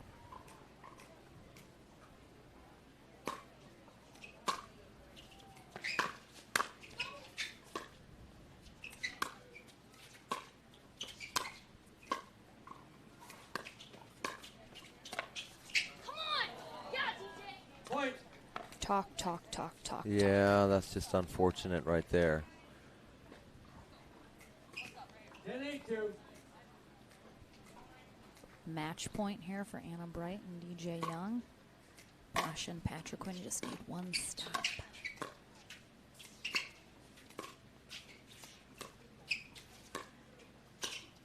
That's too high. Oh, great shot by Brasha. Thought that might have been it. Oh my goodness! Wow. I thought that was it. I thought that too high of a dink was it. You know what? And that's, I'm sure Young is telling himself 9.9 out of 10 times he puts that ball away. 8-10-1.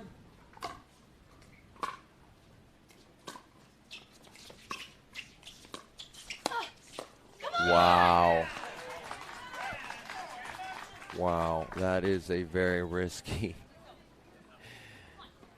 She's on the kitchen line again.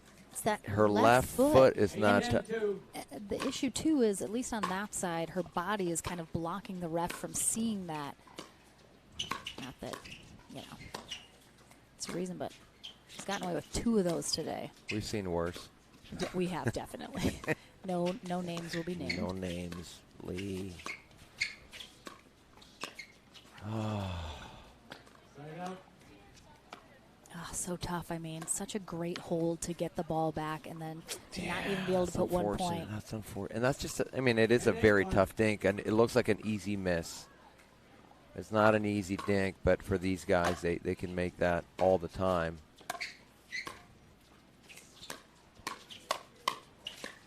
That's it. The mental fortitude, you got to hang in there no matter what until it's done. So the number 1 seed avoids an upset. 11-8, 8-11, 11-8. They head straight to gold. Amazing job. We will take a short break. I will head on studio. We'll have another match up here shortly for our Senior Pro Men's Doubles Winter Bracket Final. Then we're back with those medal matches in our Mixed Pro. Don't go anywhere. More action still to come here in Sacramento, California. The APP Sacramento Open, brought to you by Yola for the champion in you, and Pickleball Central, your pickleball superstore catering from beginners to pros.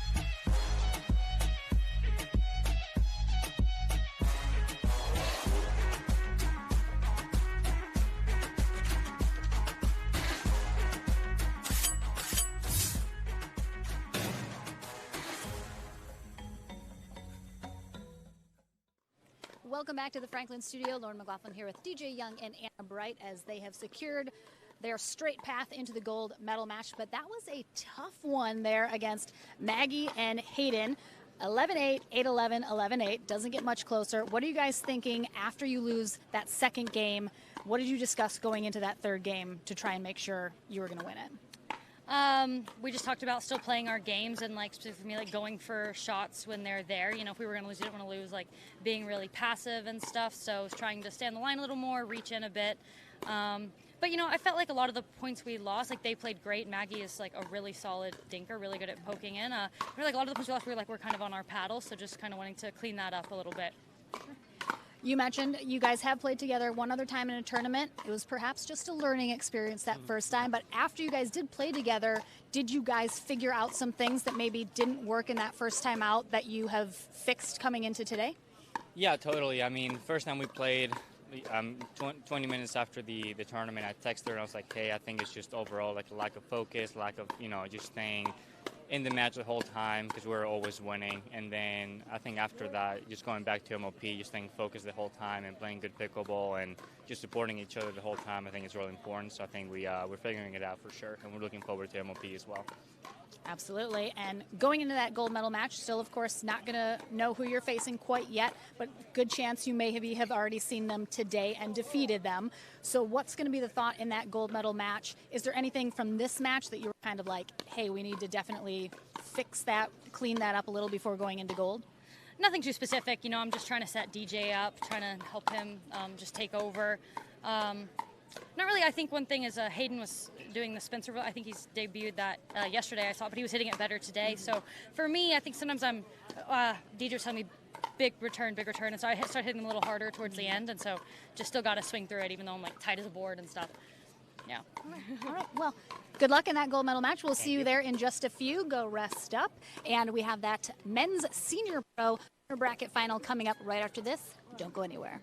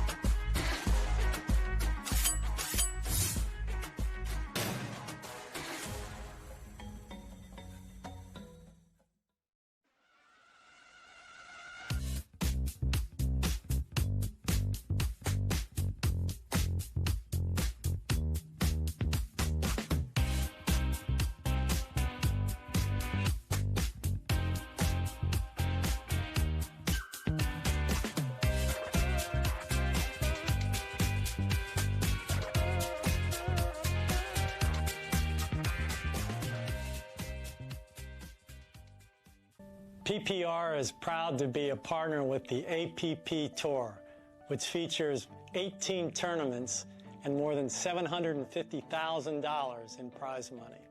Several PPR members play in APP tournaments throughout the year. Are you at least a 3.5 pickleball player? Then become certified to teach with PPR. Check out our website at www.pprpickleball.org. And as the saying goes, do what you love and you never have to work a day in your life. So give us a call at 843-842-9777. We look forward to hearing from you.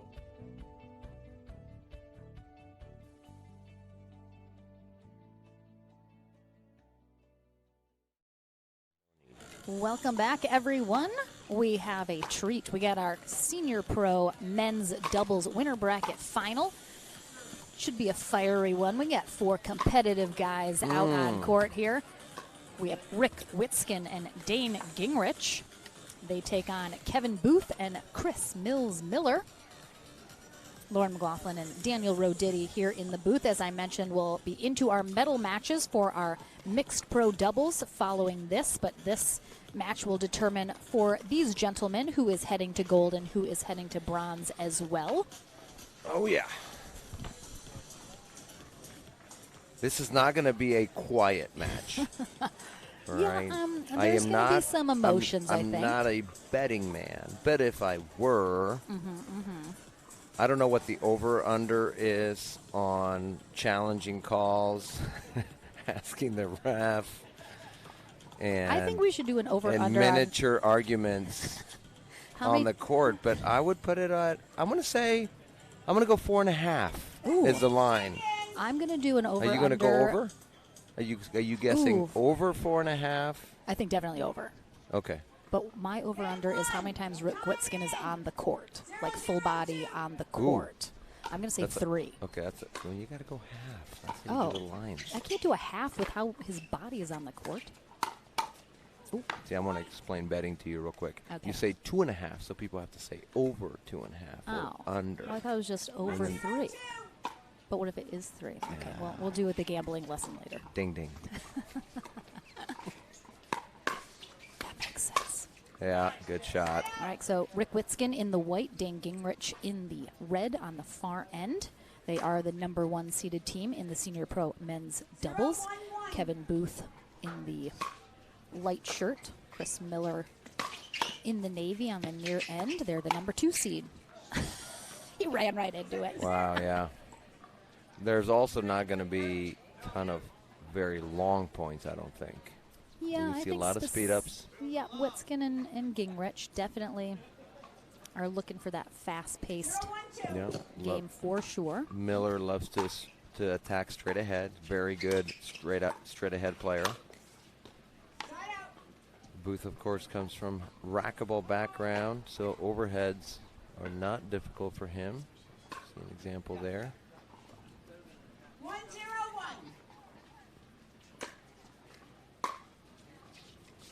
That's a good return.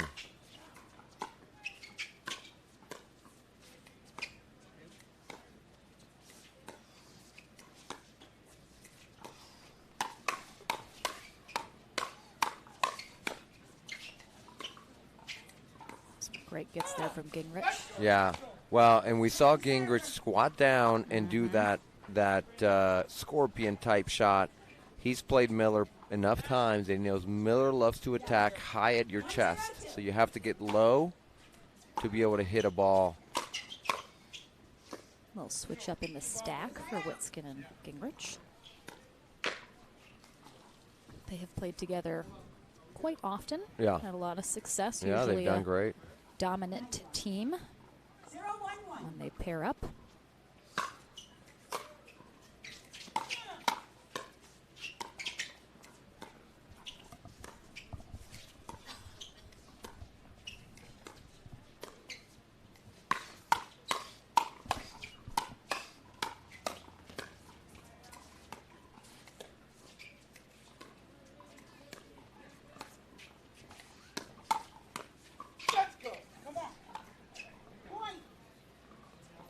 We get an early yell from Booth already looks ready to start something. Looked up.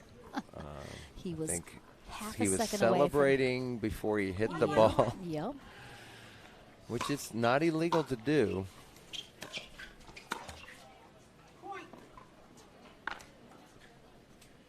For those viewers who are not familiar with these players, Witskin and Gingrich definitely come from a tennis background. Absolutely. Whereas Booth, on the near end returning, has a racquetball background, was a very good outdoor racquetball player.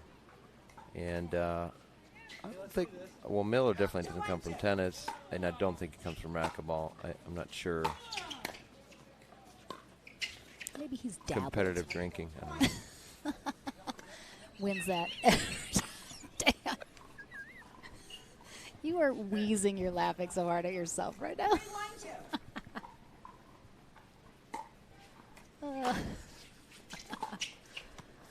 Holds quite a few titles. Oh. Just a little confusion about who was You're crying. Oh, God, that was funny. Steph, you're going to make me get all... God, be professional, Dan.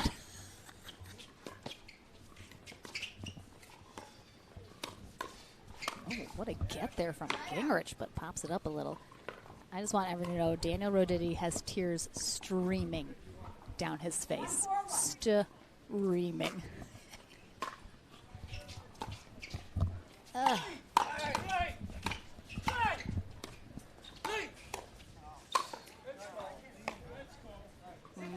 Good exchange.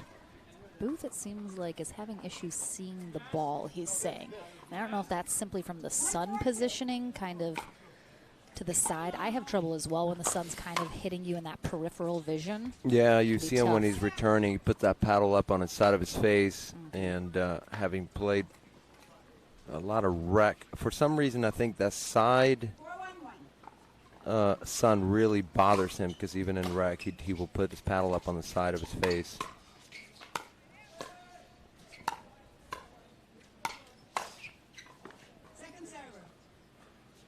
Booth, again, if people are not familiar, I would say the other three players are much more aggressive playing style. They're looking to speed up.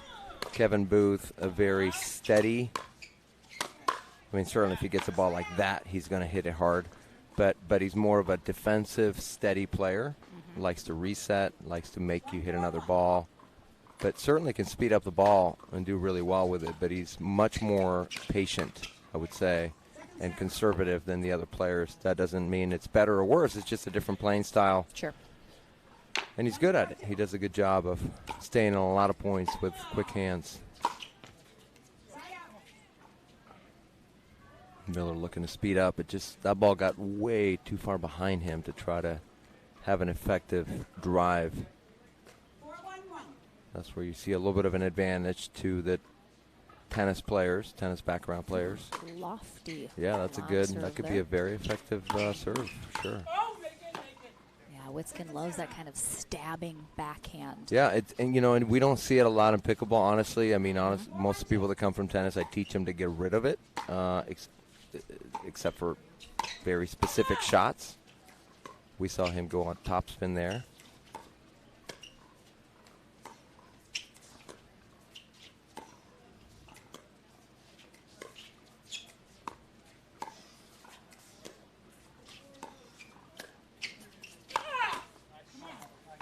But having said that, he uses it very effectively. He does a good job of controlling the ball. The reason I don't like it is because if you don't have great paddle control, which obviously he does, you can pop up the ball easily by trying to cut it. And it doesn't have as much zip on it as a flat shot or maybe a topspin volley will have. A little confusion there on the third shot. Yeah. Probably that. Even if that goes over, it's not a good speed up. You're going diagonal. Kevin's got quick hands. Super low position, so it's going to come higher. Right.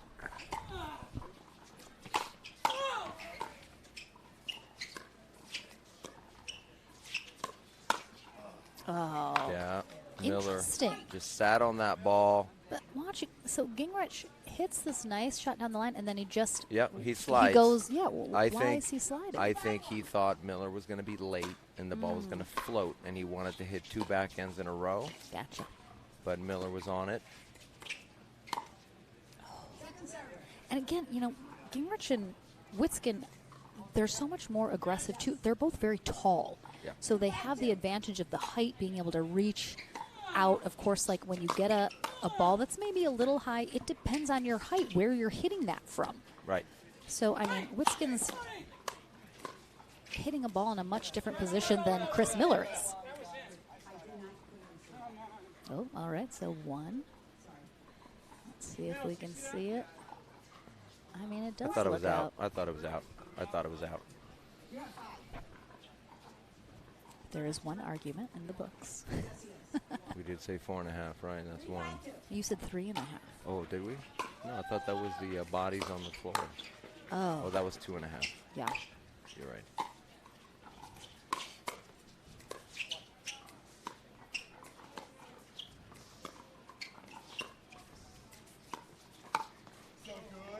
Yeah, it's a good ball. Again, that's where the length comes so much into play. Right. I think Miller might have even seen him looking for the Ernie and he thought he- this was yeah. safe. Mhm. But part of it, too, is that I think Witskin was a little late getting to the Ernie, so it kind of put him in a better position. 5-3-1.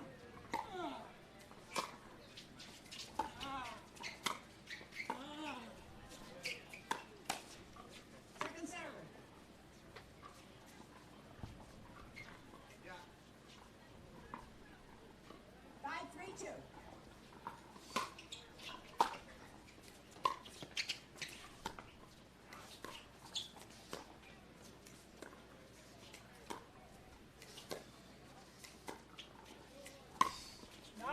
Yeah, it's a great shot. He holds it so long. He He's does, really and I good think at that's part disguising of it. what Booth knew the speed up was coming. He just didn't know where, right? So he thought maybe right shoulder, and then decided to let that ball go.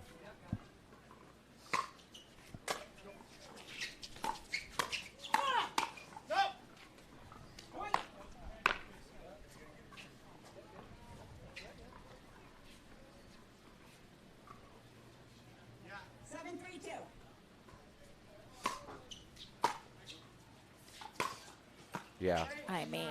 Yeah, and I think that return needed to go straight ahead. When you're going to be switching, although you're maybe afraid, maybe the reason he didn't go straight ahead, he's afraid of the Gingrich drive, which could be the case. But Mills certainly also took the scenic route on his way up to the line. And Witskin's got to obviously get a good drive. He's a good singles player.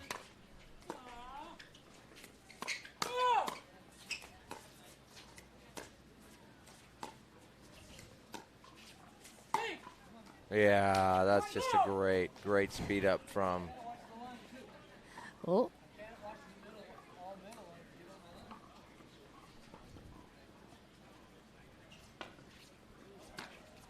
Adam Stone in the chat. Oh, let's go, Adam. Stoner. What's up? We miss you, Safari Stone. He looks says so Mills good. Miller, legend of the game. Yeah, he looks so good. Been playing hitting since that the 80s, he forehand said. thing. He's been playing since 1965. He was there when they invented it. He wasn't far away.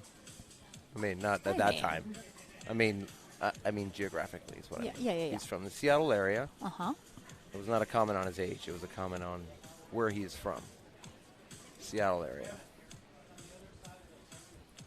Picked up a paddle as a wee babe. Looks like Witskin and Gingrich are pulling away a little bit here in this first game of our winter bracket final. Yeah, they've done a good job of finding the right time to speed up. I feel like they're being patient. They're being smart, patient, smart, aggressive, being aggressive, but at the right times. And certainly Gingrich is a big believer in that. He's not a conservative player, but I think doing a good job of knowing when to pull the trigger. Booth and Miller looking for one hold here and trying to get back in this. What's if Miller and Booth are going to switch on the stack? Miller literally just shifted over to the baseline. Yeah, Is he? I'm not sure. Well, he might have been afraid of a drive. He got bit on the drive, right, when they were trying to switch last time. He got a drive at his feet. Is that not sort of Booth needs to cover for him a little bit more? Kind of. If It he's going depends to take where, that long yeah, to get up there? It depends. Maybe it depends where the ball is coming from, but maybe he was afraid of the drive. I'm not sure what the reason was.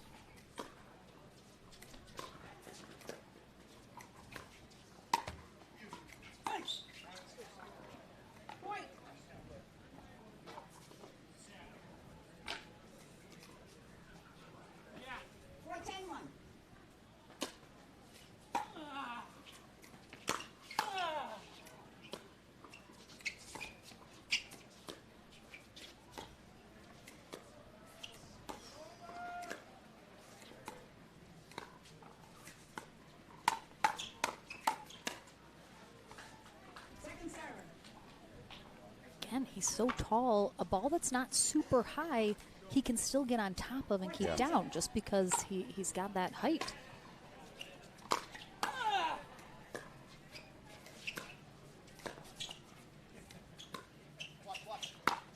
Oh.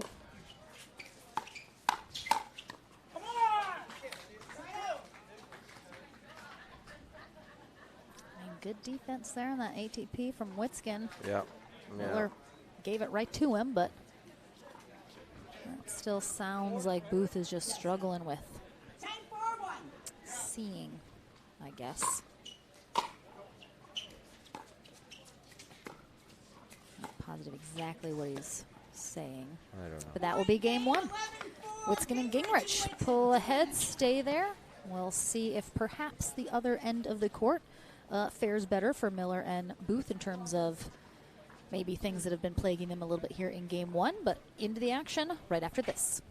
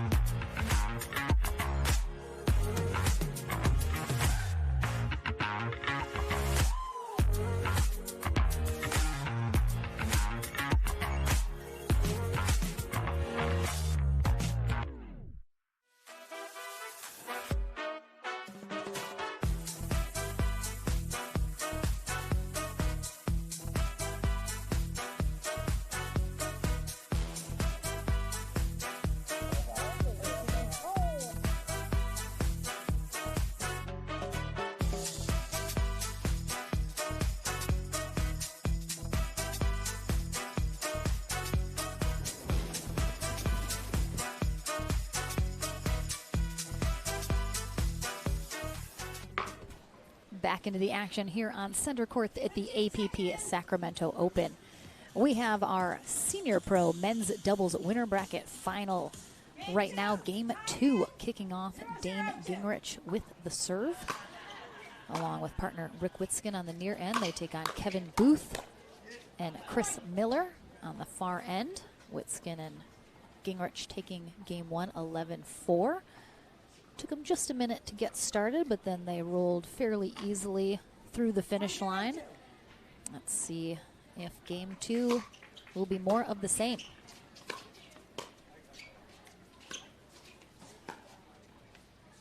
Yeah, Gingrich really going for a heavy serve. He doesn't use well, I don't know if he's using much of a spin, but he's certainly swinging into the ball, kind of rotating his body, trying to be very aggressive. You could see where his right foot is landing.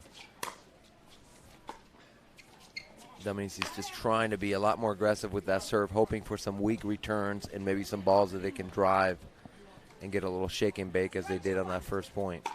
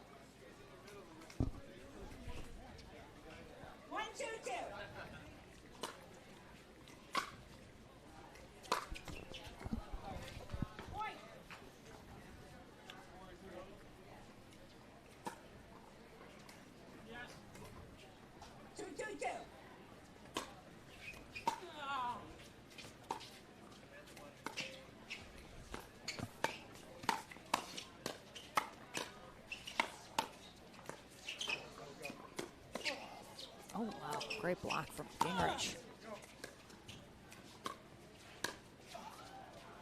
Yeah, good lob from Booth.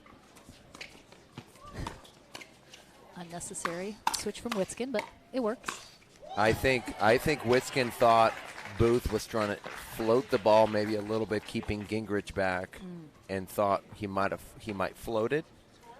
And instead, Booth recognized that Gingrich was trying to come over and just did a good job dinking that ball.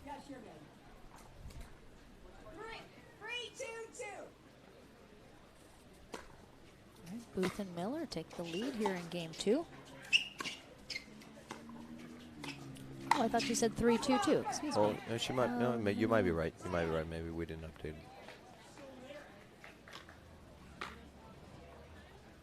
Sometimes my ears deceive me.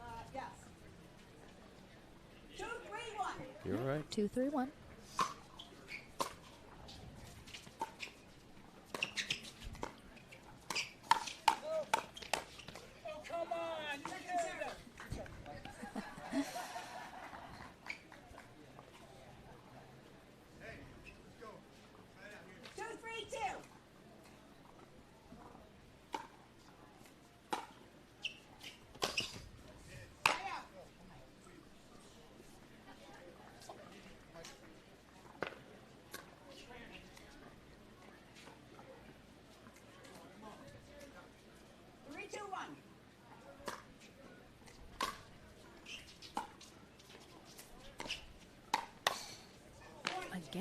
Again, he's reading it.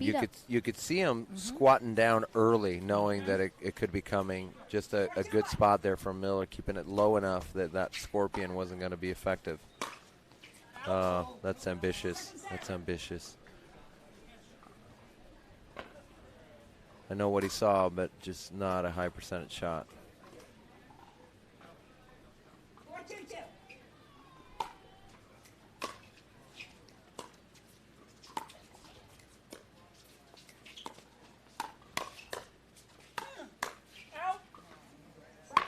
Yeah, Booth on it. He was on it. Just went for too much. I mean, really anywhere he puts that ball is going to be a winner. No need to go for that sharp of an angle. There's a high loopy topspin serve from Gingrich. Oh, yeah.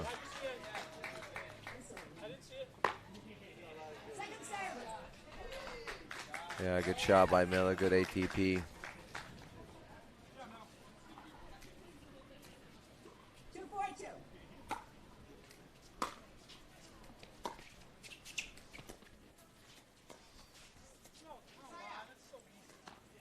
Does Witzkin spin the ball? On a serve? Yeah. Yeah, he does sometimes. Okay.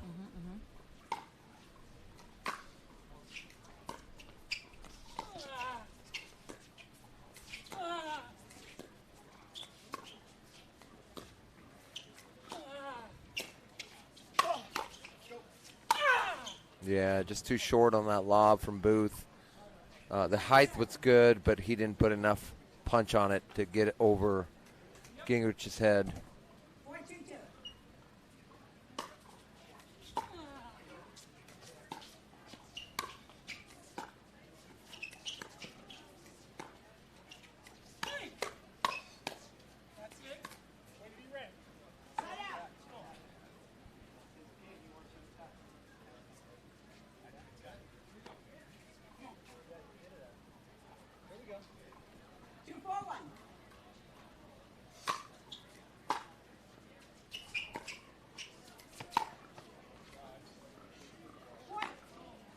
Good lead there from Yeah. Witzkin. I mean, that ball was traveling Yep. upwards still at chest level. So that's one of Miller's favorite attacks, is that straight ahead ball high at your chest, knowing that it's going out, but a lot of people get in the way of that ball.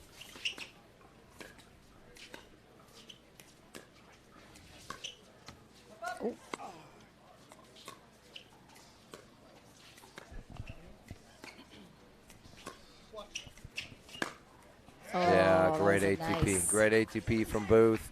Way too much angle from Gingrich there on that backhand roll. You hear him say watch pretty early. He knew it was too wide. And that's the danger you run, right? When you're trying to create angles, you got to create angles without giving up that ATP.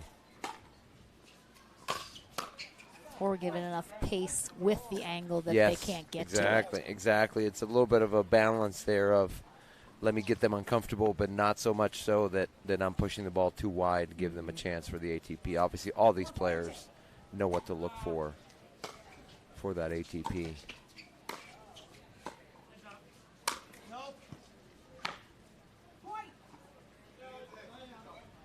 I thought he said no. Sorry. Right out.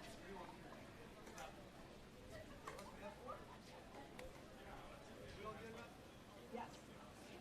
4-4-1. Oh, tough.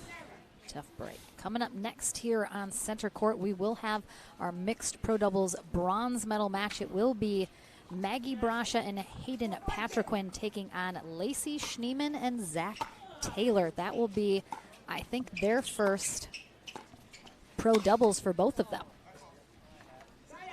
So Schneeman and Taylor beat Taylor. Yes, they beat Chuck Taylor and Sierra Gayton Leach. Wow, what was the score of that? 15-9. Wow. In the final feeder. That's a great win for them. Tough for Chuck and Sierra, but that's a great win for Lacey and Zach. Big time. That's coming up next.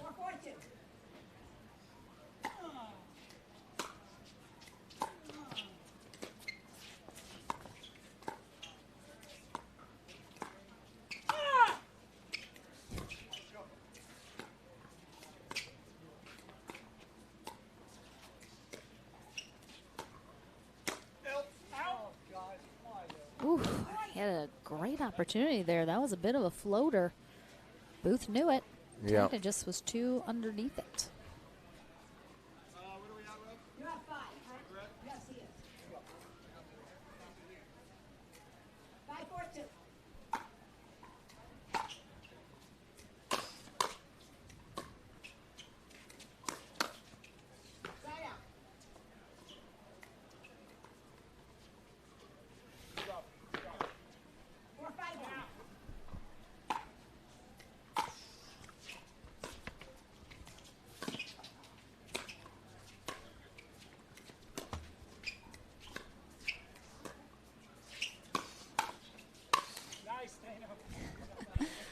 Witzkin pulling off that as he sees Gingrich go airborne. Yeah. Best to not collide those two in the middle.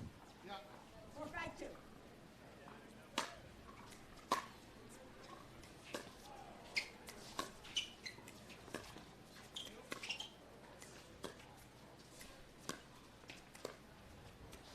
Watch.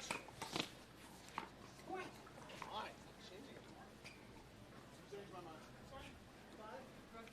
You're at 5.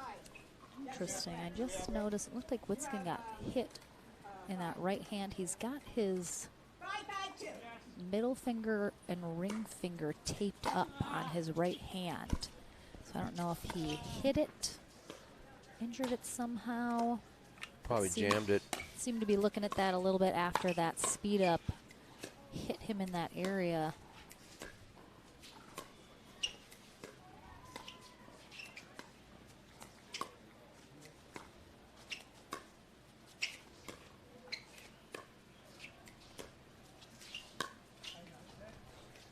That's a good lob.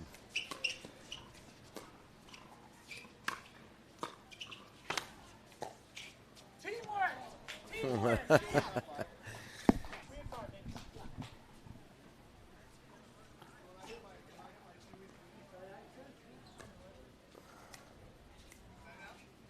Side out.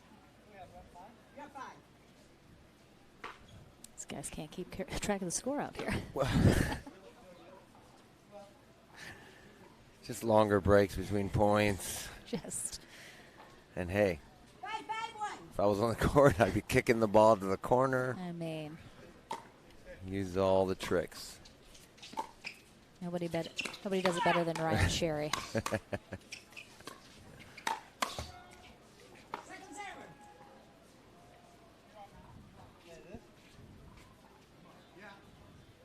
definitely has been a bit of a. I mean, there's been some really nice rallies, but a bit of a low energy feeling second game here. Yeah. Tied up at 5, just kind of.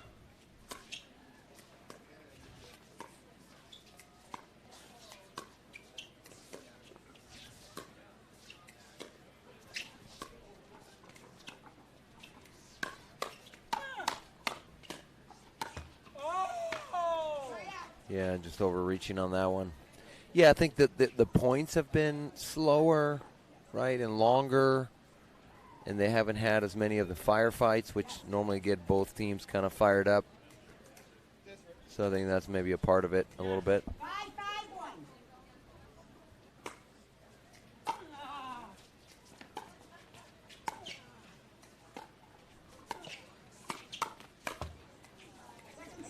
Yeah, I like the idea from Booth to come over. I think he got what he wanted. Just missed a ball that he probably typically would not miss. That high backhand put away after he set himself up with the forehand speed up.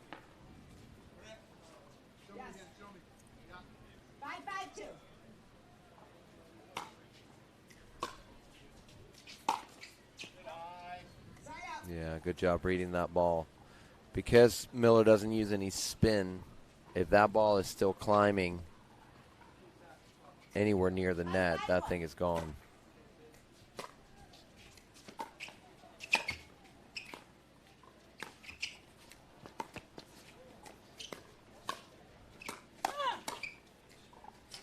That's good hands there from Booth. Yeah, good speed up. Kind of jammed Witskin a little bit, got a pop-up out of it, was able to attack middle.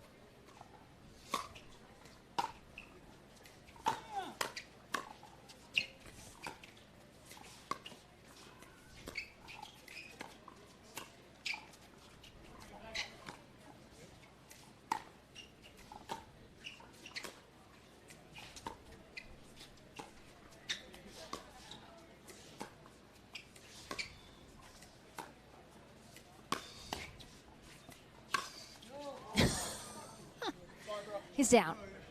Well, that could have been the other bet, right? How many times exactly. Miller was going to hit the deck diving for a ball, which we didn't. There was no over-under on that. Very similar to the Andre Deescu body shot where he went down. Did you see that? Oh, what tournament was that at? yeah. Chicago? A recent one, right? Yeah. Yeah. That was funny. That was like a gunshot. Knocks him down. Lead court. That's one of those things we get so frustrated about when the let court doesn't go our way, but when it does. When it does, yeah, you love it. The best thing that's ever happened. You love it, but you almost want to get mad at your opponent for hitting the let court. It's I like, know. Well, I don't think they meant to do that. Or did they?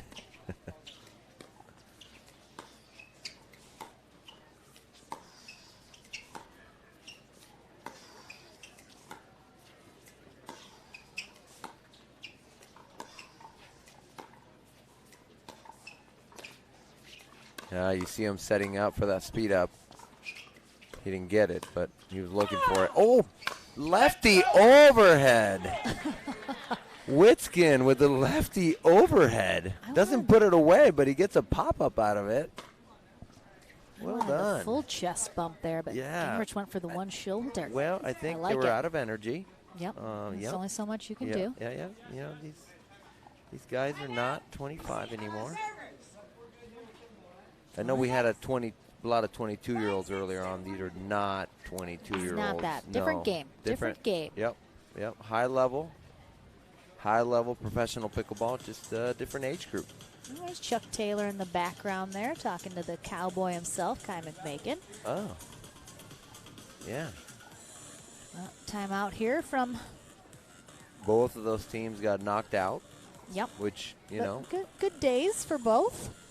Yeah, Went pretty far. Yeah, Taylor and Gaten Leach finished fourth. I'm sure they were expecting and hoping for more. And Kai McMakin and Mary Brasha finished tied for fifth. I'm sure they were hoping and expecting maybe a little bit more, but still had good runs. Yeah, it was a bit of an open field here today in our mixed pro doubles. Definitely no sure things for sure. Certainly some teams that you thought might make it the farthest in the day, but I think we named the 5 teams, right, that we thought would be. Yeah.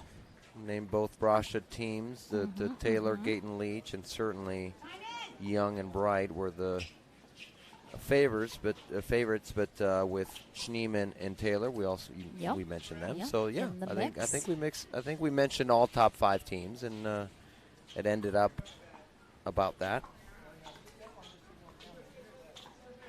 Court's a little too blue. I'm not. Did he spill some water? Did he sweat? I legit don't know what's happening.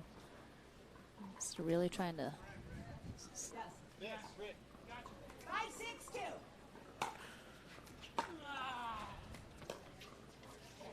Sign out.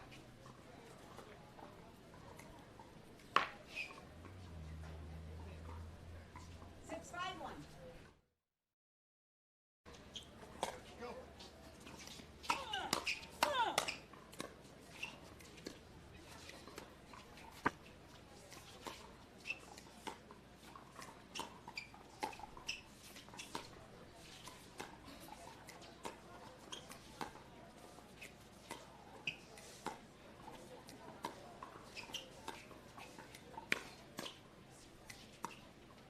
Good cover there from Booth. What? My brain's not processing what just happened. Yeah, Booth wasn't either. He was trying to call something. I know, he was like, there's got to be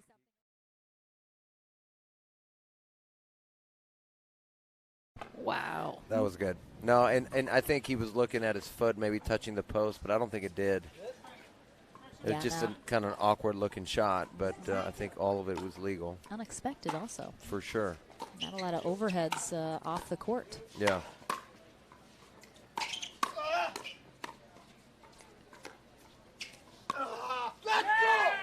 Oh, that's the most energy I have seen out of Witskin and Gingrich this entire second game. Yep. Booth gave it to him. Didn't think he was going to pull it, and he went right up the line.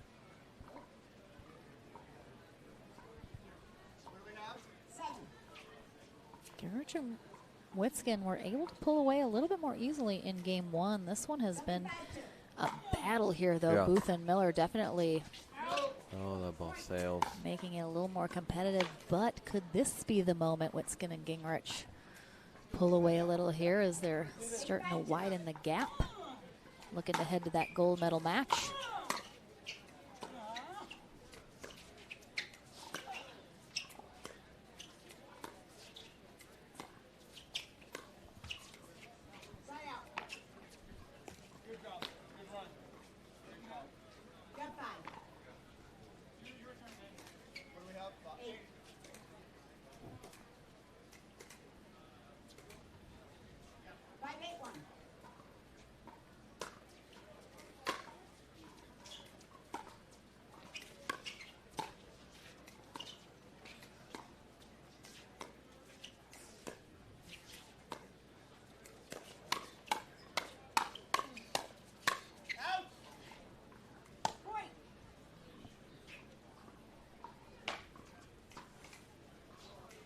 There's nothing I love more than the obligatory high five paddle tap with your partner, but you're upset, so you smack it instead. Smash it. Yeah, you smash it.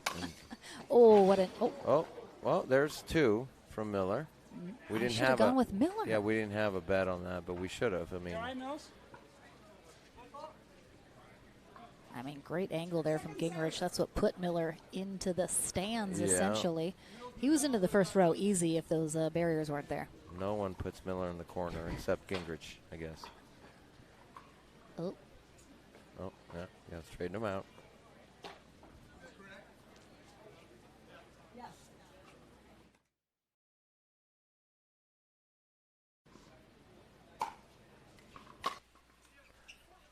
Ooh. Okay. Check. Oh, and we got a timeout from Witskin and Gingrich. And Witskin waiting until I know, I literally was like, who just is yelled that? about to serve. That's all part of it. I mean, That's all part of it. Gamesmanship as Little well. gamesmanship. They're ready to serve. I'm calling a timeout. And if you are joining us or have been all day, thank you so much. We are on YouTube and Facebook all the way through our gold medal match in our mixed pro doubles bracket here at the APP Sacramento Open. This is a Tier 2 event, which means there is no championship Sunday. So all the way through, tomorrow is our men's and women's pro doubles. Concluding our weekend Sunday is pro and senior pro singles. We will not have a ladies bracket, though I'm not sure if there just weren't enough people that signed up for it. Whatever the case may be. But again, these Tier 2s, that's specifically what these kind of Tier 2 tournaments are about. A lot of the top names are hopefully taking it off, resting after a very, very full schedule, and we get a chance to have some more local pros and maybe some mid-level pros battling it out here for those top positions. That bronze medal match is coming up next.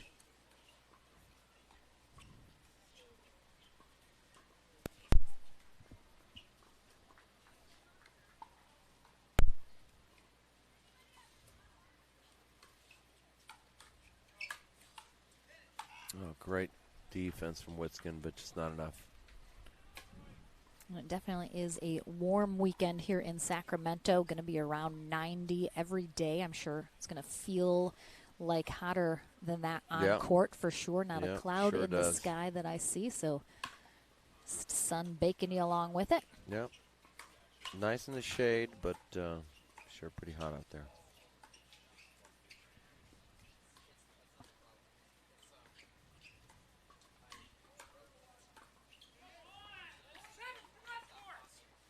All right, there's the let cord.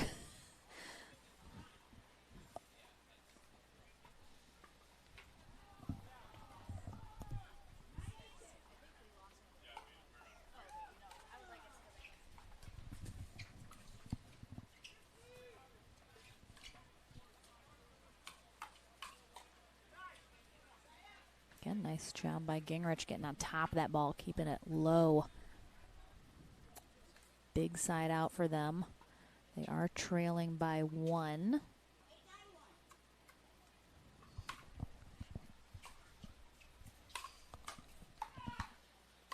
Witskin almost overran that poach. Definitely was a little awkward looking, yeah, but he was well. Ooh.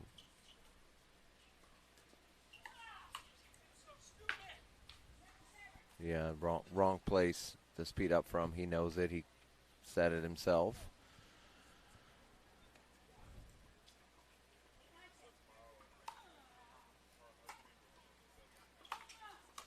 It's an easy volley for Booth, but lets the ball get kind of behind him. Then it makes it for an awkward forehand volley there. he almost kind of just jammed himself up by that shoulder. Could have done a backhand. I'm sure he just misread it. I mean, he certainly has a very, very quick hand, so he was slow. He probably misread where the ball was going to be. Oh, then another mistake. And if I'm Witskin and Gingrich, I go right back at Booth. When someone makes a couple errors like that, you have to, I mean, it's a competition. You got to go right back at them. Yep, this is match point for there they go. Witskin and Gingrich to head to gold. Oh, well, but good job. Good job by Booth. Yeah, great job by him. I mean, he probably knew the ball was coming to him. If someone makes a couple errors, you got to go back to them because you want them thinking about it. So Gingrich, right thing to do there, going back to Booth, but Booth handled it well. Good speed up.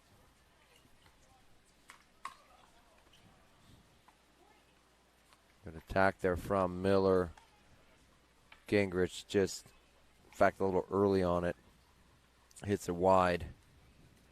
And now we got a game point for Booth and Miller. Nope, it's 10-10. Sorry, I'm sorry. They're at 10, tying it up. Well on their way, though. Oh, boy.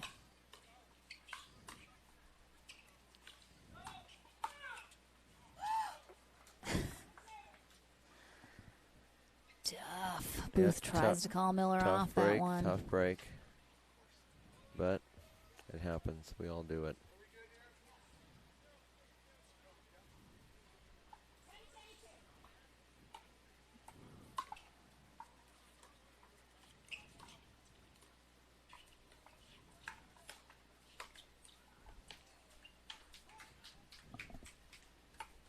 Yeah, it looked like Gingrich just kind of read that super weird and slid out to the left, opening up the middle even more.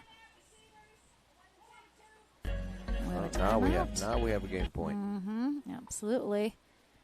Witskin and Gingrich weren't able to get the job done very easily here in game 2. Certainly would like to avoid a third game, while Booth and Miller have to win this to force that third game if they want a shot at the gold medal.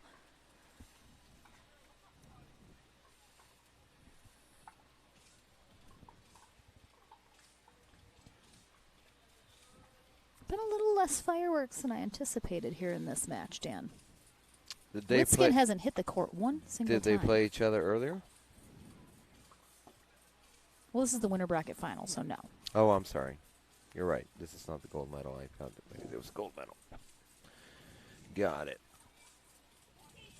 Well, my guess is regardless of this result, whatever, if they do play again later today, there'll be more fireworks. Again, coming up next, we have Hayden Patriquin and Maggie Brasha taking on Lacey Schneeman and Zach Taylor in our bronze medal match for mixed pro doubles. Nice. Should be a really fun one. Both those teams having really great runs today. Game point here for Miller and Booth. Looks like they're being patient, waiting for the right moment.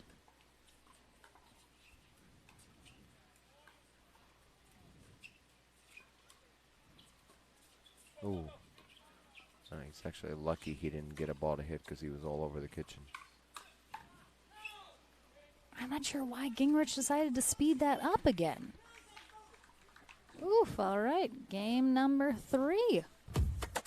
Coming our way here, making it interesting in our Senior Pro men's doubles. We'll take a short break, back into the action right after this.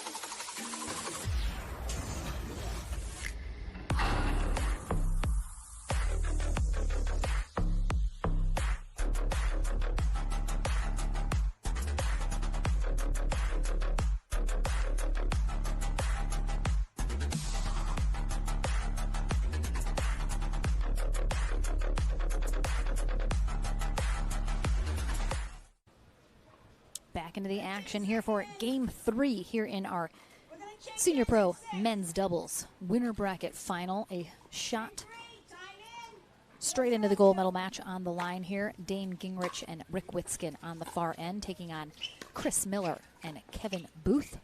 On the near end, they'll switch ends at 6. Gingrich and Witzkin handled game 1 fairly handedly. Yep.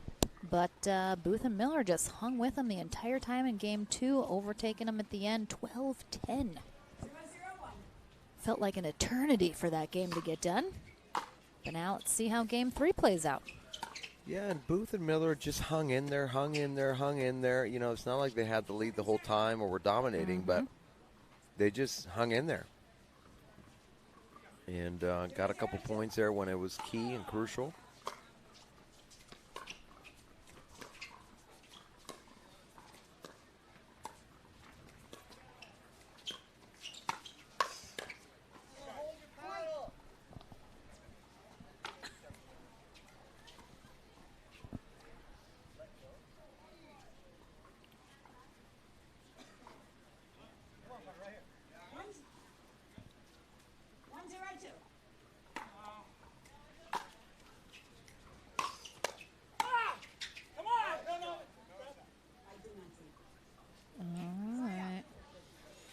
Well, we have the worst angle possible here, and I didn't see it. I have no idea where the ball landed.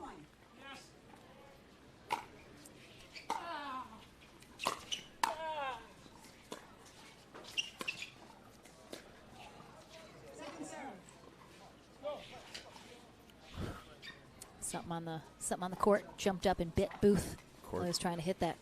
Court's too blue.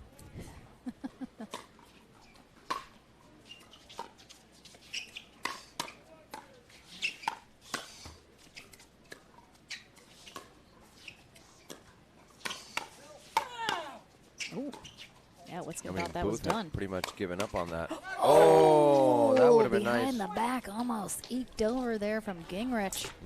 We would have liked to see it. I would have liked to see it. We would have liked to see it. Step it up, Dane. We wanted to see that get over the net. Doesn't matter if you do a flashy shot unless you get it over the net. Doesn't go over. Who cares?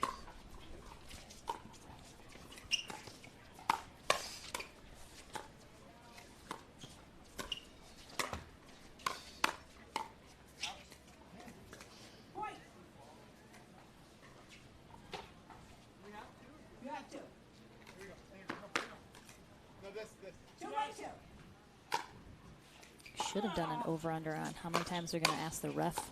What do we have? That's true. Oh, come on, Miller. There we go. He's just destroying property around here. Those are our sponsors, dude. Like the effort. Yeah. First tournament I ever played. Played Mills Miller in the finals. Oh, how did it go? A long time ago. No, he beat me. Yeah, Yep, he beat me. SoCal Classic 2013. Wow. I don't even think I was born. That's so long right, ago. Right, yeah, I'm sure. Yeah, I'm sure you weren't. Probably in diapers, probably somewhere. I joke. Right, so my point is he would have been first serve and he did side out. He just served. Did I just serve? That's all I'm asking you. Did I just serve or did he just serve? That means a second server. We sided out on 0. You would have been first serve. You won 2 points. You got to split it out up. That's 0. We sided out. We won 2 points on your serves. I don't know if we served the wrong person. We won 2 serves. So you said what it was. We had 0. We just served. Yes, you did. We didn't have an over-under how long the arguments would be also, which would have put it at 3.5 minutes. You did it. Okay. They have 1. You have 2. And it's first serve. Let's go. There we go. Yep. 1. Oh. No, you said the score. I didn't. I did not. You said you have 1, you have 2.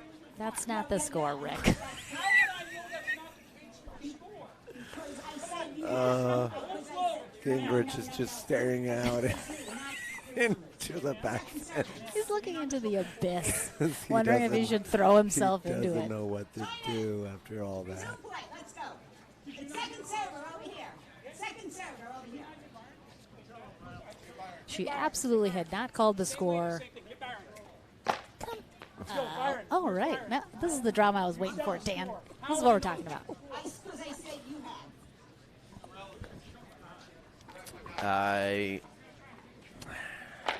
I mean, I love Mr. Witskin. I think he's wrong on this one. I think he's just letting the fact that this is game 3, big match. My guess is he's a little upset at himself for not waiting, and I can see why you're a little confused. You're the player. You're just focusing on getting the point started. There was a lot of conversation that went on leading up to that if you're point. not Well, so blah, blah, blah, blah, yeah, blah, so I think- then you don't get all into this. Yeah, if I'm the player, I can understand a little bit of the confusion of there was so much talk that went on. It was so out of the ordinary kind of rhythm of a normal point that when she said you have. Yeah, there's no way. I can see- no, Dan, don't even. I No. know what you're trying to All do. right, hold on. It's absolutely No, not. I can see why he thought, but he's wrong.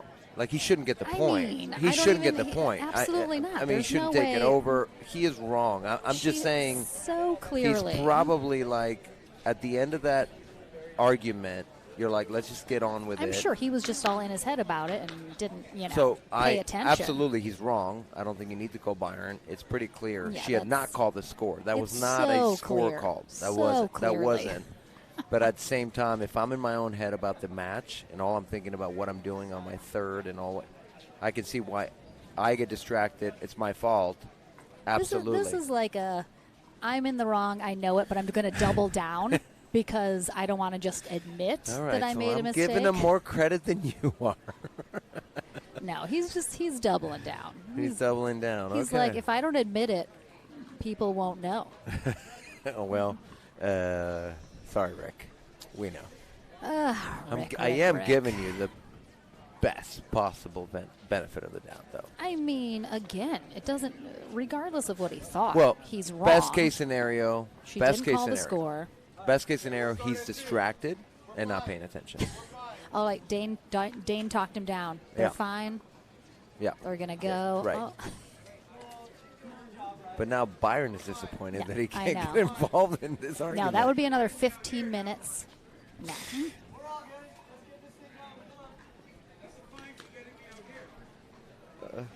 Ooh, there is 100%. I forgot about that. If you call the head ref over, it's you have a penalty. Like there's some sort of a penalty. What? That wasn't a joke? No, it really is. Like if you call the head ref over, it's either like you lose a timeout. Shoot, I don't want to speculate. If there's any ref out there, no, but 100%. If you call the head ref, there's like a. Is that a new thing? There's like a. It costs you something. Wow. 1, 2, 2. I don't even All right, know the let's rules. go. Gosh, I got to learn the rules. Yeah, okay. Gingrich just serves it out. sails it. Wait, but I don't know why.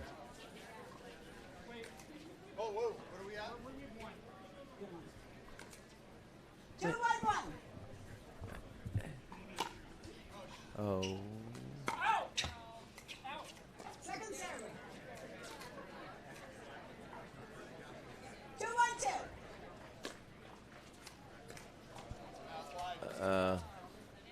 Listen. No, we're not doing this. You can't stop us, so you need to go. You can't stop us. This is our game. I can hit the ball wherever I want. I can hit the ball wherever I want. Eject him. Eject him, ref. They're trying to be good sportsmen about this. Okay. I'm sorry, but they're trying to be good sportsmen about this.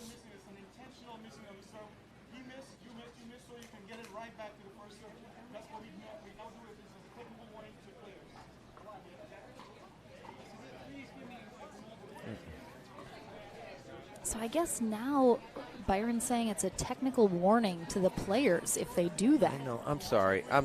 I completely disagree. This tournament is for the players. They don't get to dictate everything, but they're trying to be good sportsmen about it. And I feel like they're being penalized for it. That's just. This is interesting. I don't want to speculate on. If I understand this correctly, I disagree with it. So that's what I should say. I don't know all that is going. I mean, I know everybody's trying to make sure that things are done the right way, but they're trying to be good sportsmen about it. I mean, I appreciate the players are kind of policing themselves. And at the same time, the ref, I mean, she's got to deal with their nonsense ahead of time, and now all of a sudden they're what they want to play and get along when they were just being ridiculous before. So she's like, all right, you definitely have a point. Definitely have a come point. on. Like if I'm her, It's a little confusing. You go from you can't stand each other to now you all love each other, but we're just trying to play. Like, come on. If anything, that just proves to me that that whole charade before was even more just like made up About and the show? ridiculous because the next point, Maybe we so. just all love each other and we just want to play ref. maybe so. I don't even know what's happening. I'm confused. What's the now, score? Now I don't know Where are what's we at? intentional. Did he I'm miss outta that on here. purpose? I'm out of here. Was that a bad third on purpose?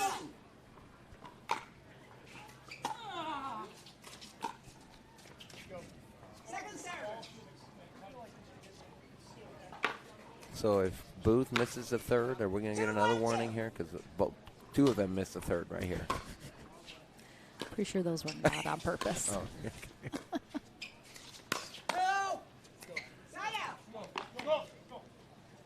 yeah, tough ball to get out of the way of, especially when you're staying straight up. Yeah, Miller moved back. I know Booth was asking him if he stepped back. He did step back, but that ball was right at his chest. 1-2-1.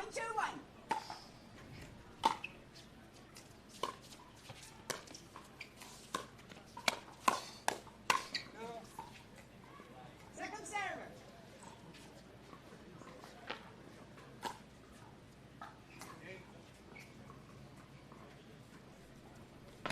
Were they trying to be, quote, good sports about Rick's very clear not understanding that the score was called? Was that what they were trying to get back to? Probably. That's my guess.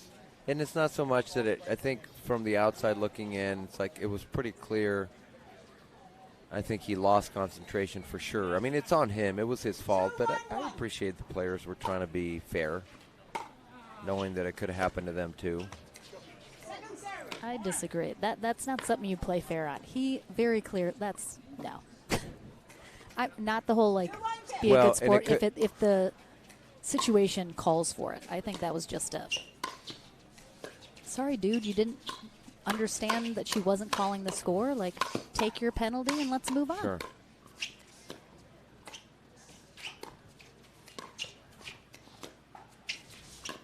I digress, though. Let's move on.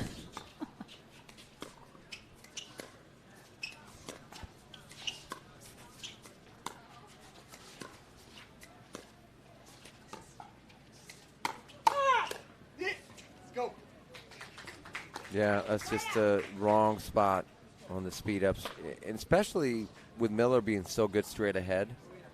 When he chose to speed up diagonal there to Witskin, that was not the best choice. 1-2-1.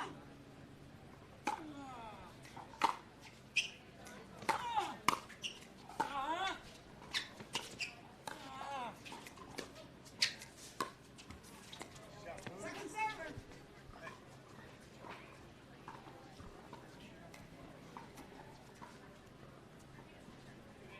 One, two, two.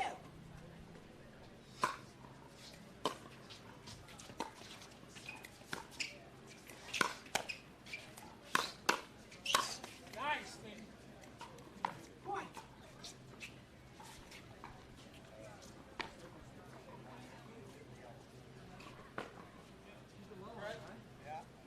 Yes, you are correct. You're not totally correct. Now you are.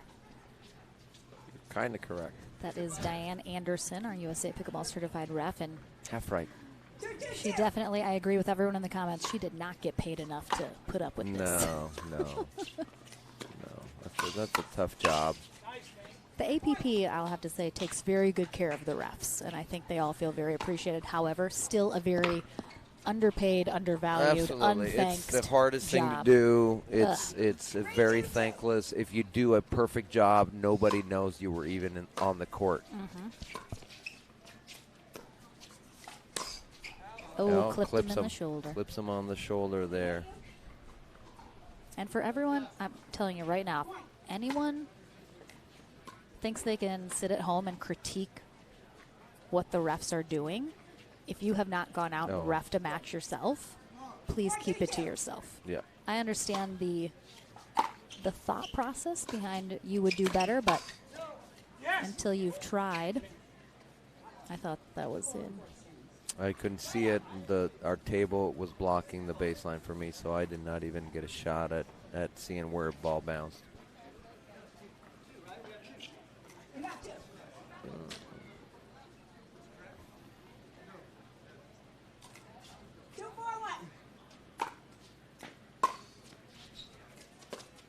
That's a good deep return by Gingrich. Trying to get big in the middle.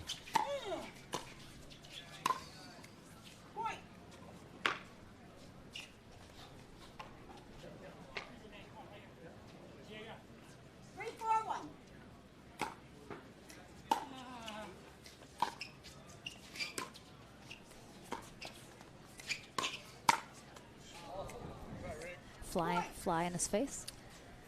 Yeah, Gotta swat that away. Gonna swat down that gnat.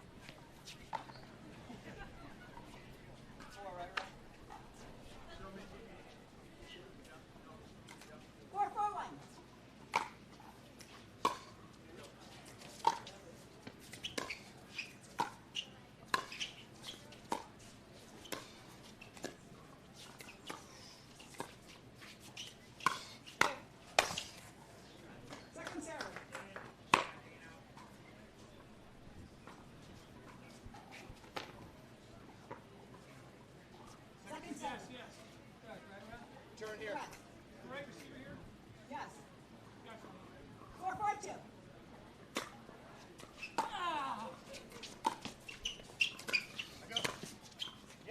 4-4-2. Great read from Booth.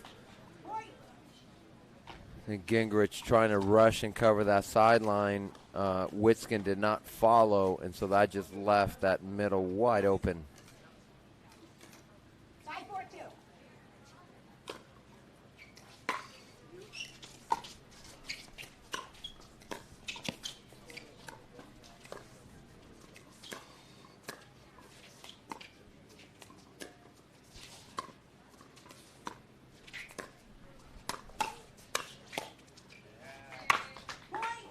It's interesting to me that Gingrich keeps threatening that Ernie. I haven't seen them go behind him that much, and it's almost like he does it when he takes a ball far into Witskin's court, hits it, and then rushes over to try to cover that or look for the Ernie, but that's what led to the Booth winner up the middle. So I don't know. I don't think they're looking for that, especially now they've seen him threaten the Ernie. If I were Gingrich, I would fake like I'm going to Ernie and then come right back, see if they flick it over the middle, and maybe get an easy ball out of it. I mean, Booth and Miller definitely had, disadvantage in game one, but they've turned it around here. Yeah. And we talked about it earlier. If you haven't seen it yet, the APP 2023 schedule is out. Start looking at your year. Yeah. Book Awesome. those tournaments. We are going to be at some amazing locations, including back here at the end of April. And in May Johnson in Ranch. SoCal. We're popping around Cali a little bit. Yeah, we like it. Kicking the year off in Florida, though, but check out our full year schedule on our website or social media.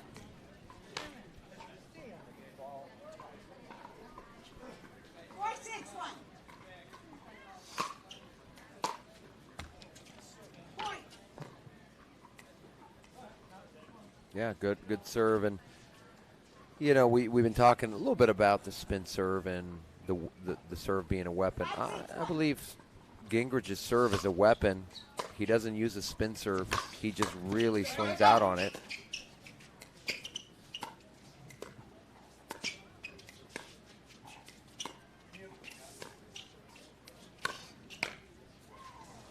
And so you can still use, for those who argue that the spin serve gives you a weapon on the serve, you can still use your serve as a weapon. Obviously, you have to take bigger risks, as we see from Gingrich here, as far as how hard he swings, how much spin he puts on the ball, how far he rotates his body. But you see his right foot lands well inside that line.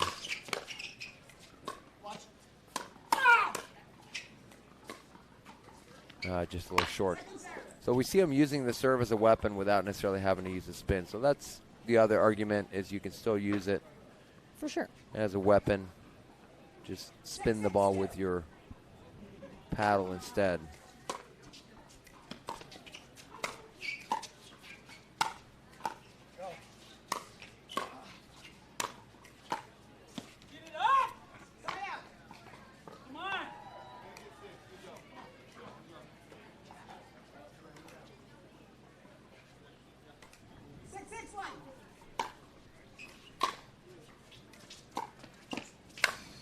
Yeah, well played ball.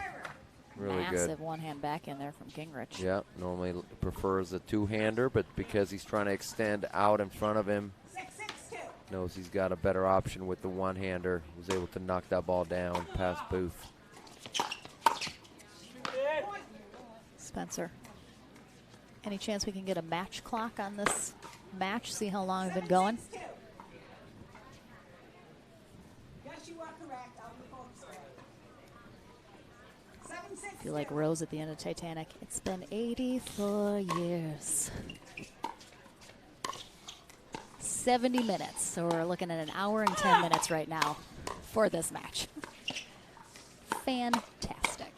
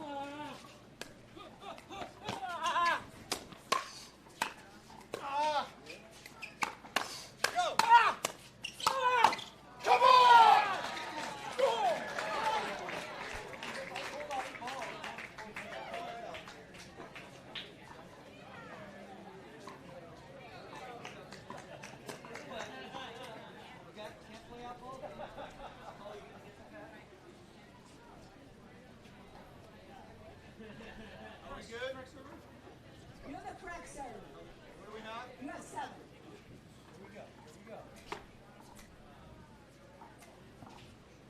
Metzgen and Gingrich looking to tie it up.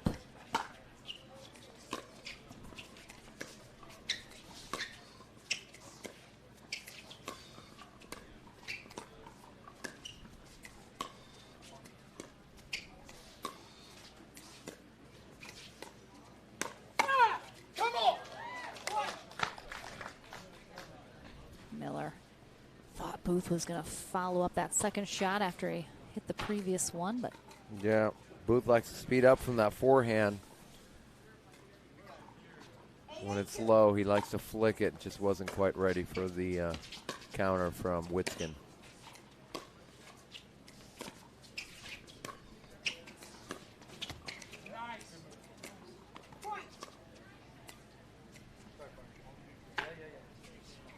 Metzgen and Gingrich take the lead. 9-8-2.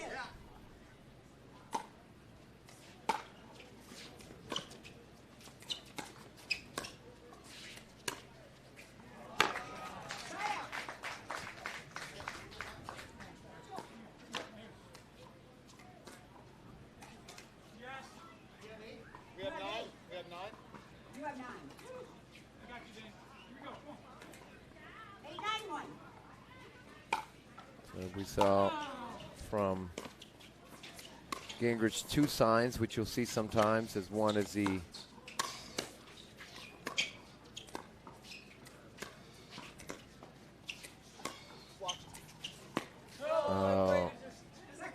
waited a little too long. But so sometimes you'll see these players do two signs. They'll do the open or close hand, or maybe the fake sign, the open and hand, open and close hand, and then they'll point if they want their partner to return to a specific player. So sometimes you see two signs, and that's what they're trying to tell their partners to return to a specific player, maybe. Or sometimes a placement on the court. Exactly. Exactly. Yeah. Witskin got exactly what he wanted. Sometimes your eyes get big because you get exactly what you want. You're on top of it a little too early and overswing. Yes, you're good. I'll recall the score.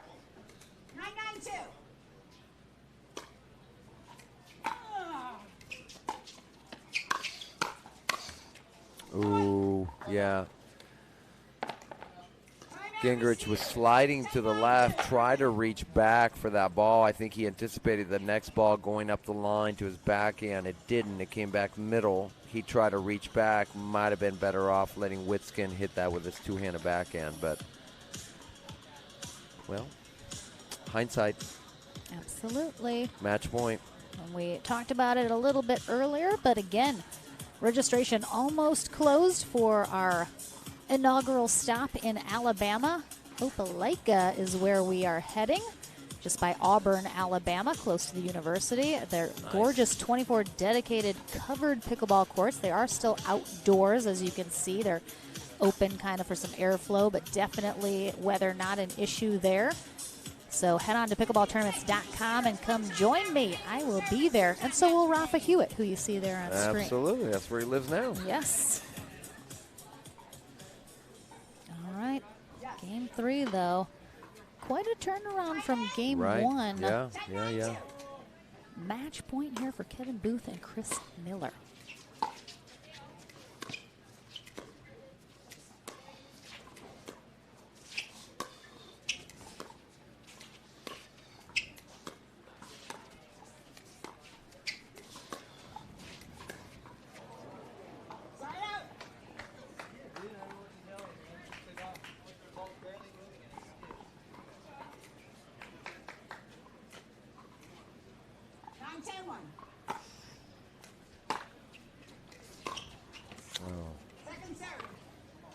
If this match ever ends, we will be having our mixed pro doubles bronze medal match coming up next, immediately followed by the gold, our final 2 matches of the day here for our first day of streaming.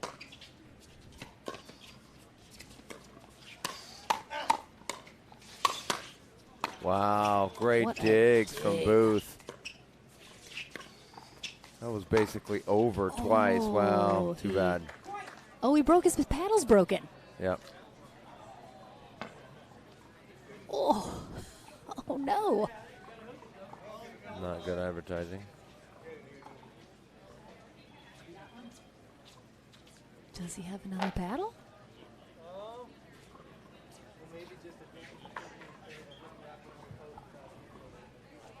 He's got to have another, yeah, it's right there. Completely different, of course.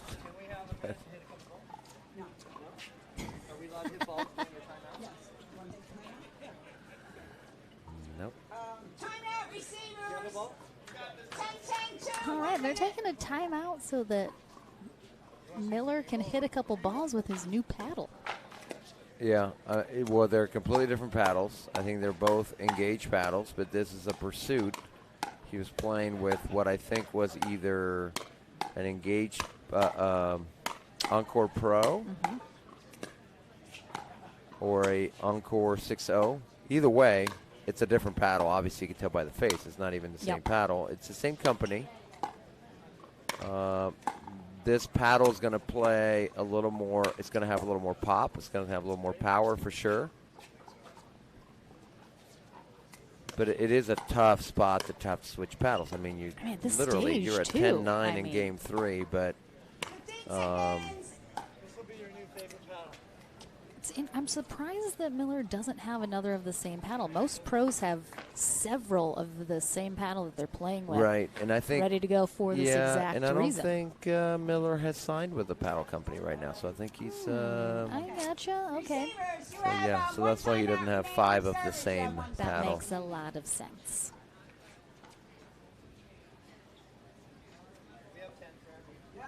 All right, Witzken and Gingrich looking to tie it up here. 10, 10, 10, 2. She called 10, 10, 2. 10, 10, 2. Oh, Yeah. excuse me. Yep, it is tied up.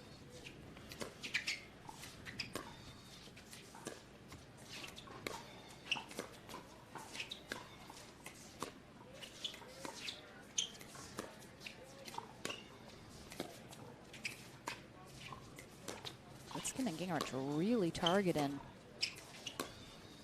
that kind of backhand of Kevin Booth.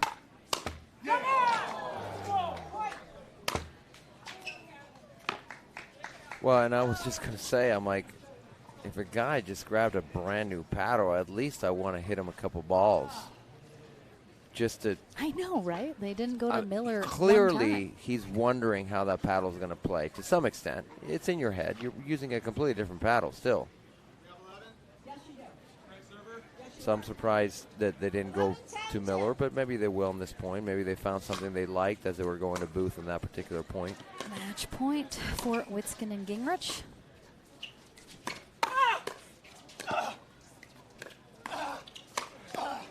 What? It did hit his shorts, definitely. So Gingrich admits it. Wow, he almost got that. Yeah, it's good effort. Would have been nice, once again, would have been nice. We could have talked about it, but nope, he missed it.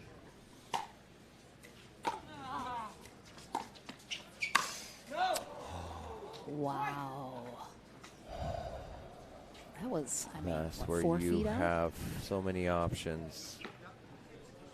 11-11-1.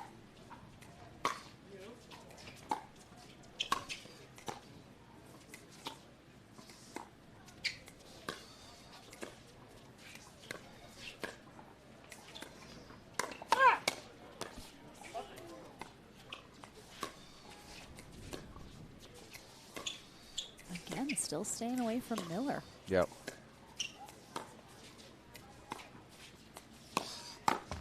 Oh, my wow. gosh. The giant sigh and exhale that Chris Miller just took is that Well, and a trickled big, over. huge Holy smile from Booth. smokes.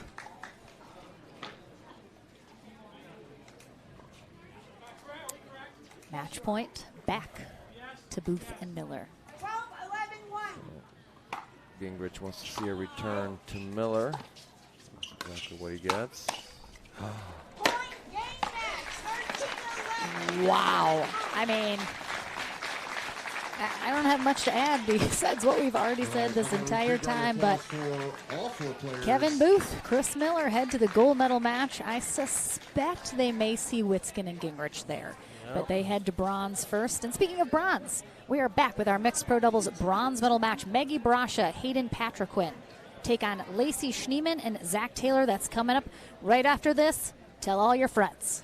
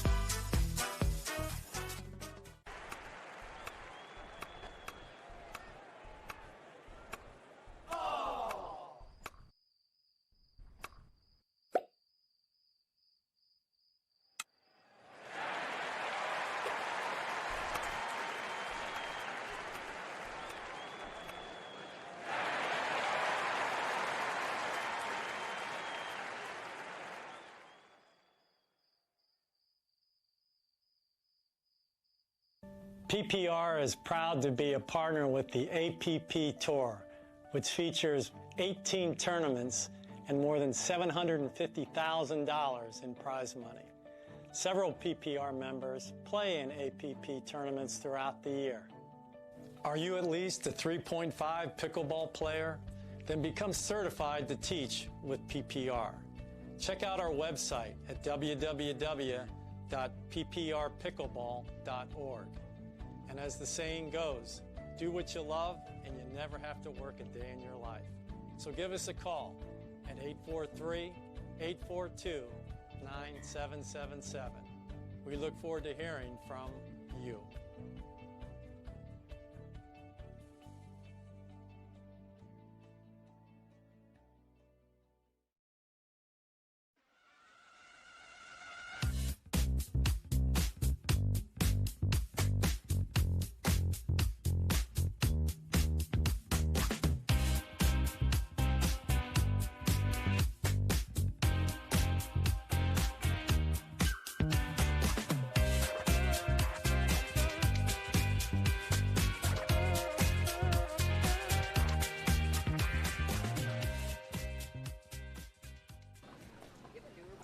Well, welcome back, everyone, after what seems like 5 years of my life given up during that last match.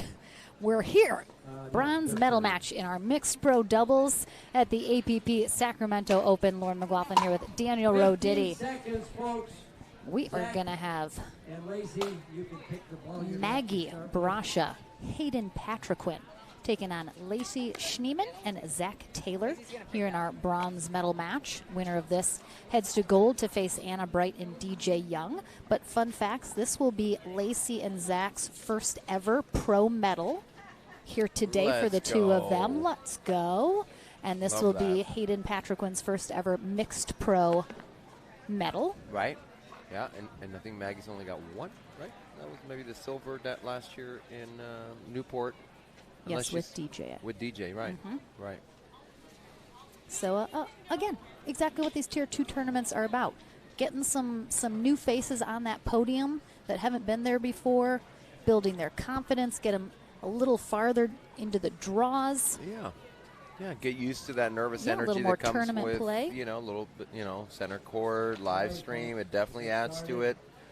I know some of the viewers wonder how much these players are affected by the fact that it's on center. Certainly, the less you're on center court, the more it affects you. The more you're used to it, then, it just becomes another match. But all right. Schneeman and Taylor will be on the near end for game one. Brasha and Patriquin on the far end. Bill Plesha is our USA Pickleball Certified referee for this match. 1-0-2.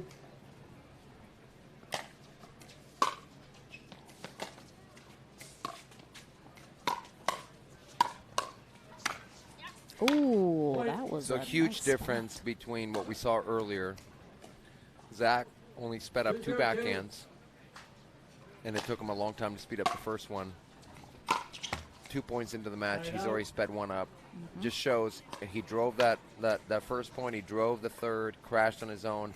I think they're going to be very, very aggressive, certainly in this first game.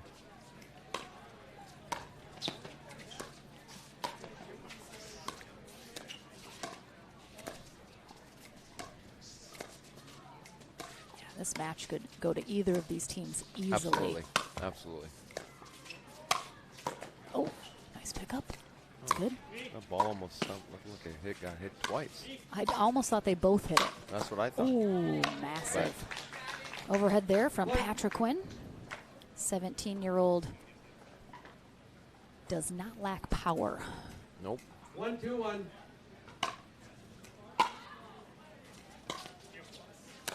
Good return by Taylor. All 4 of these players are SoCal people, so they know each other. They're in each other's sphere already. Yeah, absolutely. They've played some rec games together.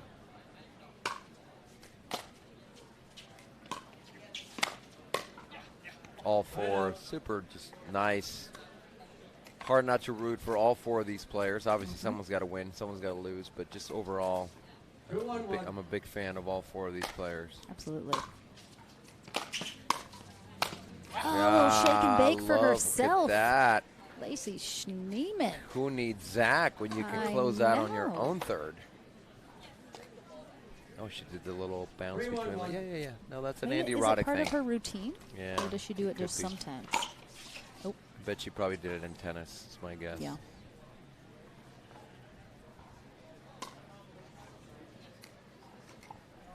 Second server. I like noticing players' pre-serve routines. Yeah.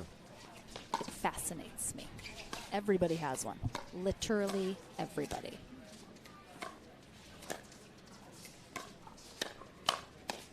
Yeah, wrong spot.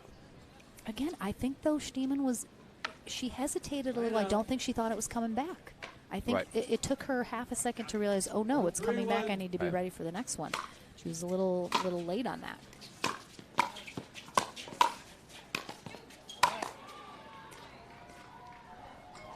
Yeah, it's literally with those shots, you go from thinking it's going to be a winner or a very easy pop-up when you make the transition to the pros. When I make that speed up, you know it's coming back with some pace, and so you better be ready to counter the counter attack from them. Point. He said he lost it. There is that spot right there where the ball goes in and out of the shadows on the left side from the viewer's perspective. It is hard when the ball goes in and out of shadows. It's very hard to pick up. Yeah, just good job by Patrick Quinn there doing what we just discussed. He did the speed up, but pretty much expected the ball to come back, but was ready to close it out. Oh, just missed that sideline call from Patrick Quinn. I do think it was very close, but it does look like it just missed. Yeah. She had a lot of kind of side spin on that.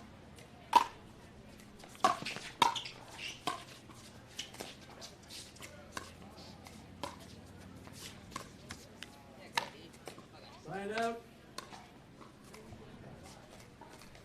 It seems like such an easy shot. We've talked before how going from the cross-court dink to the straight-up dink is a tough transition because you're going over the lowest part of the net in the middle, and then you switch to in front. The net's, 2 inches higher on the sides.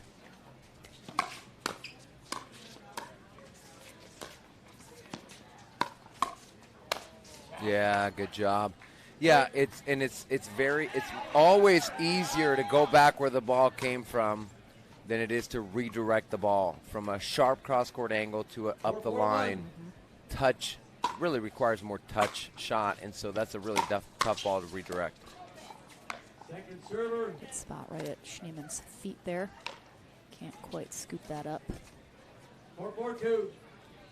We are tied at 4s here in game 1 of our bronze medal match.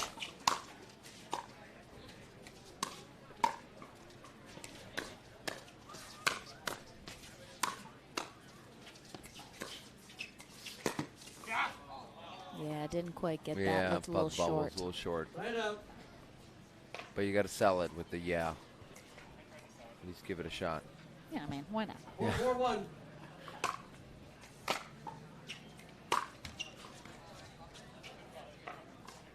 Second server. 4-4-2.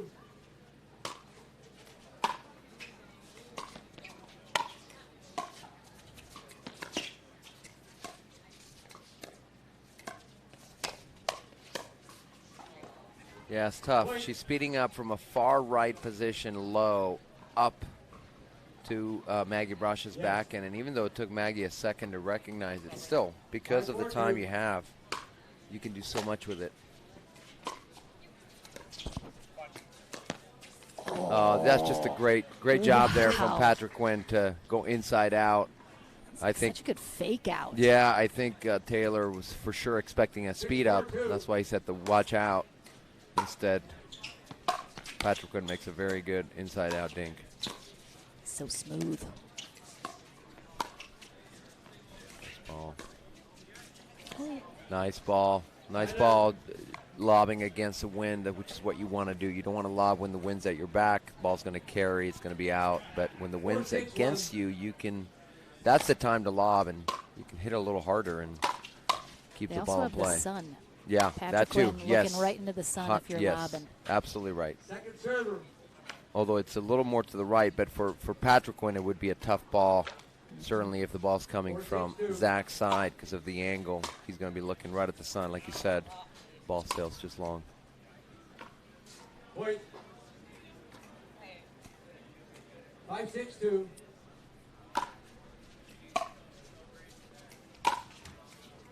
Side out. Seen quite a few third shot drives into the net on both sides.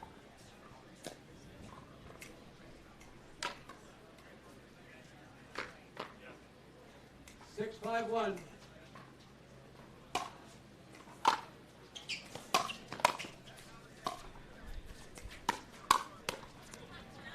And good coverage in the middle from Patrick Quinn. Quick hands. 7-5-1.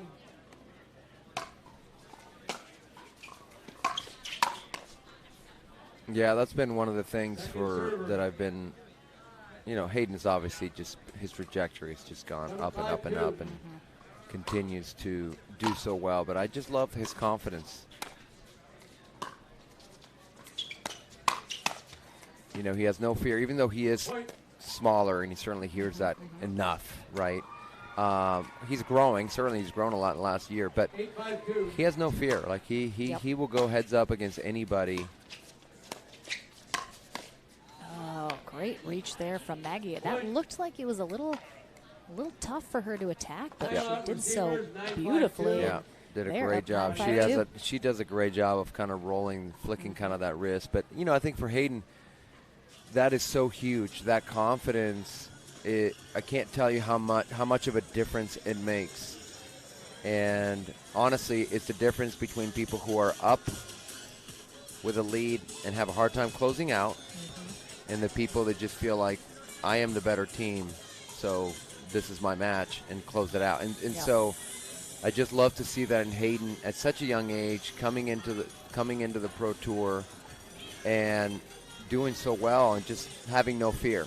And I'd much rather have that than someone who's overly cautious that needs to be talked into being confident in themselves and in their game. So for sure, happy to see his success. Servers, you have both timeouts left in this game. Receivers, you have one.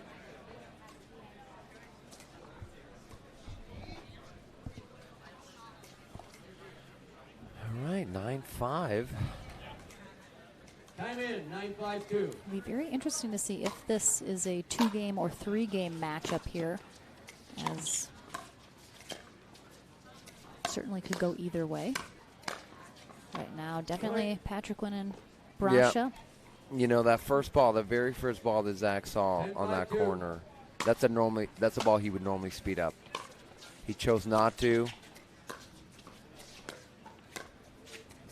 They're mixing up their stack here. They are changing it up a little bit.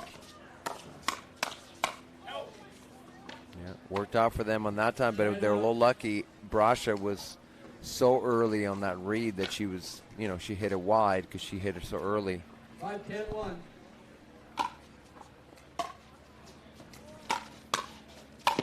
Yeah, I like what I'm seeing. That's when Zach is at his best. When he drives his thirds and crashes on his own thirds, that's when he's feeling it. And I love seeing that because I felt like he was a little hesitant with that backhand.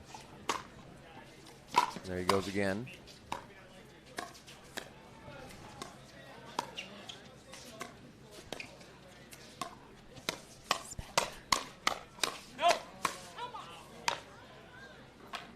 Wait.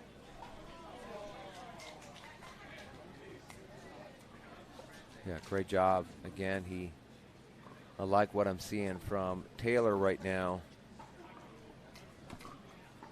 Staying aggressive. Yeah, and they're getting right back in here. They're still on first server. It's trailing by 3. Easy deficit to overcome if they stay steady here. Yeah, it's funny. Taylor has a much better timing with his own drives than he does with his partner's drives because he's used to crashing on his own. Oh, that's just a great shot. That is I don't know. For the viewers out there, that is a very hard shot to hit. She was still moving forward. She dropped her hand and just flicked it. There he goes.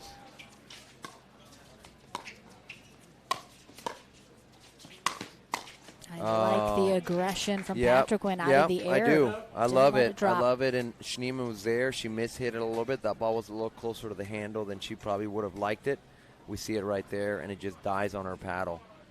Yeah, it looked like she went to reset that versus Yep. maybe Try to putting a little reset it. something on it. Game point. Ooh. Second server. Yeah, got to force them to play. Let them force them to hit that first volley.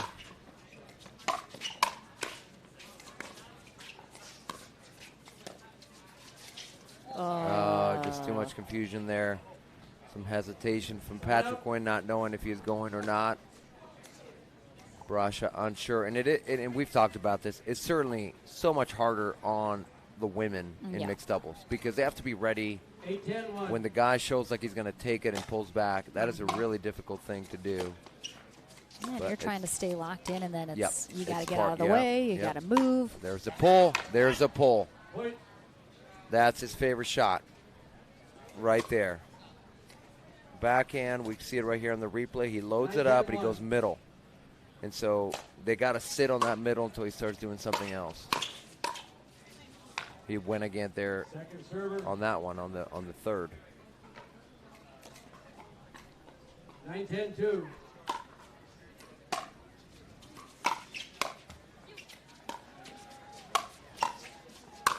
Yeah, just too short with the initial. Because the wind now the wind. I mean, we can feel how heavy it is now. It's a lot more. He just didn't quite get hold enough. those up. Yeah, he didn't quite get enough on that lob to Maggie to get her uncomfortable.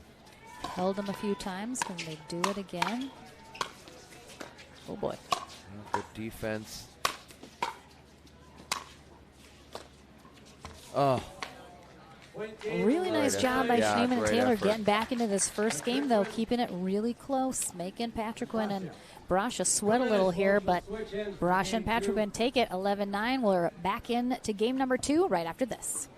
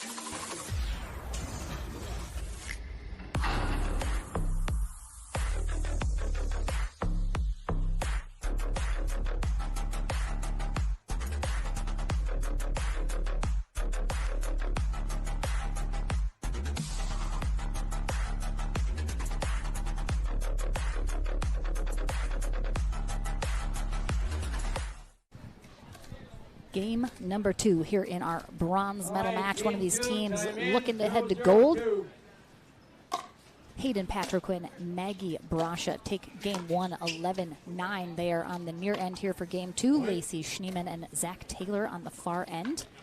regardless of how this match ends up, Schneemann and Taylor will secure their first ever pro medals here today. So big congrats already to them. Always nice to check off that first box. Yeah, absolutely. Taylor and Schneemann had a bit of a hole to dig out of in game one. Nothing crazy, but they did manage to get very close to tying it up. Let's see if they can keep it tight here in game two. Or do Patriquin and Brasha get a rematch?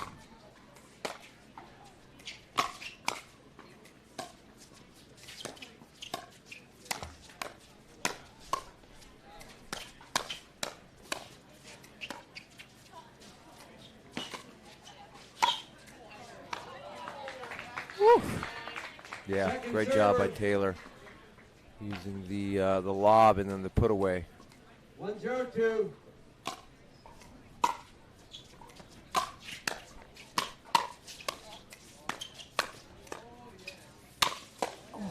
Just whips those shots. I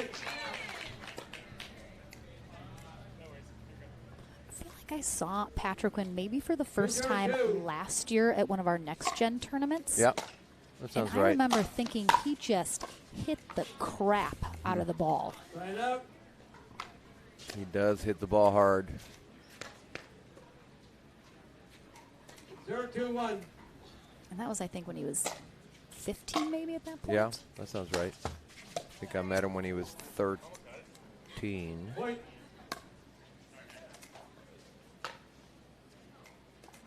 One, 2-1.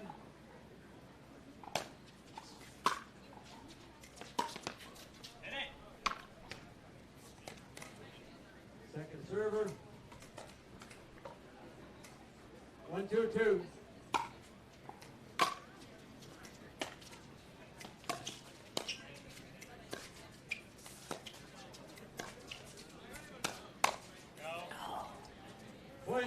She was there, got a little close to the body, pulled that a little too far across.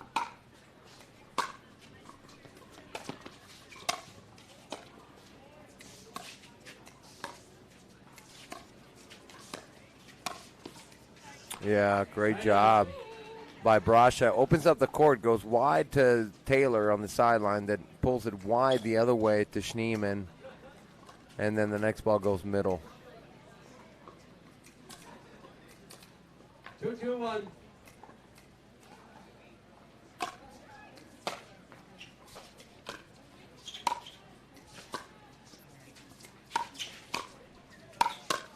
Oh, great get, Brasha.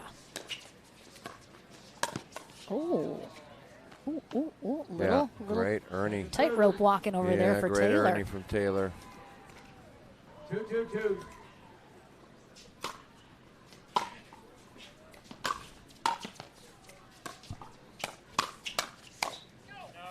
Yeah, Brasha early on that ball, pulls it.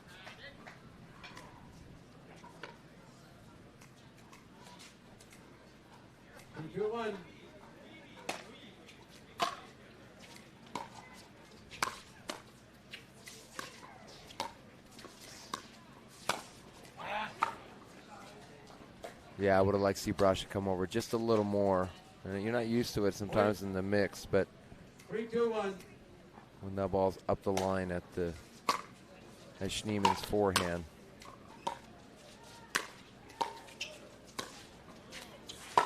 Ooh, that's a great shot. How did he get that? He scraped his paddle Very along nice. the court to get that. That barely came That's up a at great all. shot. His paddle was literally hitting the ground as he was hitting the ball. There he goes, crashing on his own drive. Yeah. Yeah, he's getting aggressive. Yep. Yeah, it's definitely, it would be easy for Schneemann and Taylor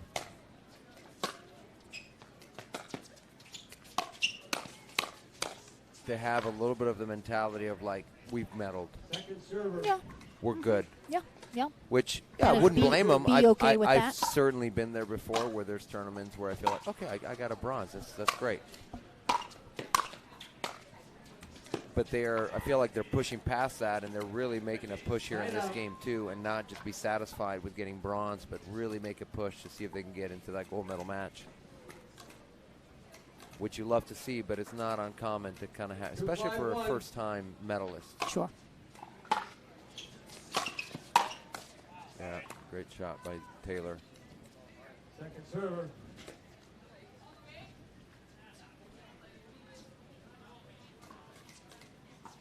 Two 5-2.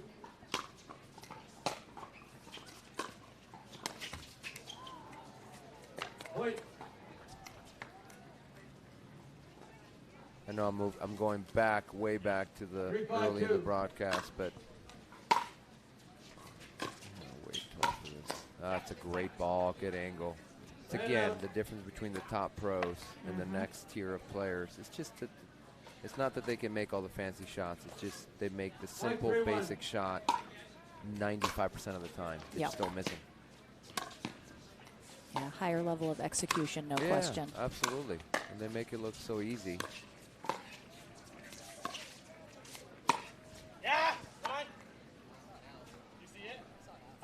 That looked well out from my vantage point. Yep. Definitely Yeah, missed. definitely out. You have 3, yes. 5-3-2. Okay. That was a big serve Yeah, from good Schneemann, serve, though, good. very deep. Good serve. Yeah, she does a good job of speeding up her paddle with her hand. You notice she kind of 6-3-2. flicks the hand Yeah.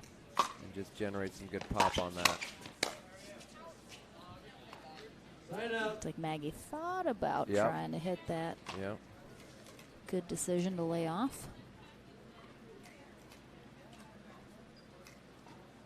3-6-1.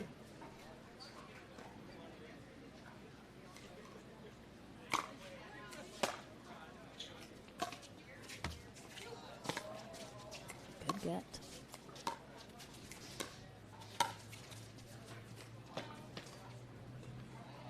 Very long. Point. I mean, not like very long, but a couple Yeah, inches yeah, deep well, there, 4-6-1. which is pretty long in pickleball. Yes. Point. It's wide on the sideline there, too, as well. Couple quick points here for Brasha and Patriquin.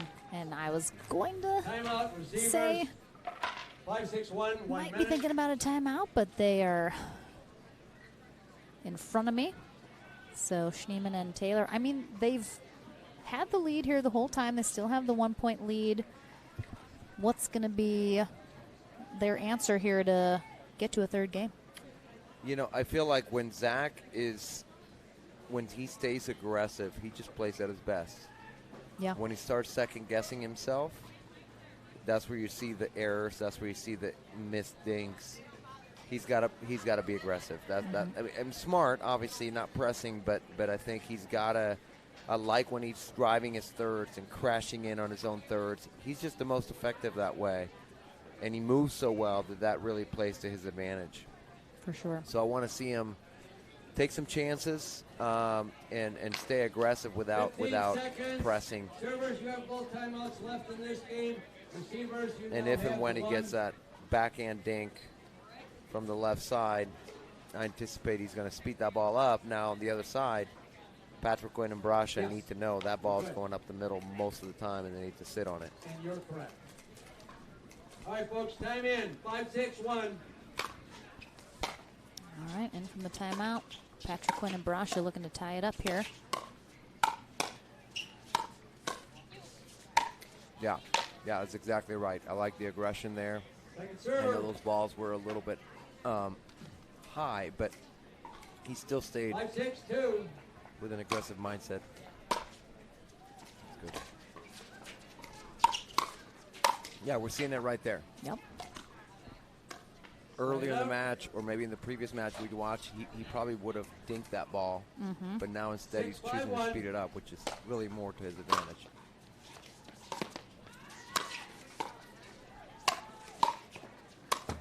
Oh. Net cord there.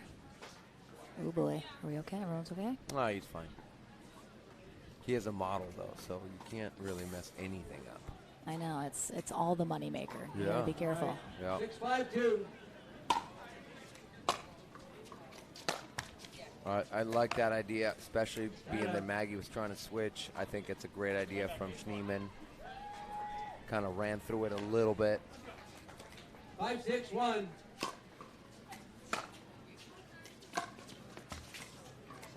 Second server. And we mentioned it earlier, Patrick Quinn just turned 17. Yeah. 5-6-2. Maggie is 19 years old. She is the younger sister. Mary's the older. Turning 20 later this year, December, I think. Yeah, later this year.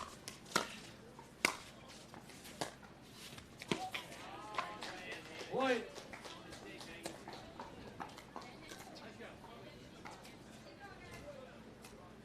All right, all tied up. 6-6-2.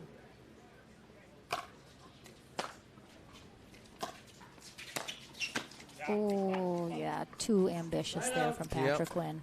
And those are the kind of shots that, I mean, it sounds funny. A year from now, right? Like that's because he's gonna continue to grow. He's gonna get taller. His reach's gonna get better. Yeah, it's a good ball. Again, another ball. You know, we saw him early going behind Hayden quite a bit. Part of it is his reach. He's obviously limited on his reach. That's going to change over time. Obviously going to make him a more dangerous player.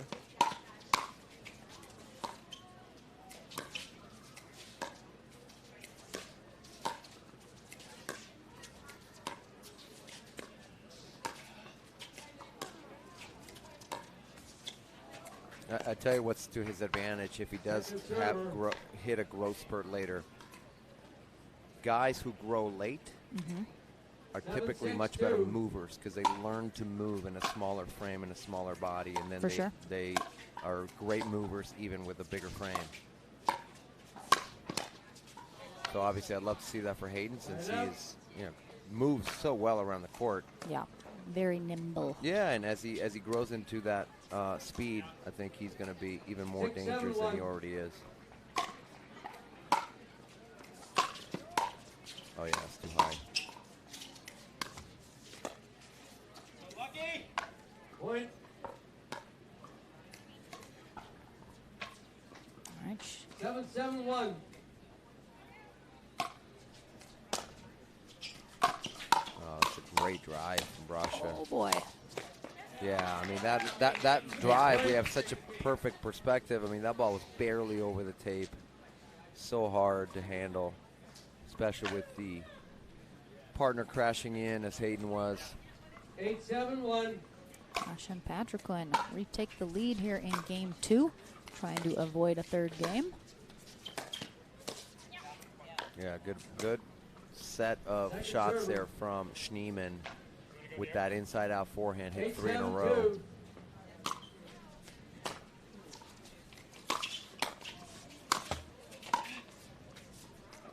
Just out. Yeah, a couple net cords that have unfortunately not gone Schneemann and Taylor's way. You can tell it's getting a little frustrating for them, but again, you just have to shake that off. Right.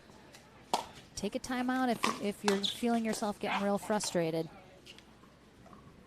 But a good side out here. Side out. 7-9-1.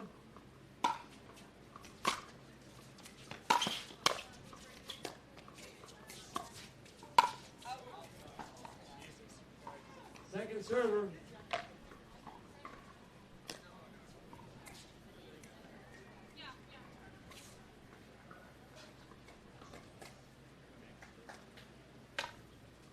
Seven, 9-2.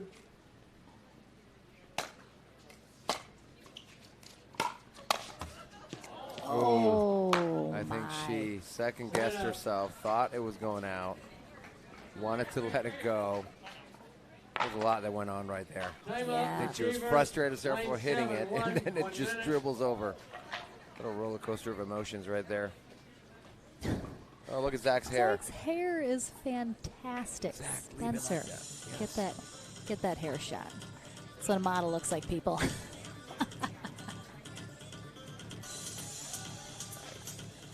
Yeah, it looks great.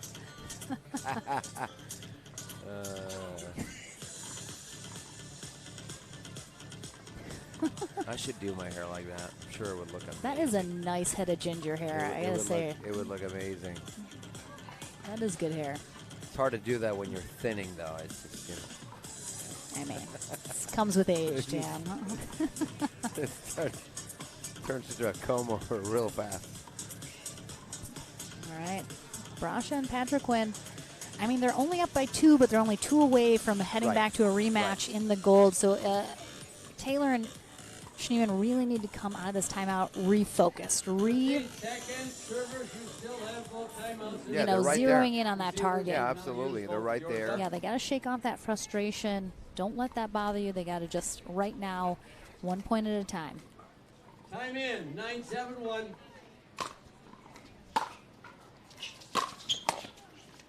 That's tough. I think had he had his paddle sideways, he would have been able to block that. His paddle was kind of facing straight up, which just makes it for a very tough angle. Match point here for Patrick Quinn and Brasha.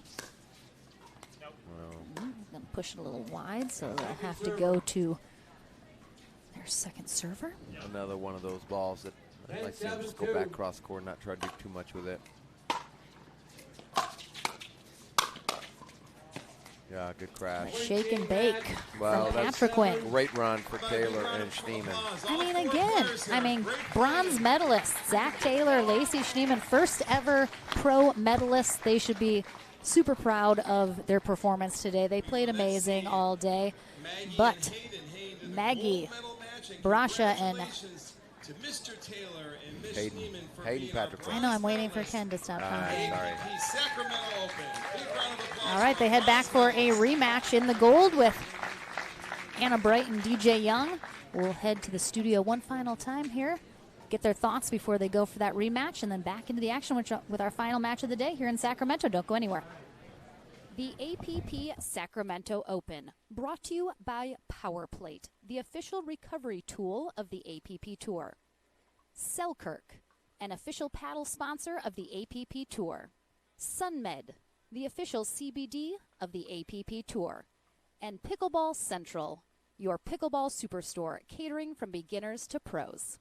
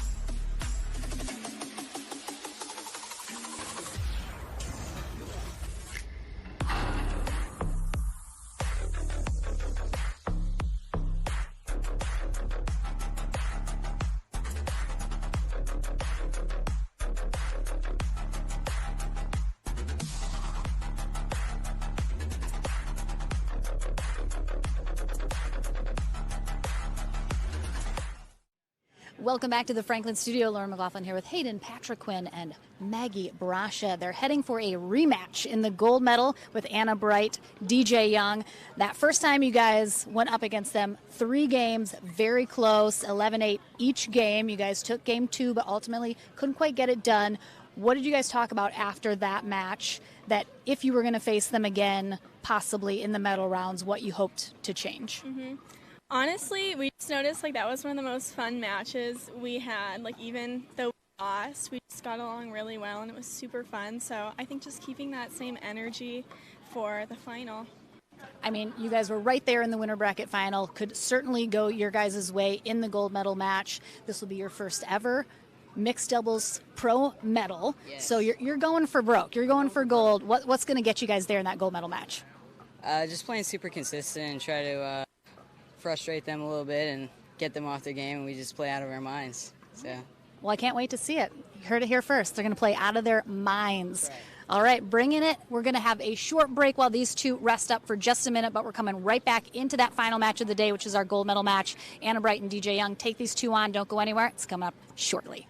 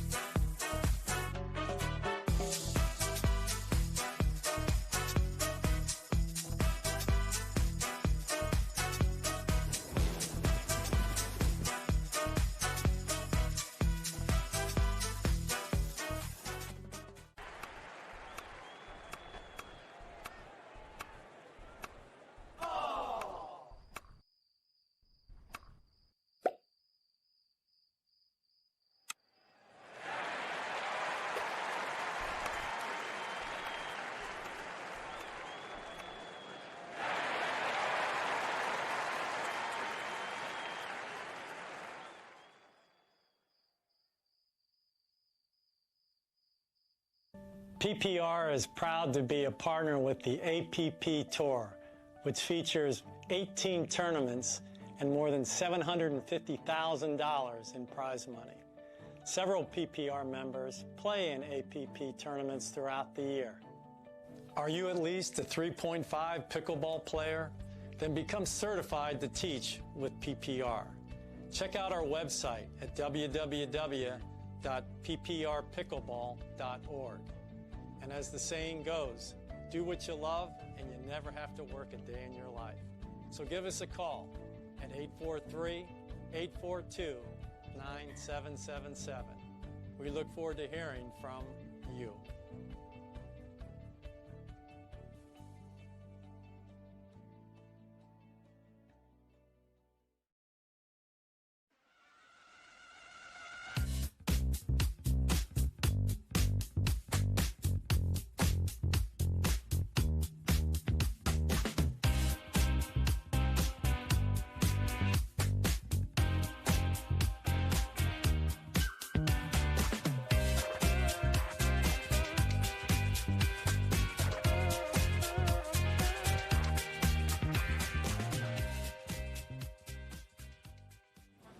Thank you so much for staying with us, everyone, as we are giving Lacey Schneeman,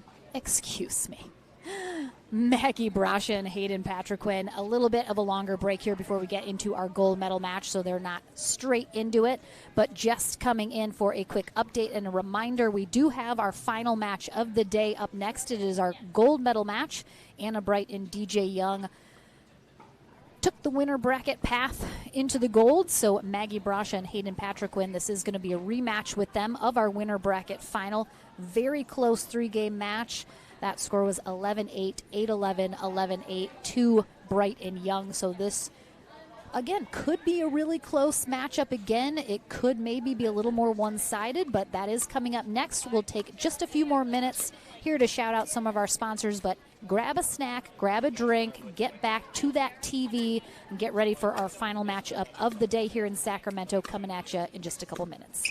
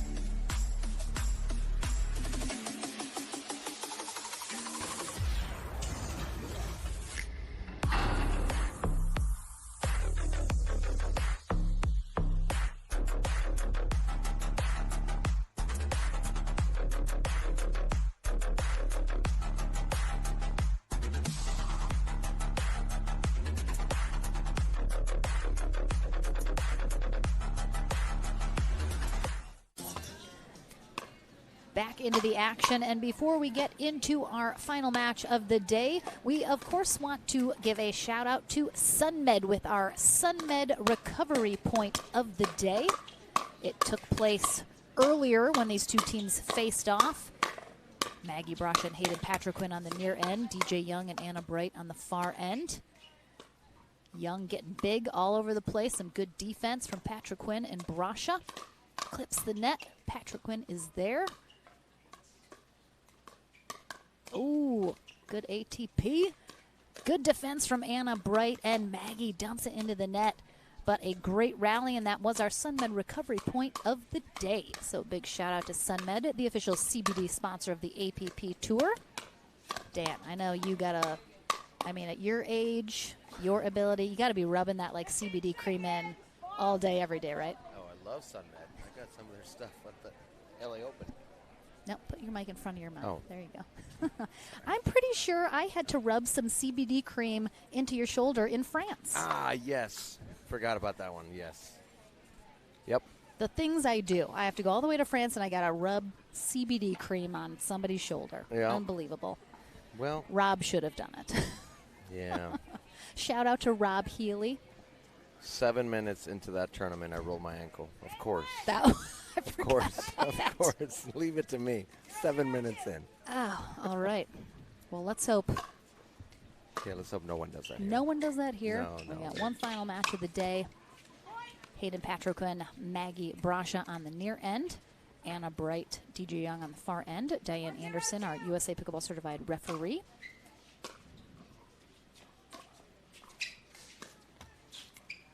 Oh, it's tough. Ooh, Just stayed tough. so tight to the net. Oh, see? Yeah, bad luck. He kind of grabbed us. You good? Well, he's too He's young okay. to get injured. I mean, you say that. Yeah, you can't.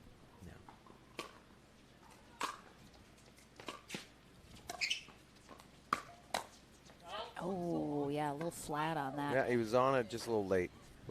And we are getting into a tough time of the day. You can see the court Shadows, is yep. shadowy now as that sun's starting to dip a little lower in the Northern California sky. Well, it That looked like he is- changed his mind. It almost looked like he might speed up at Young and decided to dink it instead. But just usually you want to go with your first choice.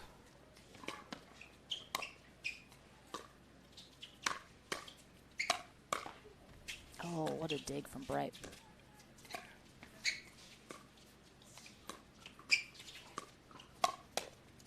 Yeah, and that's what I want to see from Brasha is attacking more at the right at Young instead of to the wings because he has been reading those really well.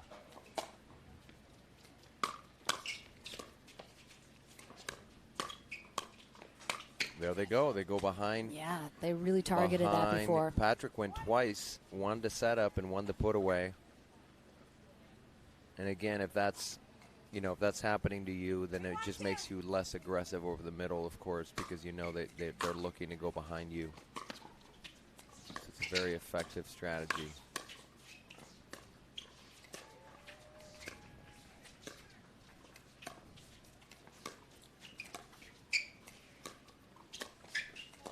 That's a great ball from Patrick Quinn.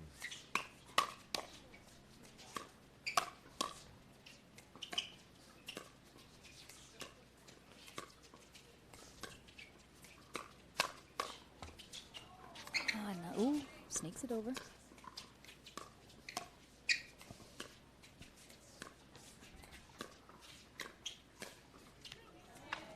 Yeah, Wow. good patience there. Yeah. Grinded out that point. Again, Patriquin and Brasha do kind of have the tougher road here for sure coming out of that bronze medal match. They're going to have to win the 2 out of 3 and a tiebreaker to 15 to get that gold medal. Right. So tough hill to climb Yeah. against a tough opponent.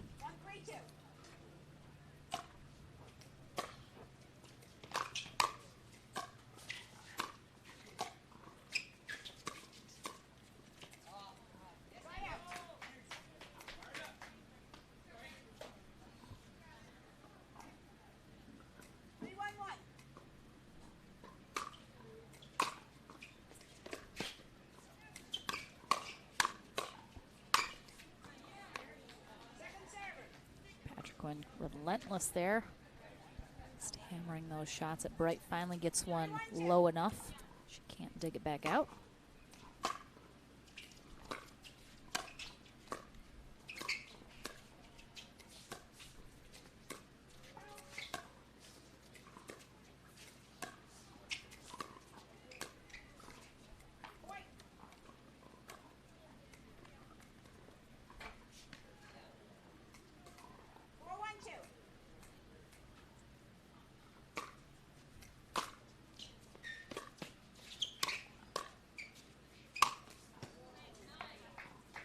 Yeah, good put away.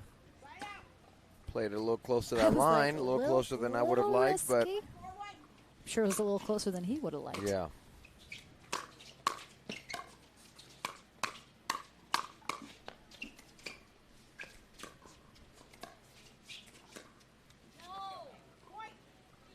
That's where they had a little bit of success there in the first time they played in that first game when they had a little bit of a lead and they won that second game.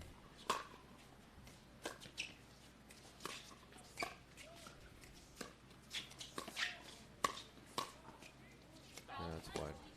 Yeah, just trying to do a little too much with it. Something Yeah. just needed to Yeah. keep that in the court. Didn't need to go so cross court with that.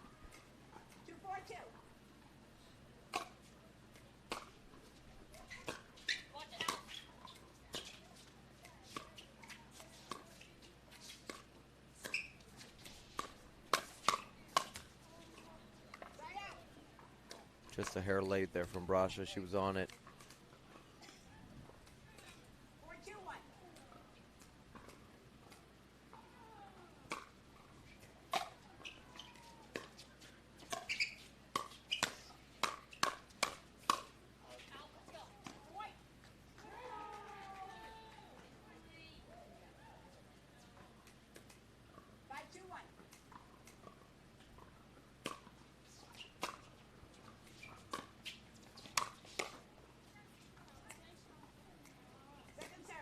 Good spot there from Patriquin. Kitchen Bright, a little bit of a awkward place on the court there in that transition zone.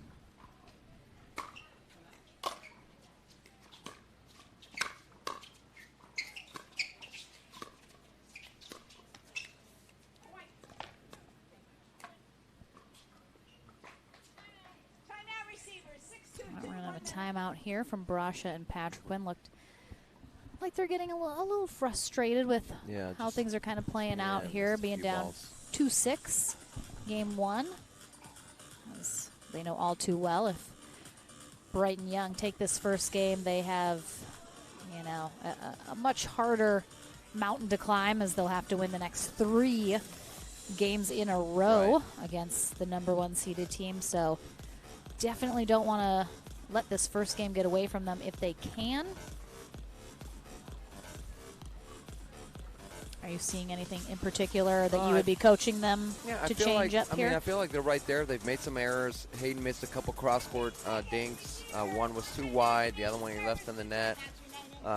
Maggie's been on a couple of those counters and was just a hair late. So I feel like they're not – I don't think there's anything that they're doing wrong necessarily. Just execution. So I don't know that they need to change a whole lot. I'd like to see Maggie go at DJ maybe a little bit more when she gets the opportunity, but that's only if you get the chance. If you don't get the ball you're looking for, then you can't. Got him a couple times in the winter bracket final for sure. She was very effective at going at him, and so I want to see a little bit more of that when she gets her chances. Working that cross-court dink to the Bright forehand and then looking for a chance to speed up.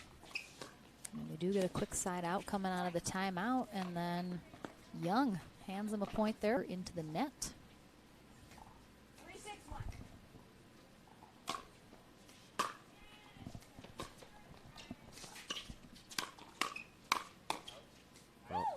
Did she miss it?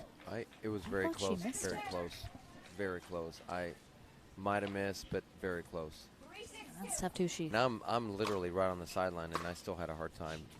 Yeah, it was. It's unexpected because she kind of slingshot. Yeah, it's too fast. You might be right that it might have missed, but I don't think they had even time to turn around and see it.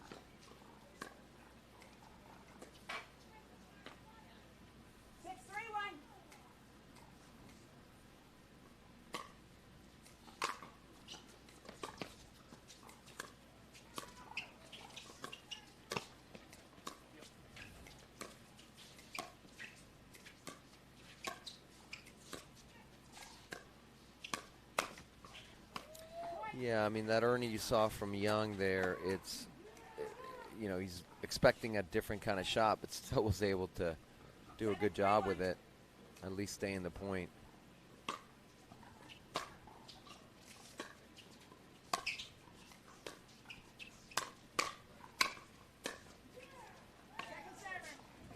It's such a tough spot in the court to try and reset.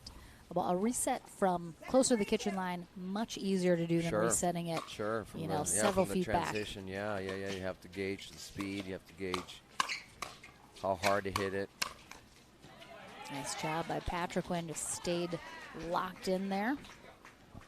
Brasha letting him do his thing. 3-7-1.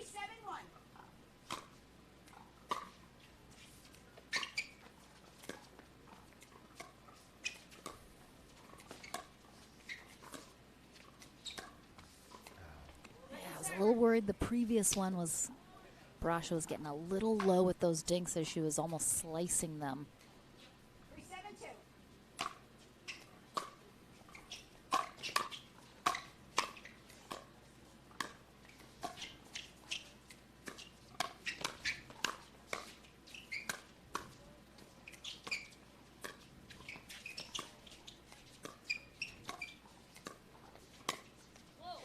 Oh, I think that was off the side of her face. Yeah, that hit the, I think it hit her visor, maybe. Not a lot of pace, though. I think that's what threw her off. Is he and hit again, it yeah, so we talked about it earlier. Sometimes when you're standing and you're looking down at that ball, the tape of the net.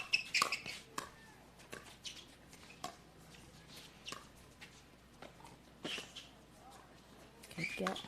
Yeah, it's just too much. It's such a good lob and great job there. Yeah, sometimes the tape of the net is perfectly right in line with the sight of where the ball is, and so it's just hard to see it coming off their paddle.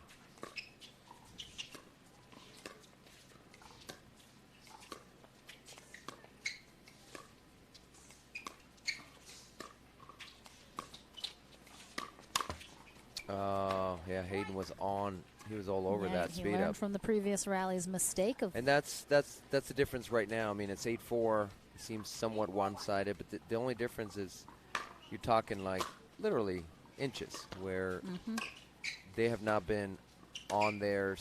Oh, she misses there. Patrick Quinn and Brasha have been just a little bit off their counters, and Young and Bright have been a little bit more on, and it's just that's been the difference in the game here. 8-4-2.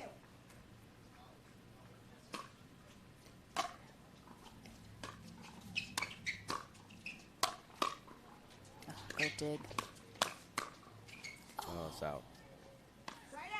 I mean, good idea. She goes behind Patrick Quinn. Yep. Tries to pull him wide, and then Brasha has to Comes come over over, a yeah. little. So, like the idea. Good ball movement, but just a little wide. Yeah, just so much topspin on that dink from Patrick Quinn that it just got away from Young so fast, and he can get to those balls. We've seen him hit some amazing shots from that spot, but it's too good from Patrick Quinn. Oh, that was probably going wide. Yeah, I thought the same thing, but it's hard to, in the moment, hard to make that decision. I wouldn't know. I never hit out balls, but I've heard that that's hard to identify. I thought that was like your whole thing. Like That is my whole thing. Dan doesn't hit out balls, Roe did it. Right. All right, so this time it's going to be a timeout from Bright and Young as Brasha and Patrick Quinn breathing down their necks here in game one of this gold medal match. And that would certainly be an excellent start for Brasha and Patrick Quinn if they can take this first game, start on their path to first checking off this 2 out of 3 portion of the gold medal match, and then set your sights on that 15. But again, you got to play in the moment. Yeah. Don't think about you can't what think about any of might that stuff. happen. Right. Or if this happens, then this happens, and go down the line. You can't go down that rabbit hole. You gotta. The future doesn't matter, because if you don't handle business right now, it's all for naught.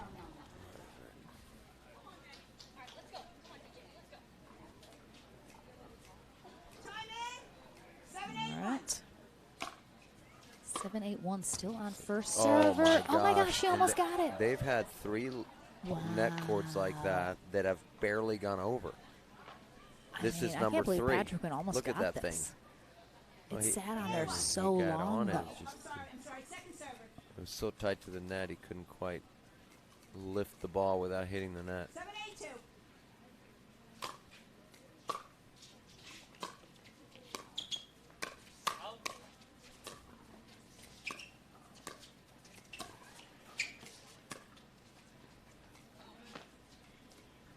Push that a little long. Yeah, I like the idea. He's been very effective, especially lobbing over Hayden. 8-8-2.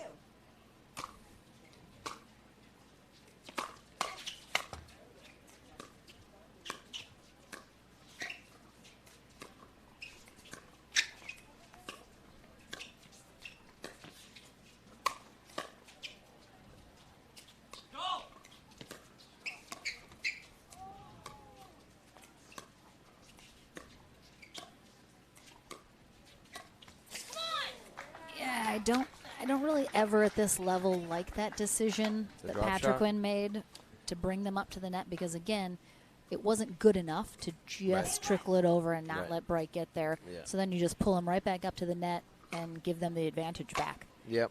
Keep it's them back if you can. Yeah, My goodness. absolutely. It's a hard shot. We saw DJ use it effectively before, but You got to be so on those, though. They got to be just right.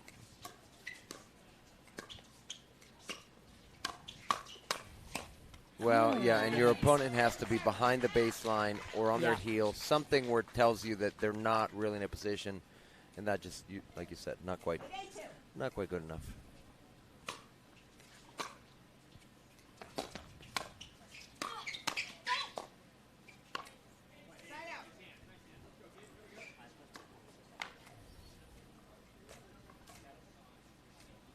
Big hold. No points given up. Yeah, it's a great hold. And we are still tied at 8s. Patrick Wynn and Brasha looking to take the lead here.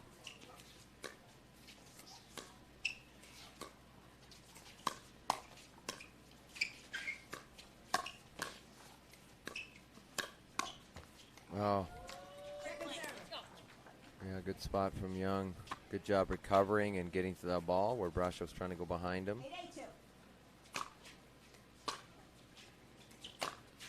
That's out. Yeah. Patrick Wynn not getting free points from his serve, but he is getting some short returns that he's able to then drive. So he's trying to continue to do that. Time he drops. Oh, that's out. Oh, that was in. How did that stay in? Look at this matrix move from Patrick Wynn, too, as he just leans his head. Hit. Oh, I thought that was right on for the sure corner. out. Wow. Tough break there from Patrick Wynn, but Bad luck for them right there.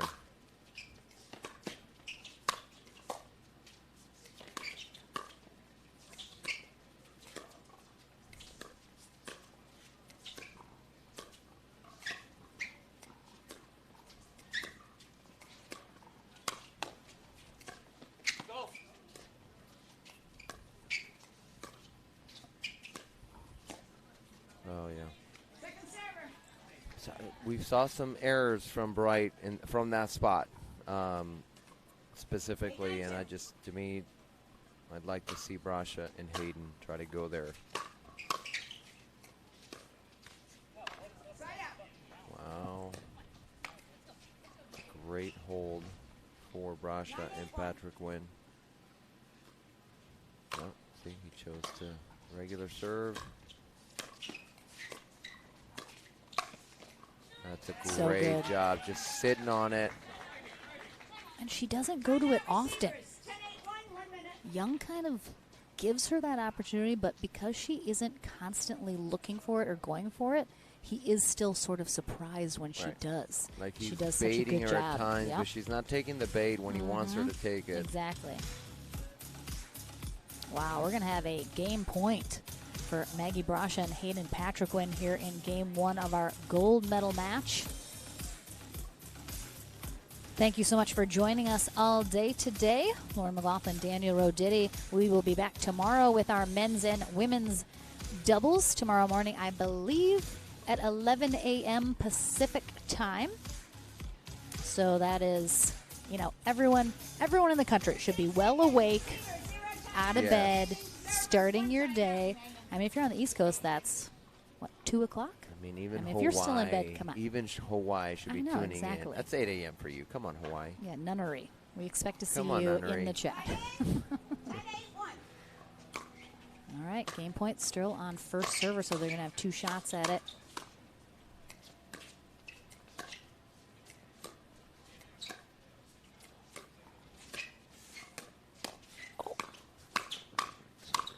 Wow, unbelievable job from Brasha and Patrick staying in that rally. They didn't even need their second serve. A huge monkey off their back, taking this first game in the gold medal match. Now it is on Brighton Young to win the next 2 to avoid that tiebreaker to 15. We're into the action. Game number 2 coming your way right after this.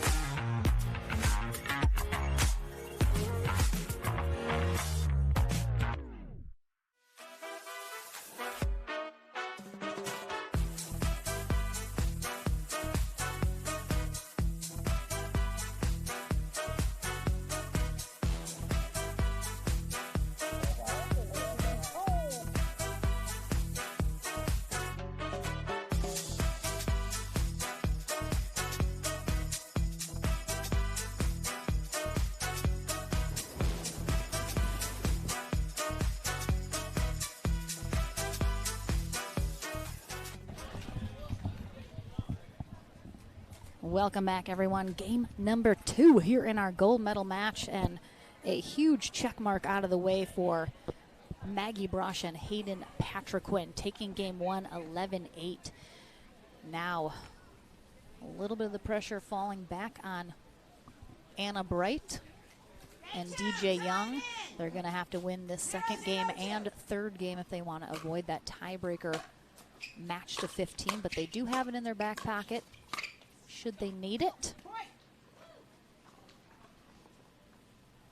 Yeah, just as expected. Very first point, we see DJ trying to get big in the middle. I'm sure we're going to see a lot of that. 1-0-2.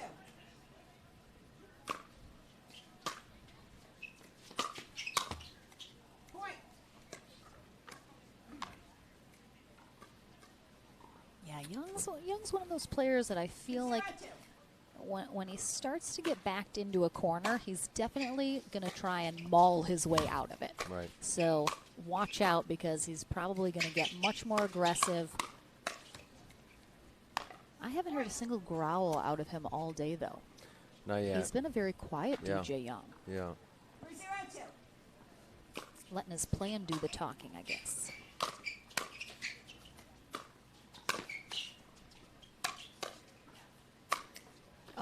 Great dig from angle. Bright, but just too much angle there from Patriquin. Young and Bright did have a quick start here, up early by 3. Yeah, and I think the challenge for Patriquin and Brasha is to not have a letdown after that first game. Obviously, you come out second game, you're feeling good, but yeah, that's just a very slow start there for them. We've already had a few errors, missed serve, obviously, as we saw there. We had a missed volley from Patriquin.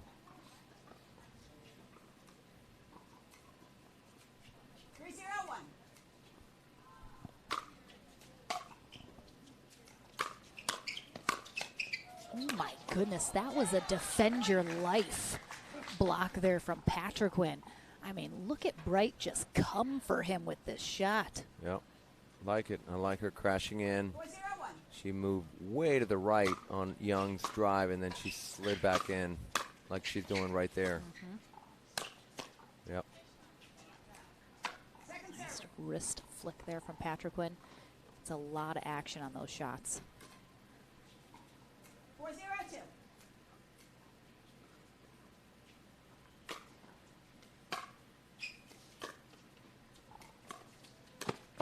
Football, your skills touch the line. Yeah, that looks like a kind of last-minute decision there from Young to go for this. Oh, I thought he cleared it. Very close. I thought. Very close. Very close. I don't know. It's hard to see. We're not going to give him what he wants. Yeah, Young asking I think us. it was clear, though. The answer is always very close, by the way. That's a staple to answer. them, yeah. Yes, but very close. Very close. Tough Couldn't call. tell. Couldn't tell. Yeah, couldn't Real tell. close. Very close. Not a great look. Bad angle. Yeah, yeah.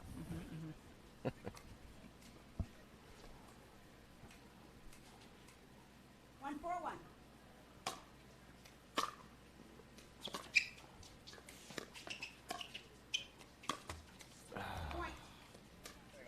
A little impatient. She was a little far back to pull that ball, but, you know, 2-4-1. she certainly has a shot, and they have the lead, so.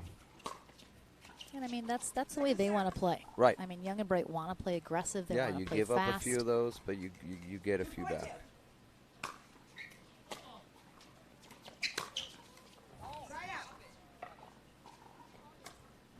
Yeah. Patrick went telling himself to drop it. He was just too tight to the net. It's just hard to have an effective drive at that point.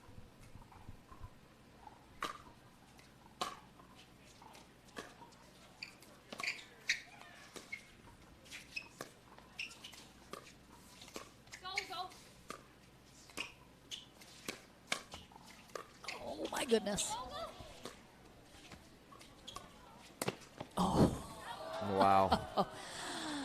That would have been highlight reel if you made that. I don't know what Young was thinking right here, though. I mean, I think he thought, that Brasha was going up that line. I mean, he committed to it again. Yeah, he did. Once you commit, he's got to hit it or he's going to cross the plane of the net.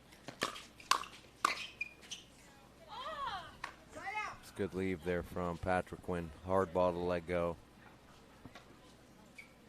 2-4-1.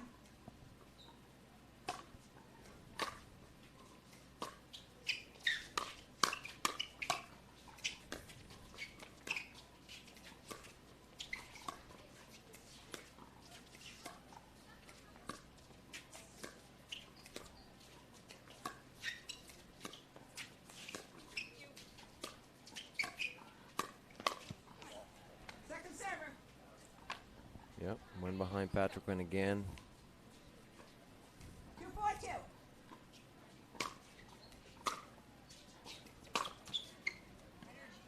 Side out.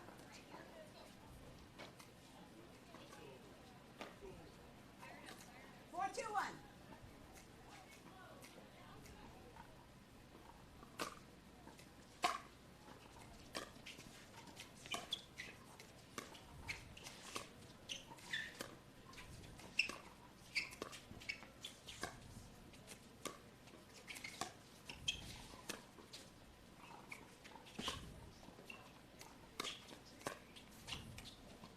Point.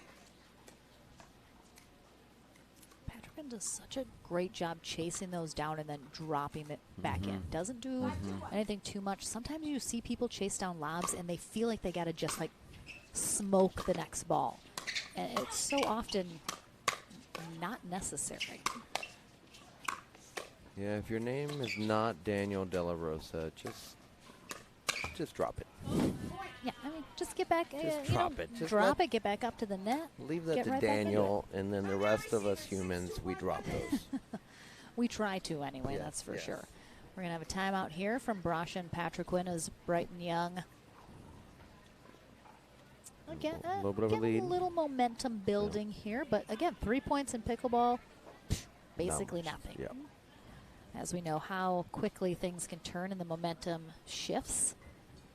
And again, we keep saying it, but Brasha and Patriquin, they're playing so well. It's just a couple unforced errors that I think are going to them where Bright and Young are not having them.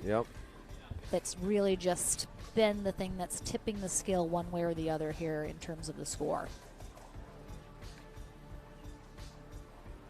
15 seconds, receivers, So Dad Vinny Brasha giving a little words of encouragement and some advice there in the corner before get back into the action.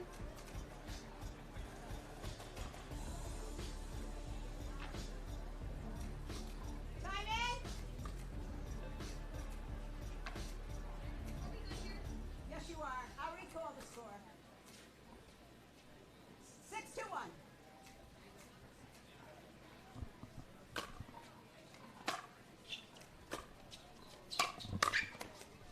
Point.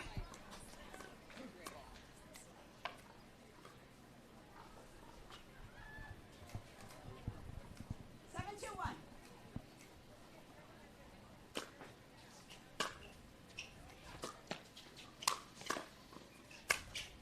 Oh, great dig there on that overhead from Patriquin, and then the next one he smartly puts a lot of angle on it.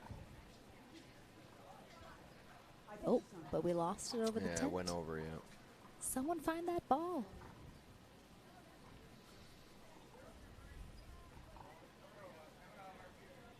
It's like one of my souvenir tosses that went up and over the tent.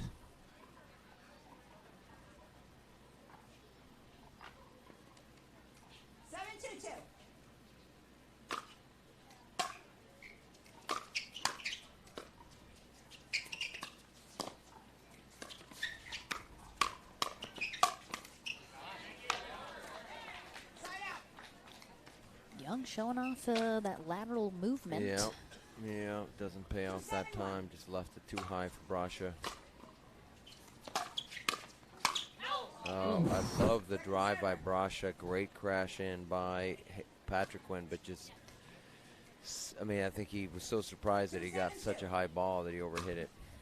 He gave DJ Young a little closer shave than he already has. Yeah, buzz the tower a little bit. You got to buzz the tower every now and Fly then. by. Yeah, back him off the plate. 7-2-1.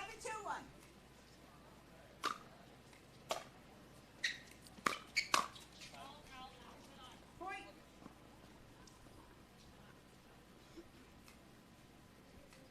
8-2-1.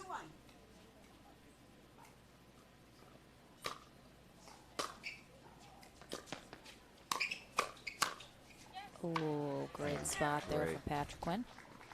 Great anticipation, great read. 8-2-2.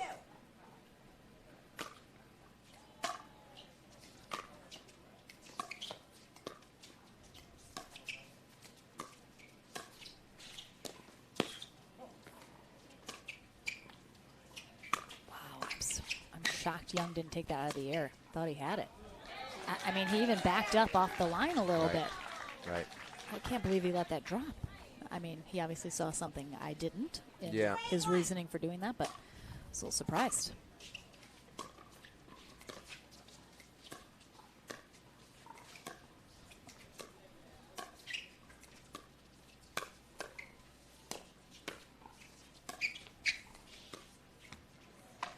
Good job from Brasha going behind Young. Not a hard hit ball, but well placed to force him to kind of reach back behind him on his backhand side and just leaves it short.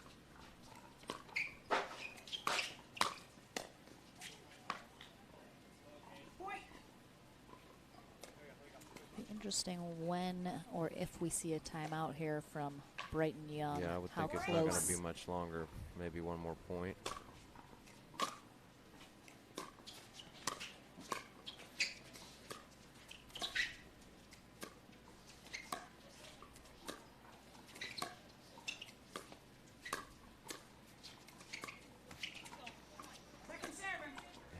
No need to go over there. Young was there. He wasn't cheating over, so I would have liked to see Patriquin go back to Bright.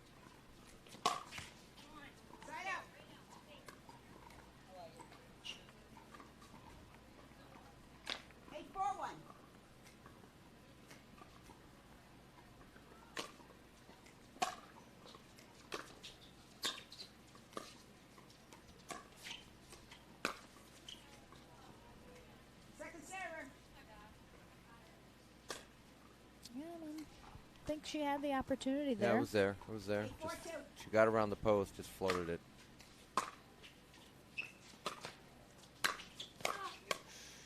Wow, that was last-minute decision very there lucky from Bright. for Bright. She overreached. It was a low ball, but caught Brasha by surprise. Yeah, I don't think she thought he was going for that at right all. over her head. Good ball.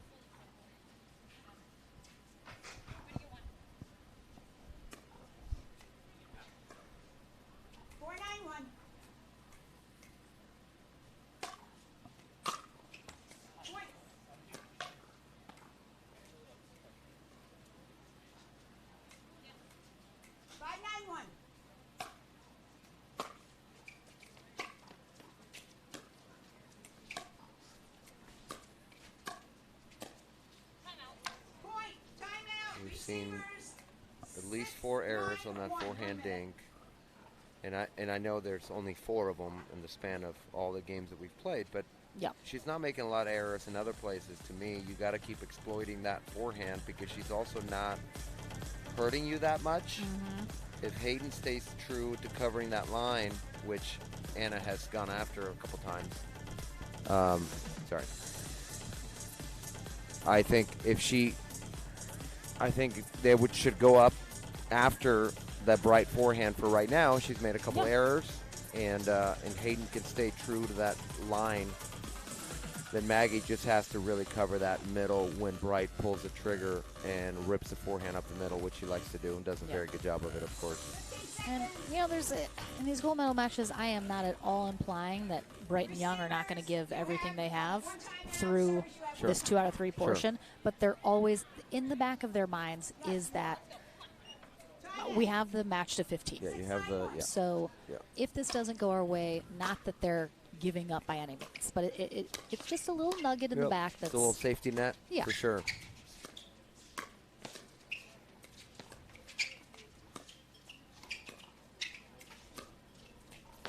Yeah, it's just that's that inside out forehand dink that he loves to do, and he puts so much action on it that makes the ball so heavy and really challenging if you're not on it to try to run it down. Oh, big spin serve from Patrick Quinn. Good timing for it. Gets him to 7, I think, or maybe 6, 7. Yep. Yeah, got a few free points off of it first time these two teams faced off.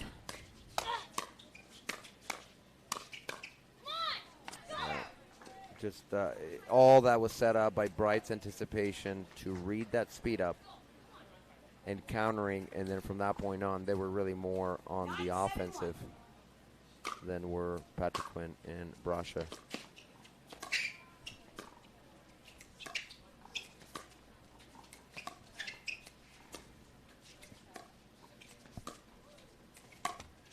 Oh, wow.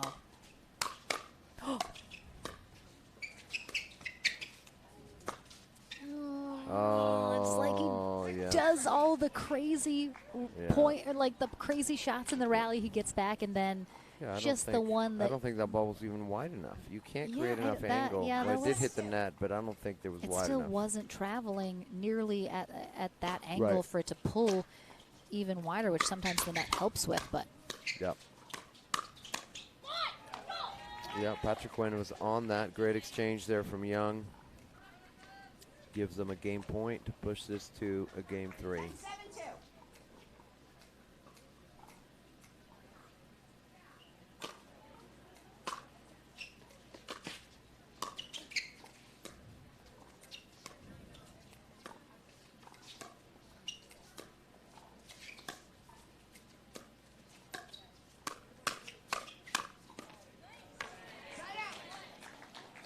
Well done from Patrick Quinn, countering those attacks from Bright. 7-10-1.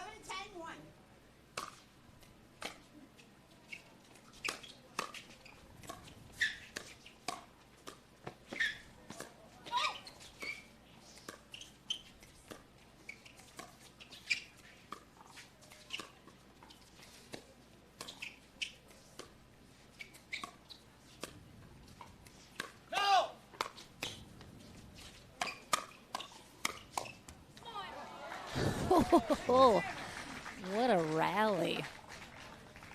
Oof. 7-10-2.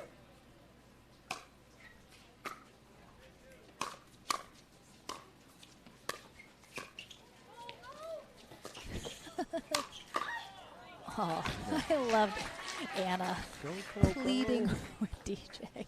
Go. Go, go, go. He did get there. He did. He did. Thought he was going to do a little tweener? Yeah, tweener. Kind of off the side, maybe.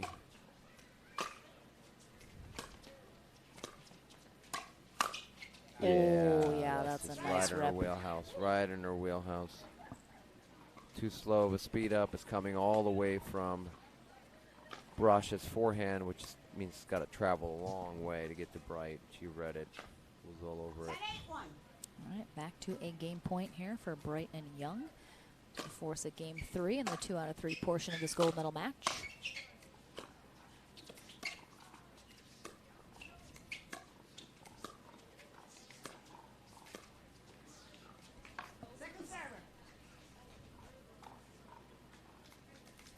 Third opportunity here to try to close out this second game.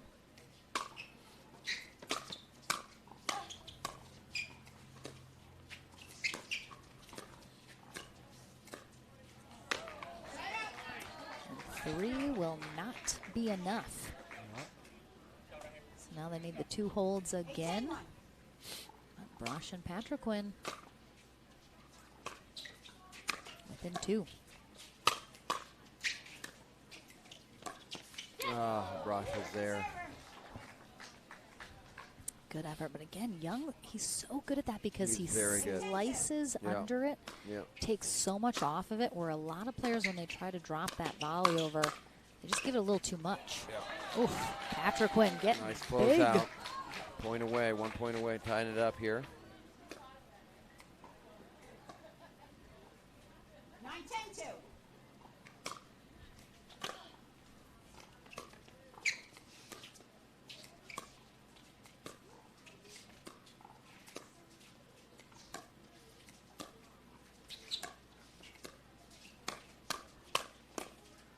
Wow, what a dig.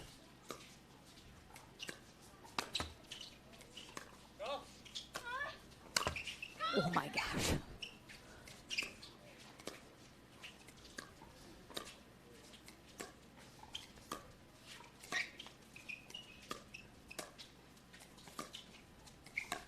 These rallies have been fantastic.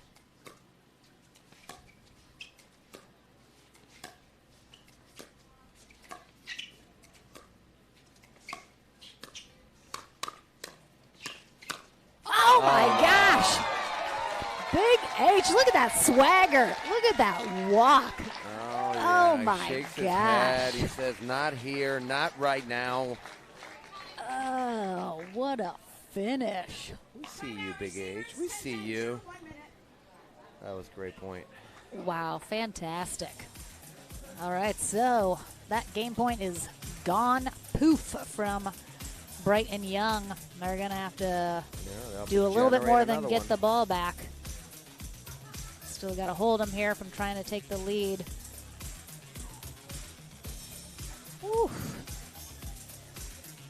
This is good. This is firing me up. I love this pickleball. Again, you know, 2 teams we don't see face off all that often. Right. And I think most people maybe look at this, we mentioned it before, they maybe look at this and they think, oh, Bright and Young gonna walk away with this like so easily. Not Nope. at all. No. I mean, I feel like some players, some teams, they just need the right moment, the right tournament, the right match, Yep. and that's going to be the one that they decide, this is my moment to shine. Right. I'm going to show the world what I can do.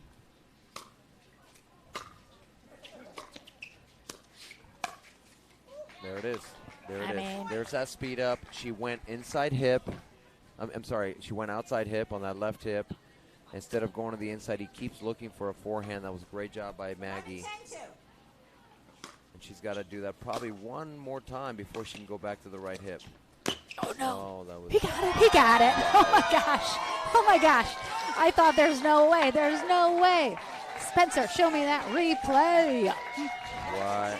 Oh, my just gosh. happened? We are going to the tiebreaker match to 15. We have a match to Wow. 15 coming. All right. Let's see this one For the more gold medal time. match. DJ Young, Anna Bright, still playing Hayden. I mean, Patrick, clips it Maggie off. Masha. Let's Wow, hear it for these players. fantastic. I did not see Brasha and Patrick Quinn Thank you, taking Mark this Ives. first portion and two You're for amazing. sure. They Wow. came to play. They came That's to awesome. play. We are going to take a break here now, though. We do have up to 10 minutes that our players can take before they go into that tiebreaker match to 15. We'll see if they want it all, but be prepared. Don't go far. Gold medal match has not been decided yet. Ooh, I hope we have another barn burner match to 15 coming up. Don't go anywhere. We're back into the action in just a few minutes.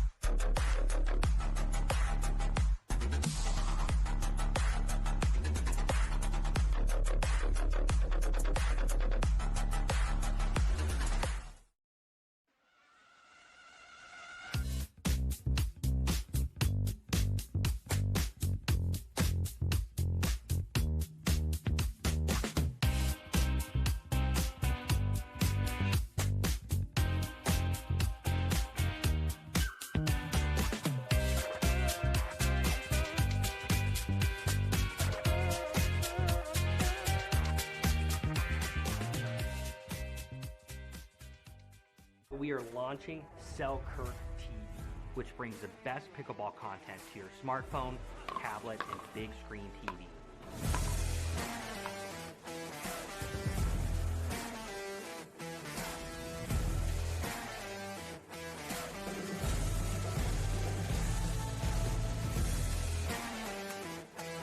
This is 24/7 Pickleball, proudly brought to you by Selkirk.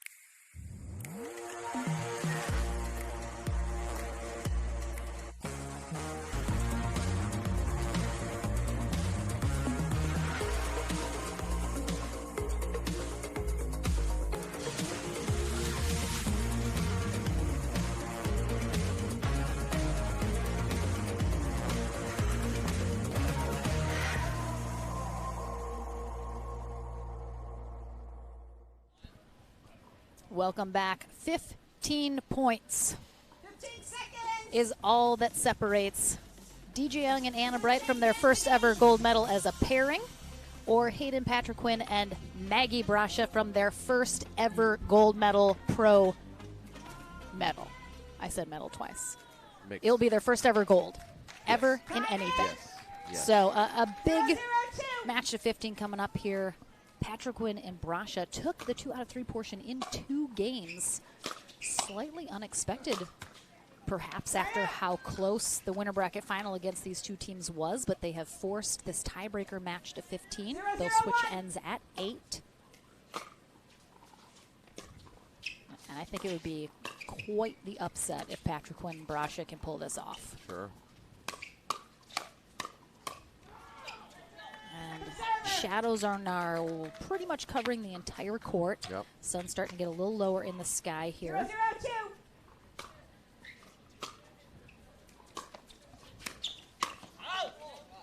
Side out. Patrick Quinn definitely not meaning to get under 0-0-1. that as much as he did. Diane Anderson, our USA Pickleball Certified referee for this final match of the day. Second server.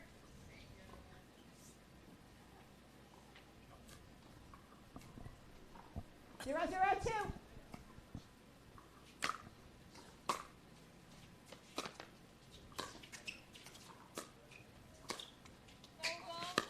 Oh, yeah.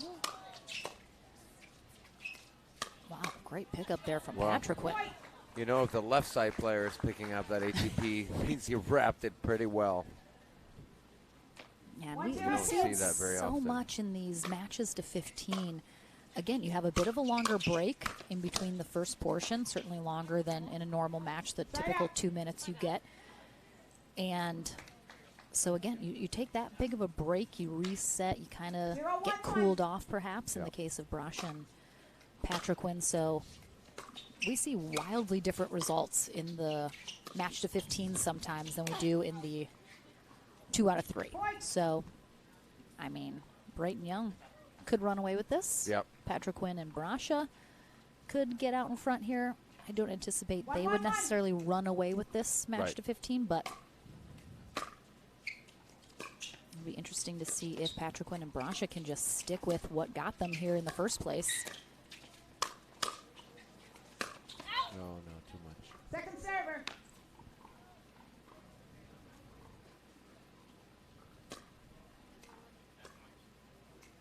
One, 1-2.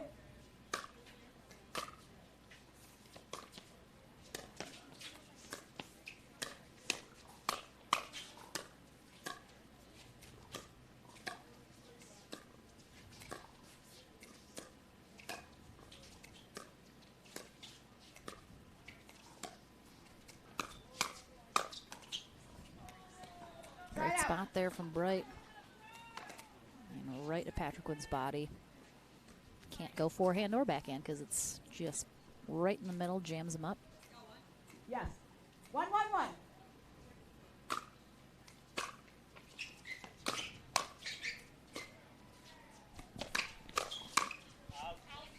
Point. Well, he read it well. It's the same shot that he hit earlier. He just was a little bit early on it. 2-1-1.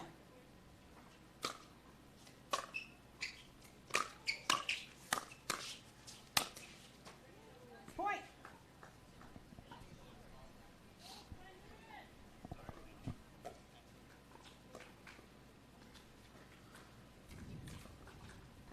Three, 1-1. Wow, that ball just caught the Yeah, line. that was a very tight serve there from Yeah. Young. Really pushed that sideline. 4-1-1.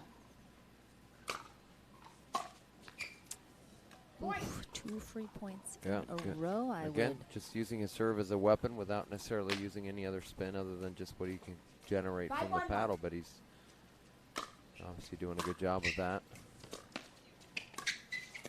Oh, it's just too far. Way Second too serve. far.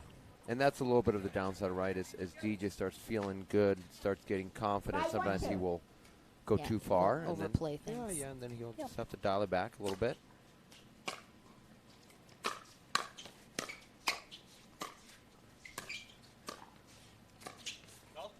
That's out. Point. I would. 6-1-2.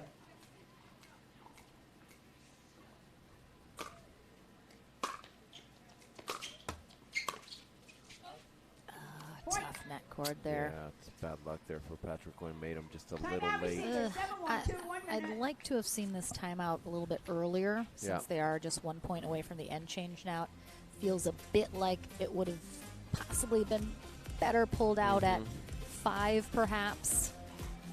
But sometimes you feel like, is this too early to use a timeout? You want to kind of use them at the right moments, but I think... Yeah. Yeah, and you sometimes you're thinking, okay, if they get another one, I'll call it. You know, Sure, sometimes yeah. you get a point, and then they get a point, and then you get a side out. But, yeah, there's definitely times when the conversation is, okay, if they get one more, we're calling a timeout. And it also depends if you're on first or second serve. Yep. And I think maybe right now, I think they're on second, right? Yeah, I think Anna's second server.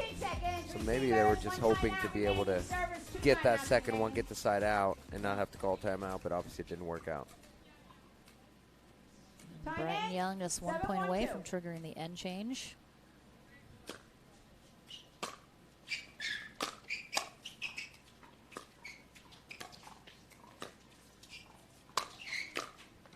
Yeah. Side out. Well played there from Brasha and Patrick Quinn. 1-7-1.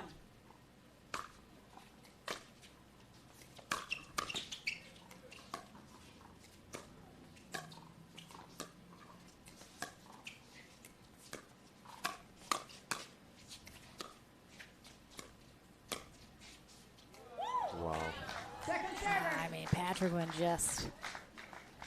Well, he flicked that thing from his shoelaces. I mean, look how low that ball is. And it's just so hard to read. 1-7-2.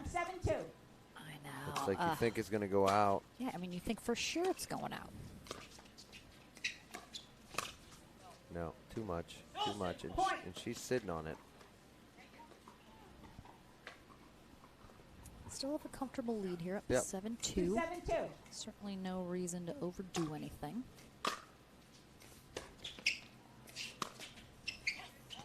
Side out.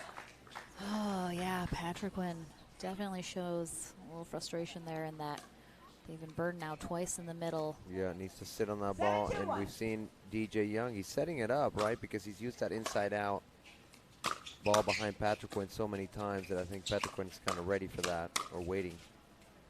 Second server. And now Young is using the middle, and that's just smart pickleball there. He set it up by using that inside out forehand quite a bit. Jackie Kawamoto in the chat. Oh, what up, Shout out Jackie? to the Kawamotos.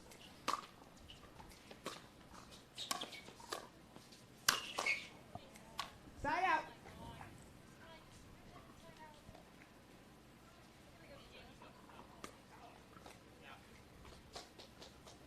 Two, 7-1.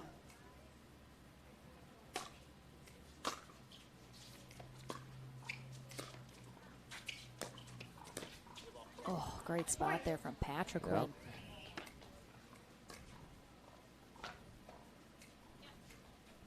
Three, 7-1.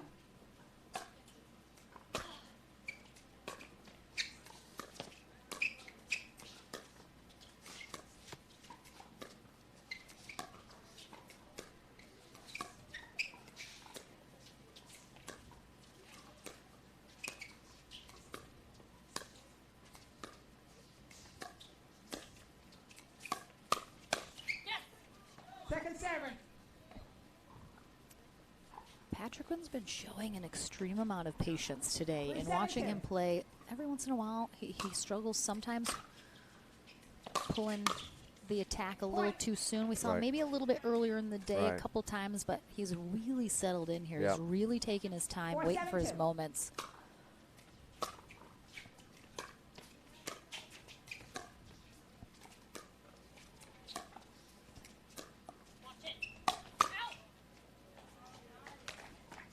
It's tough. When you're defending the ATP, you kind of have it's to, you hard. commit to Yeah, you're just defending it or not. Well, you're watching for a wide shot. You're usually not looking for a 5-7-2. long shot.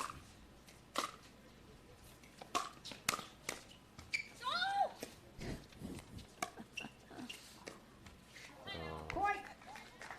There's that forehand dink roll that she's missed. I Wow. can think of 5 of them. I mean, between the two matches, not all in one match, but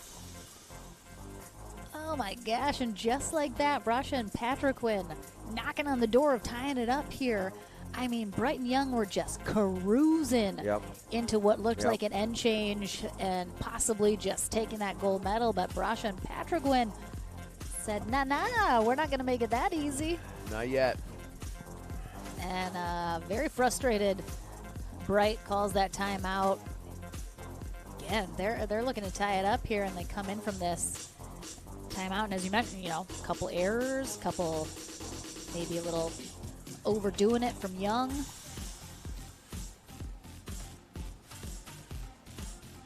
Yeah, this is, I think, I mean, obviously, besides her level of play, Bride's an incredible player, but I think this is where her fieriness and her, like, no-quit attitude can really be a benefit to DJ. Not that he doesn't have that at all, but she definitely that is who she is. She will fight. Yes, you and are I think correct. that's going to help him stay engaged. 6-7-2.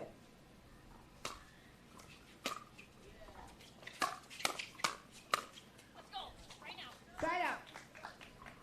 Great job coming out of that timeout. Yeah, that was an important important point there, especially for Young. 7-6-1. Establish himself there.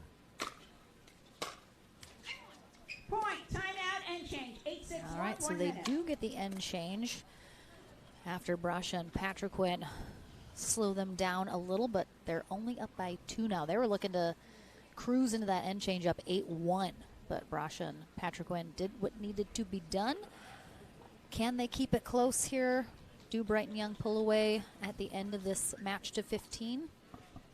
Who knows? I'm so excited to find out. You know, I can think of 3 times already where Bright and Young have called a timeout and they win the next 2 points against this same team over the span of the last 2 matches they've played.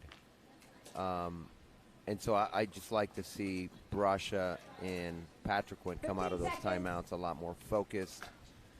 I mean, they're just making some errors, obviously, which we all do, but there's a little bit of a pattern. I feel like when Bright and Young have called a timeout, it's really worked in their favor 3 times with 2 points in a row, leading to a side out. It's out. That's 3 points in a row. It looked well out. I thought it was out. Yeah, I thought it was out. I like it. That's a tough way to start the end change. You kind of hope that's a reset, but Brasha and Patriquin. 10-6-1. You see a timeout go the other way. No. Second server. Yeah, certainly. I mean, again, they have 1 timeout remaining. Right. They don't want to blow it too early. If they want to use it maybe a little bit later, but you can't let DJ and Anna pull away here too far.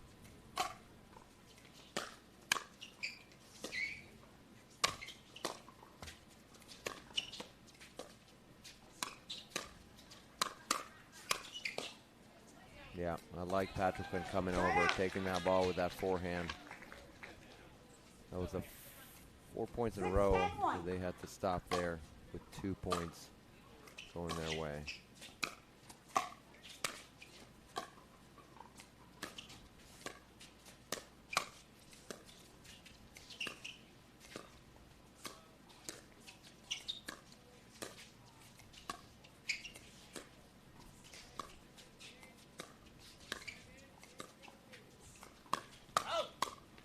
Oof. Lucky break there for Patriquin, but yeah. Yeah.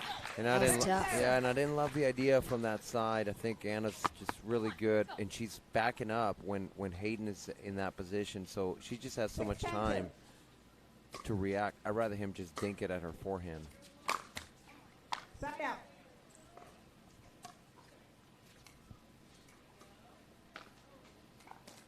There's a big hold there for Brighton Young. Yeah. Don't give up any more points. Still up here.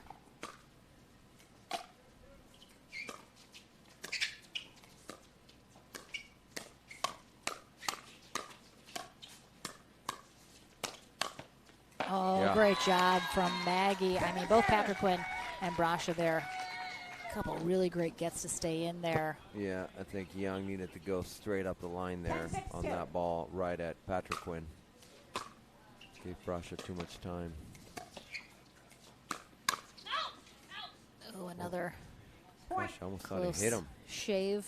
Yeah, a little chin music from Mr. Young. 11-6-2. Oof. He had a little bit of a spin serve.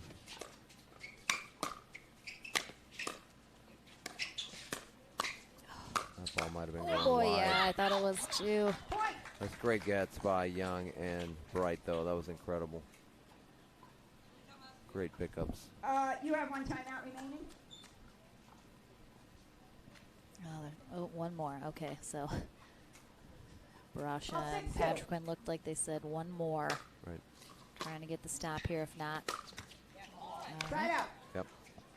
Yeah, a lot of times that's the discussion you have, right? If they get one more, we're calling it for sure. That way there's no confusion. 6-12-1.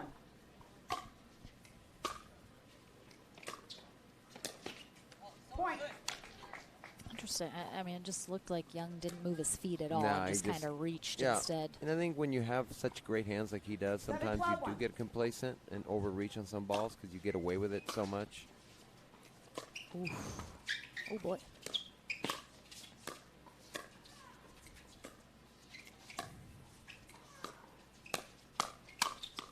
Oh, that was going out, but Yeah, she tried to pull off it, it looked like. yep. And she's usually very, very good at letting those out balls go, but that time she got caught. 8-12-1.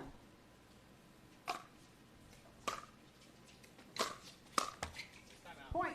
Timeout, receivers. Wow, that was such a great drive from Maggie. She kept it so low and it Yep. dips over the net. Great job. Forcing Bright then. All right, so I want to see.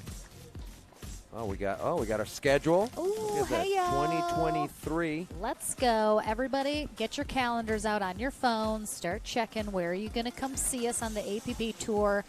Next year, it is all elite level tournaments. Every single tournament that we have is going to be over $50,000. We have scaled down the number of tournaments, but ramped up the locations, the venues, the money. Our pros are getting some really good incentive packages as well. So it is going to be it's going to be a fantastic year for pickleball. I think 2023 is going to be, this year was a little a lot of stuff going on this year, but I think going into next year, a lot of great spots, and hopefully you guys can come join us on multiple of those stops. It's going to be an awesome time as always, but go start checking that schedule now. Lock in those partners.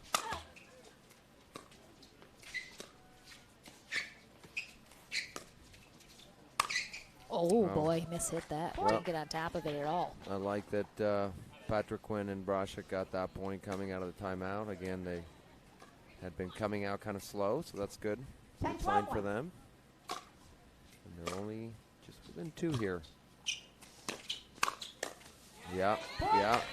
Hayden all over that. A little swag there. He didn't do the finger wag because he's friends with DJ, but I could tell he knows did an better, internal. though. He did an internal finger wag. Yeah, I think. absolutely. Internal. Just a mental. Yeah, mental one. Ooh, almost. Second serve.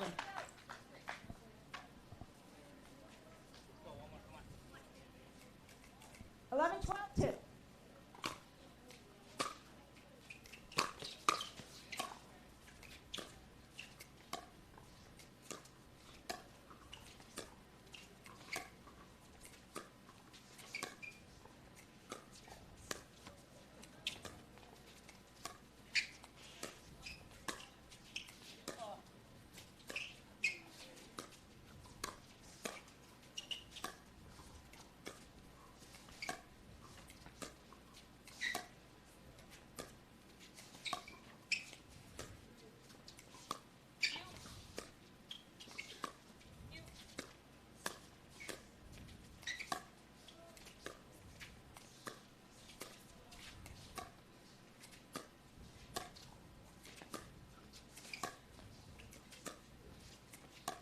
What a rally. I'm so nervous.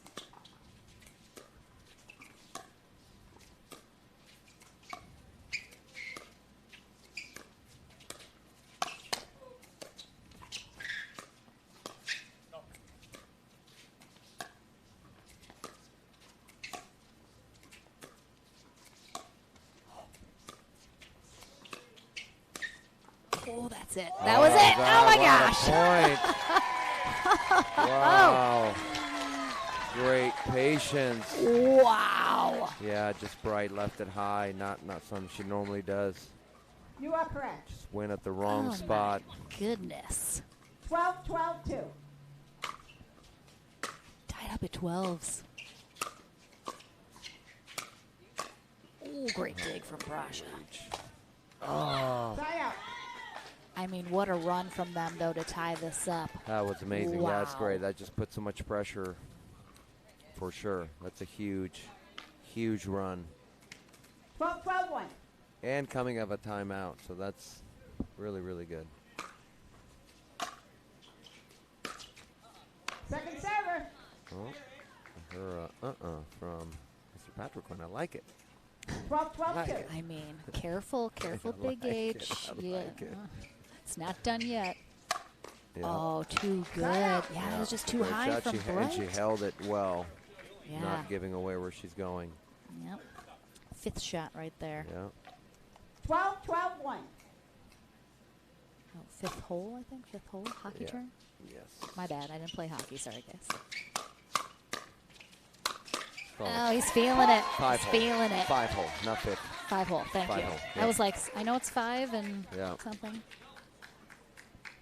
Ooh, baby. 12-1.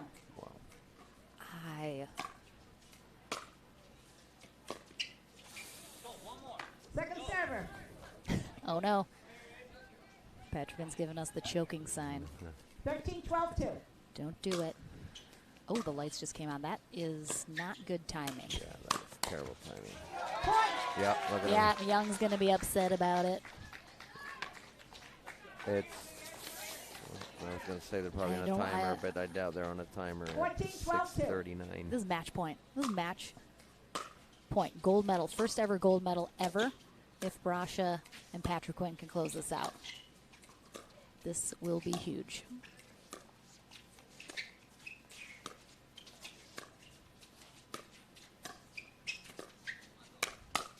Oh my gosh, they did it! They did it! Oh, that carbon's over the fence. What? What? Come on! Big H, Hayden Patrick win. Maggie Brasha, the underdog, sixth seed coming into this gold medal match, coming through the bronze medal match into the tiebreaker to 15. First ever gold medals for them. First ever gold medals. Unbelievable. A great congrats, of course, to DJ Young and Anna Bright, our silver medalists here today. They played amazing, of course, but, I mean, that's the way the cookie crumbles sometimes, and unexpected. I have to imagine an unexpected results for anyone who was tuning into this gold medal match, but I'm going to go chat with them about it. Yeah, I think There's, you should. of course, Dad and Mary cheering them on. We got kind of making over there. All right. Well, that is our day. I head to the Franklin studio one final day, but myself and Daniel Roditi will be back tomorrow morning, 11 a.m. Pacific time. We kick off with our men's and women's doubles. Big thank you to Pickleball TV running our production, Mitch DeVoe, Spencer Laurent, our USA Pickleball certified referees, our volunteers, everybody who helps make this happen. DJ Terry over there rocking the tunes in between our games and matches. And we'll be back in just a moment. Don't go anywhere.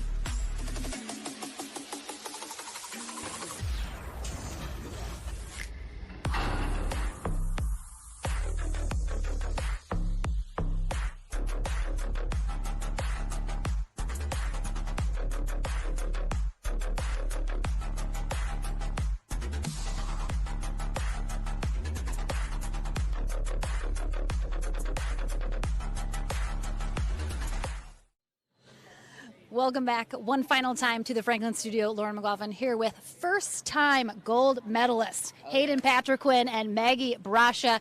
You said you're exhausted. It's a lot of pickleball today. So what happens when you get to gold, baby? Yeah, I was sitting down in the corner. I was like, I'm done. But then we won, so I was like, all right, I'm back. Yeah. He's back. I mean, you guys got it done in the 2 out of 3 portion. You go into the tiebreaker match. What did you guys talk about in that 10-minute break into the tiebreaker match to try and keep the momentum going when you have a bit of a longer break? Well, first of all, Anna and DJ played so well, and we really had to play our best to beat them. Honestly, at the break, we were just trying to fuel up, eat food, get the energy for the game to 15. I mean, first-time gold medals for both of you here today. It's got to feel pretty good to add that to your growing collection. Feels great. Does this now give you a little motivation to know what needs to be done to keep getting to that gold medal match each time? For sure. It's a lot of work, but we made it happen. So hopefully more to come. You guys put on an amazing show. Underdogs here taking out the first seeded team. Congratulations. Ken Herman bringing in the trophy.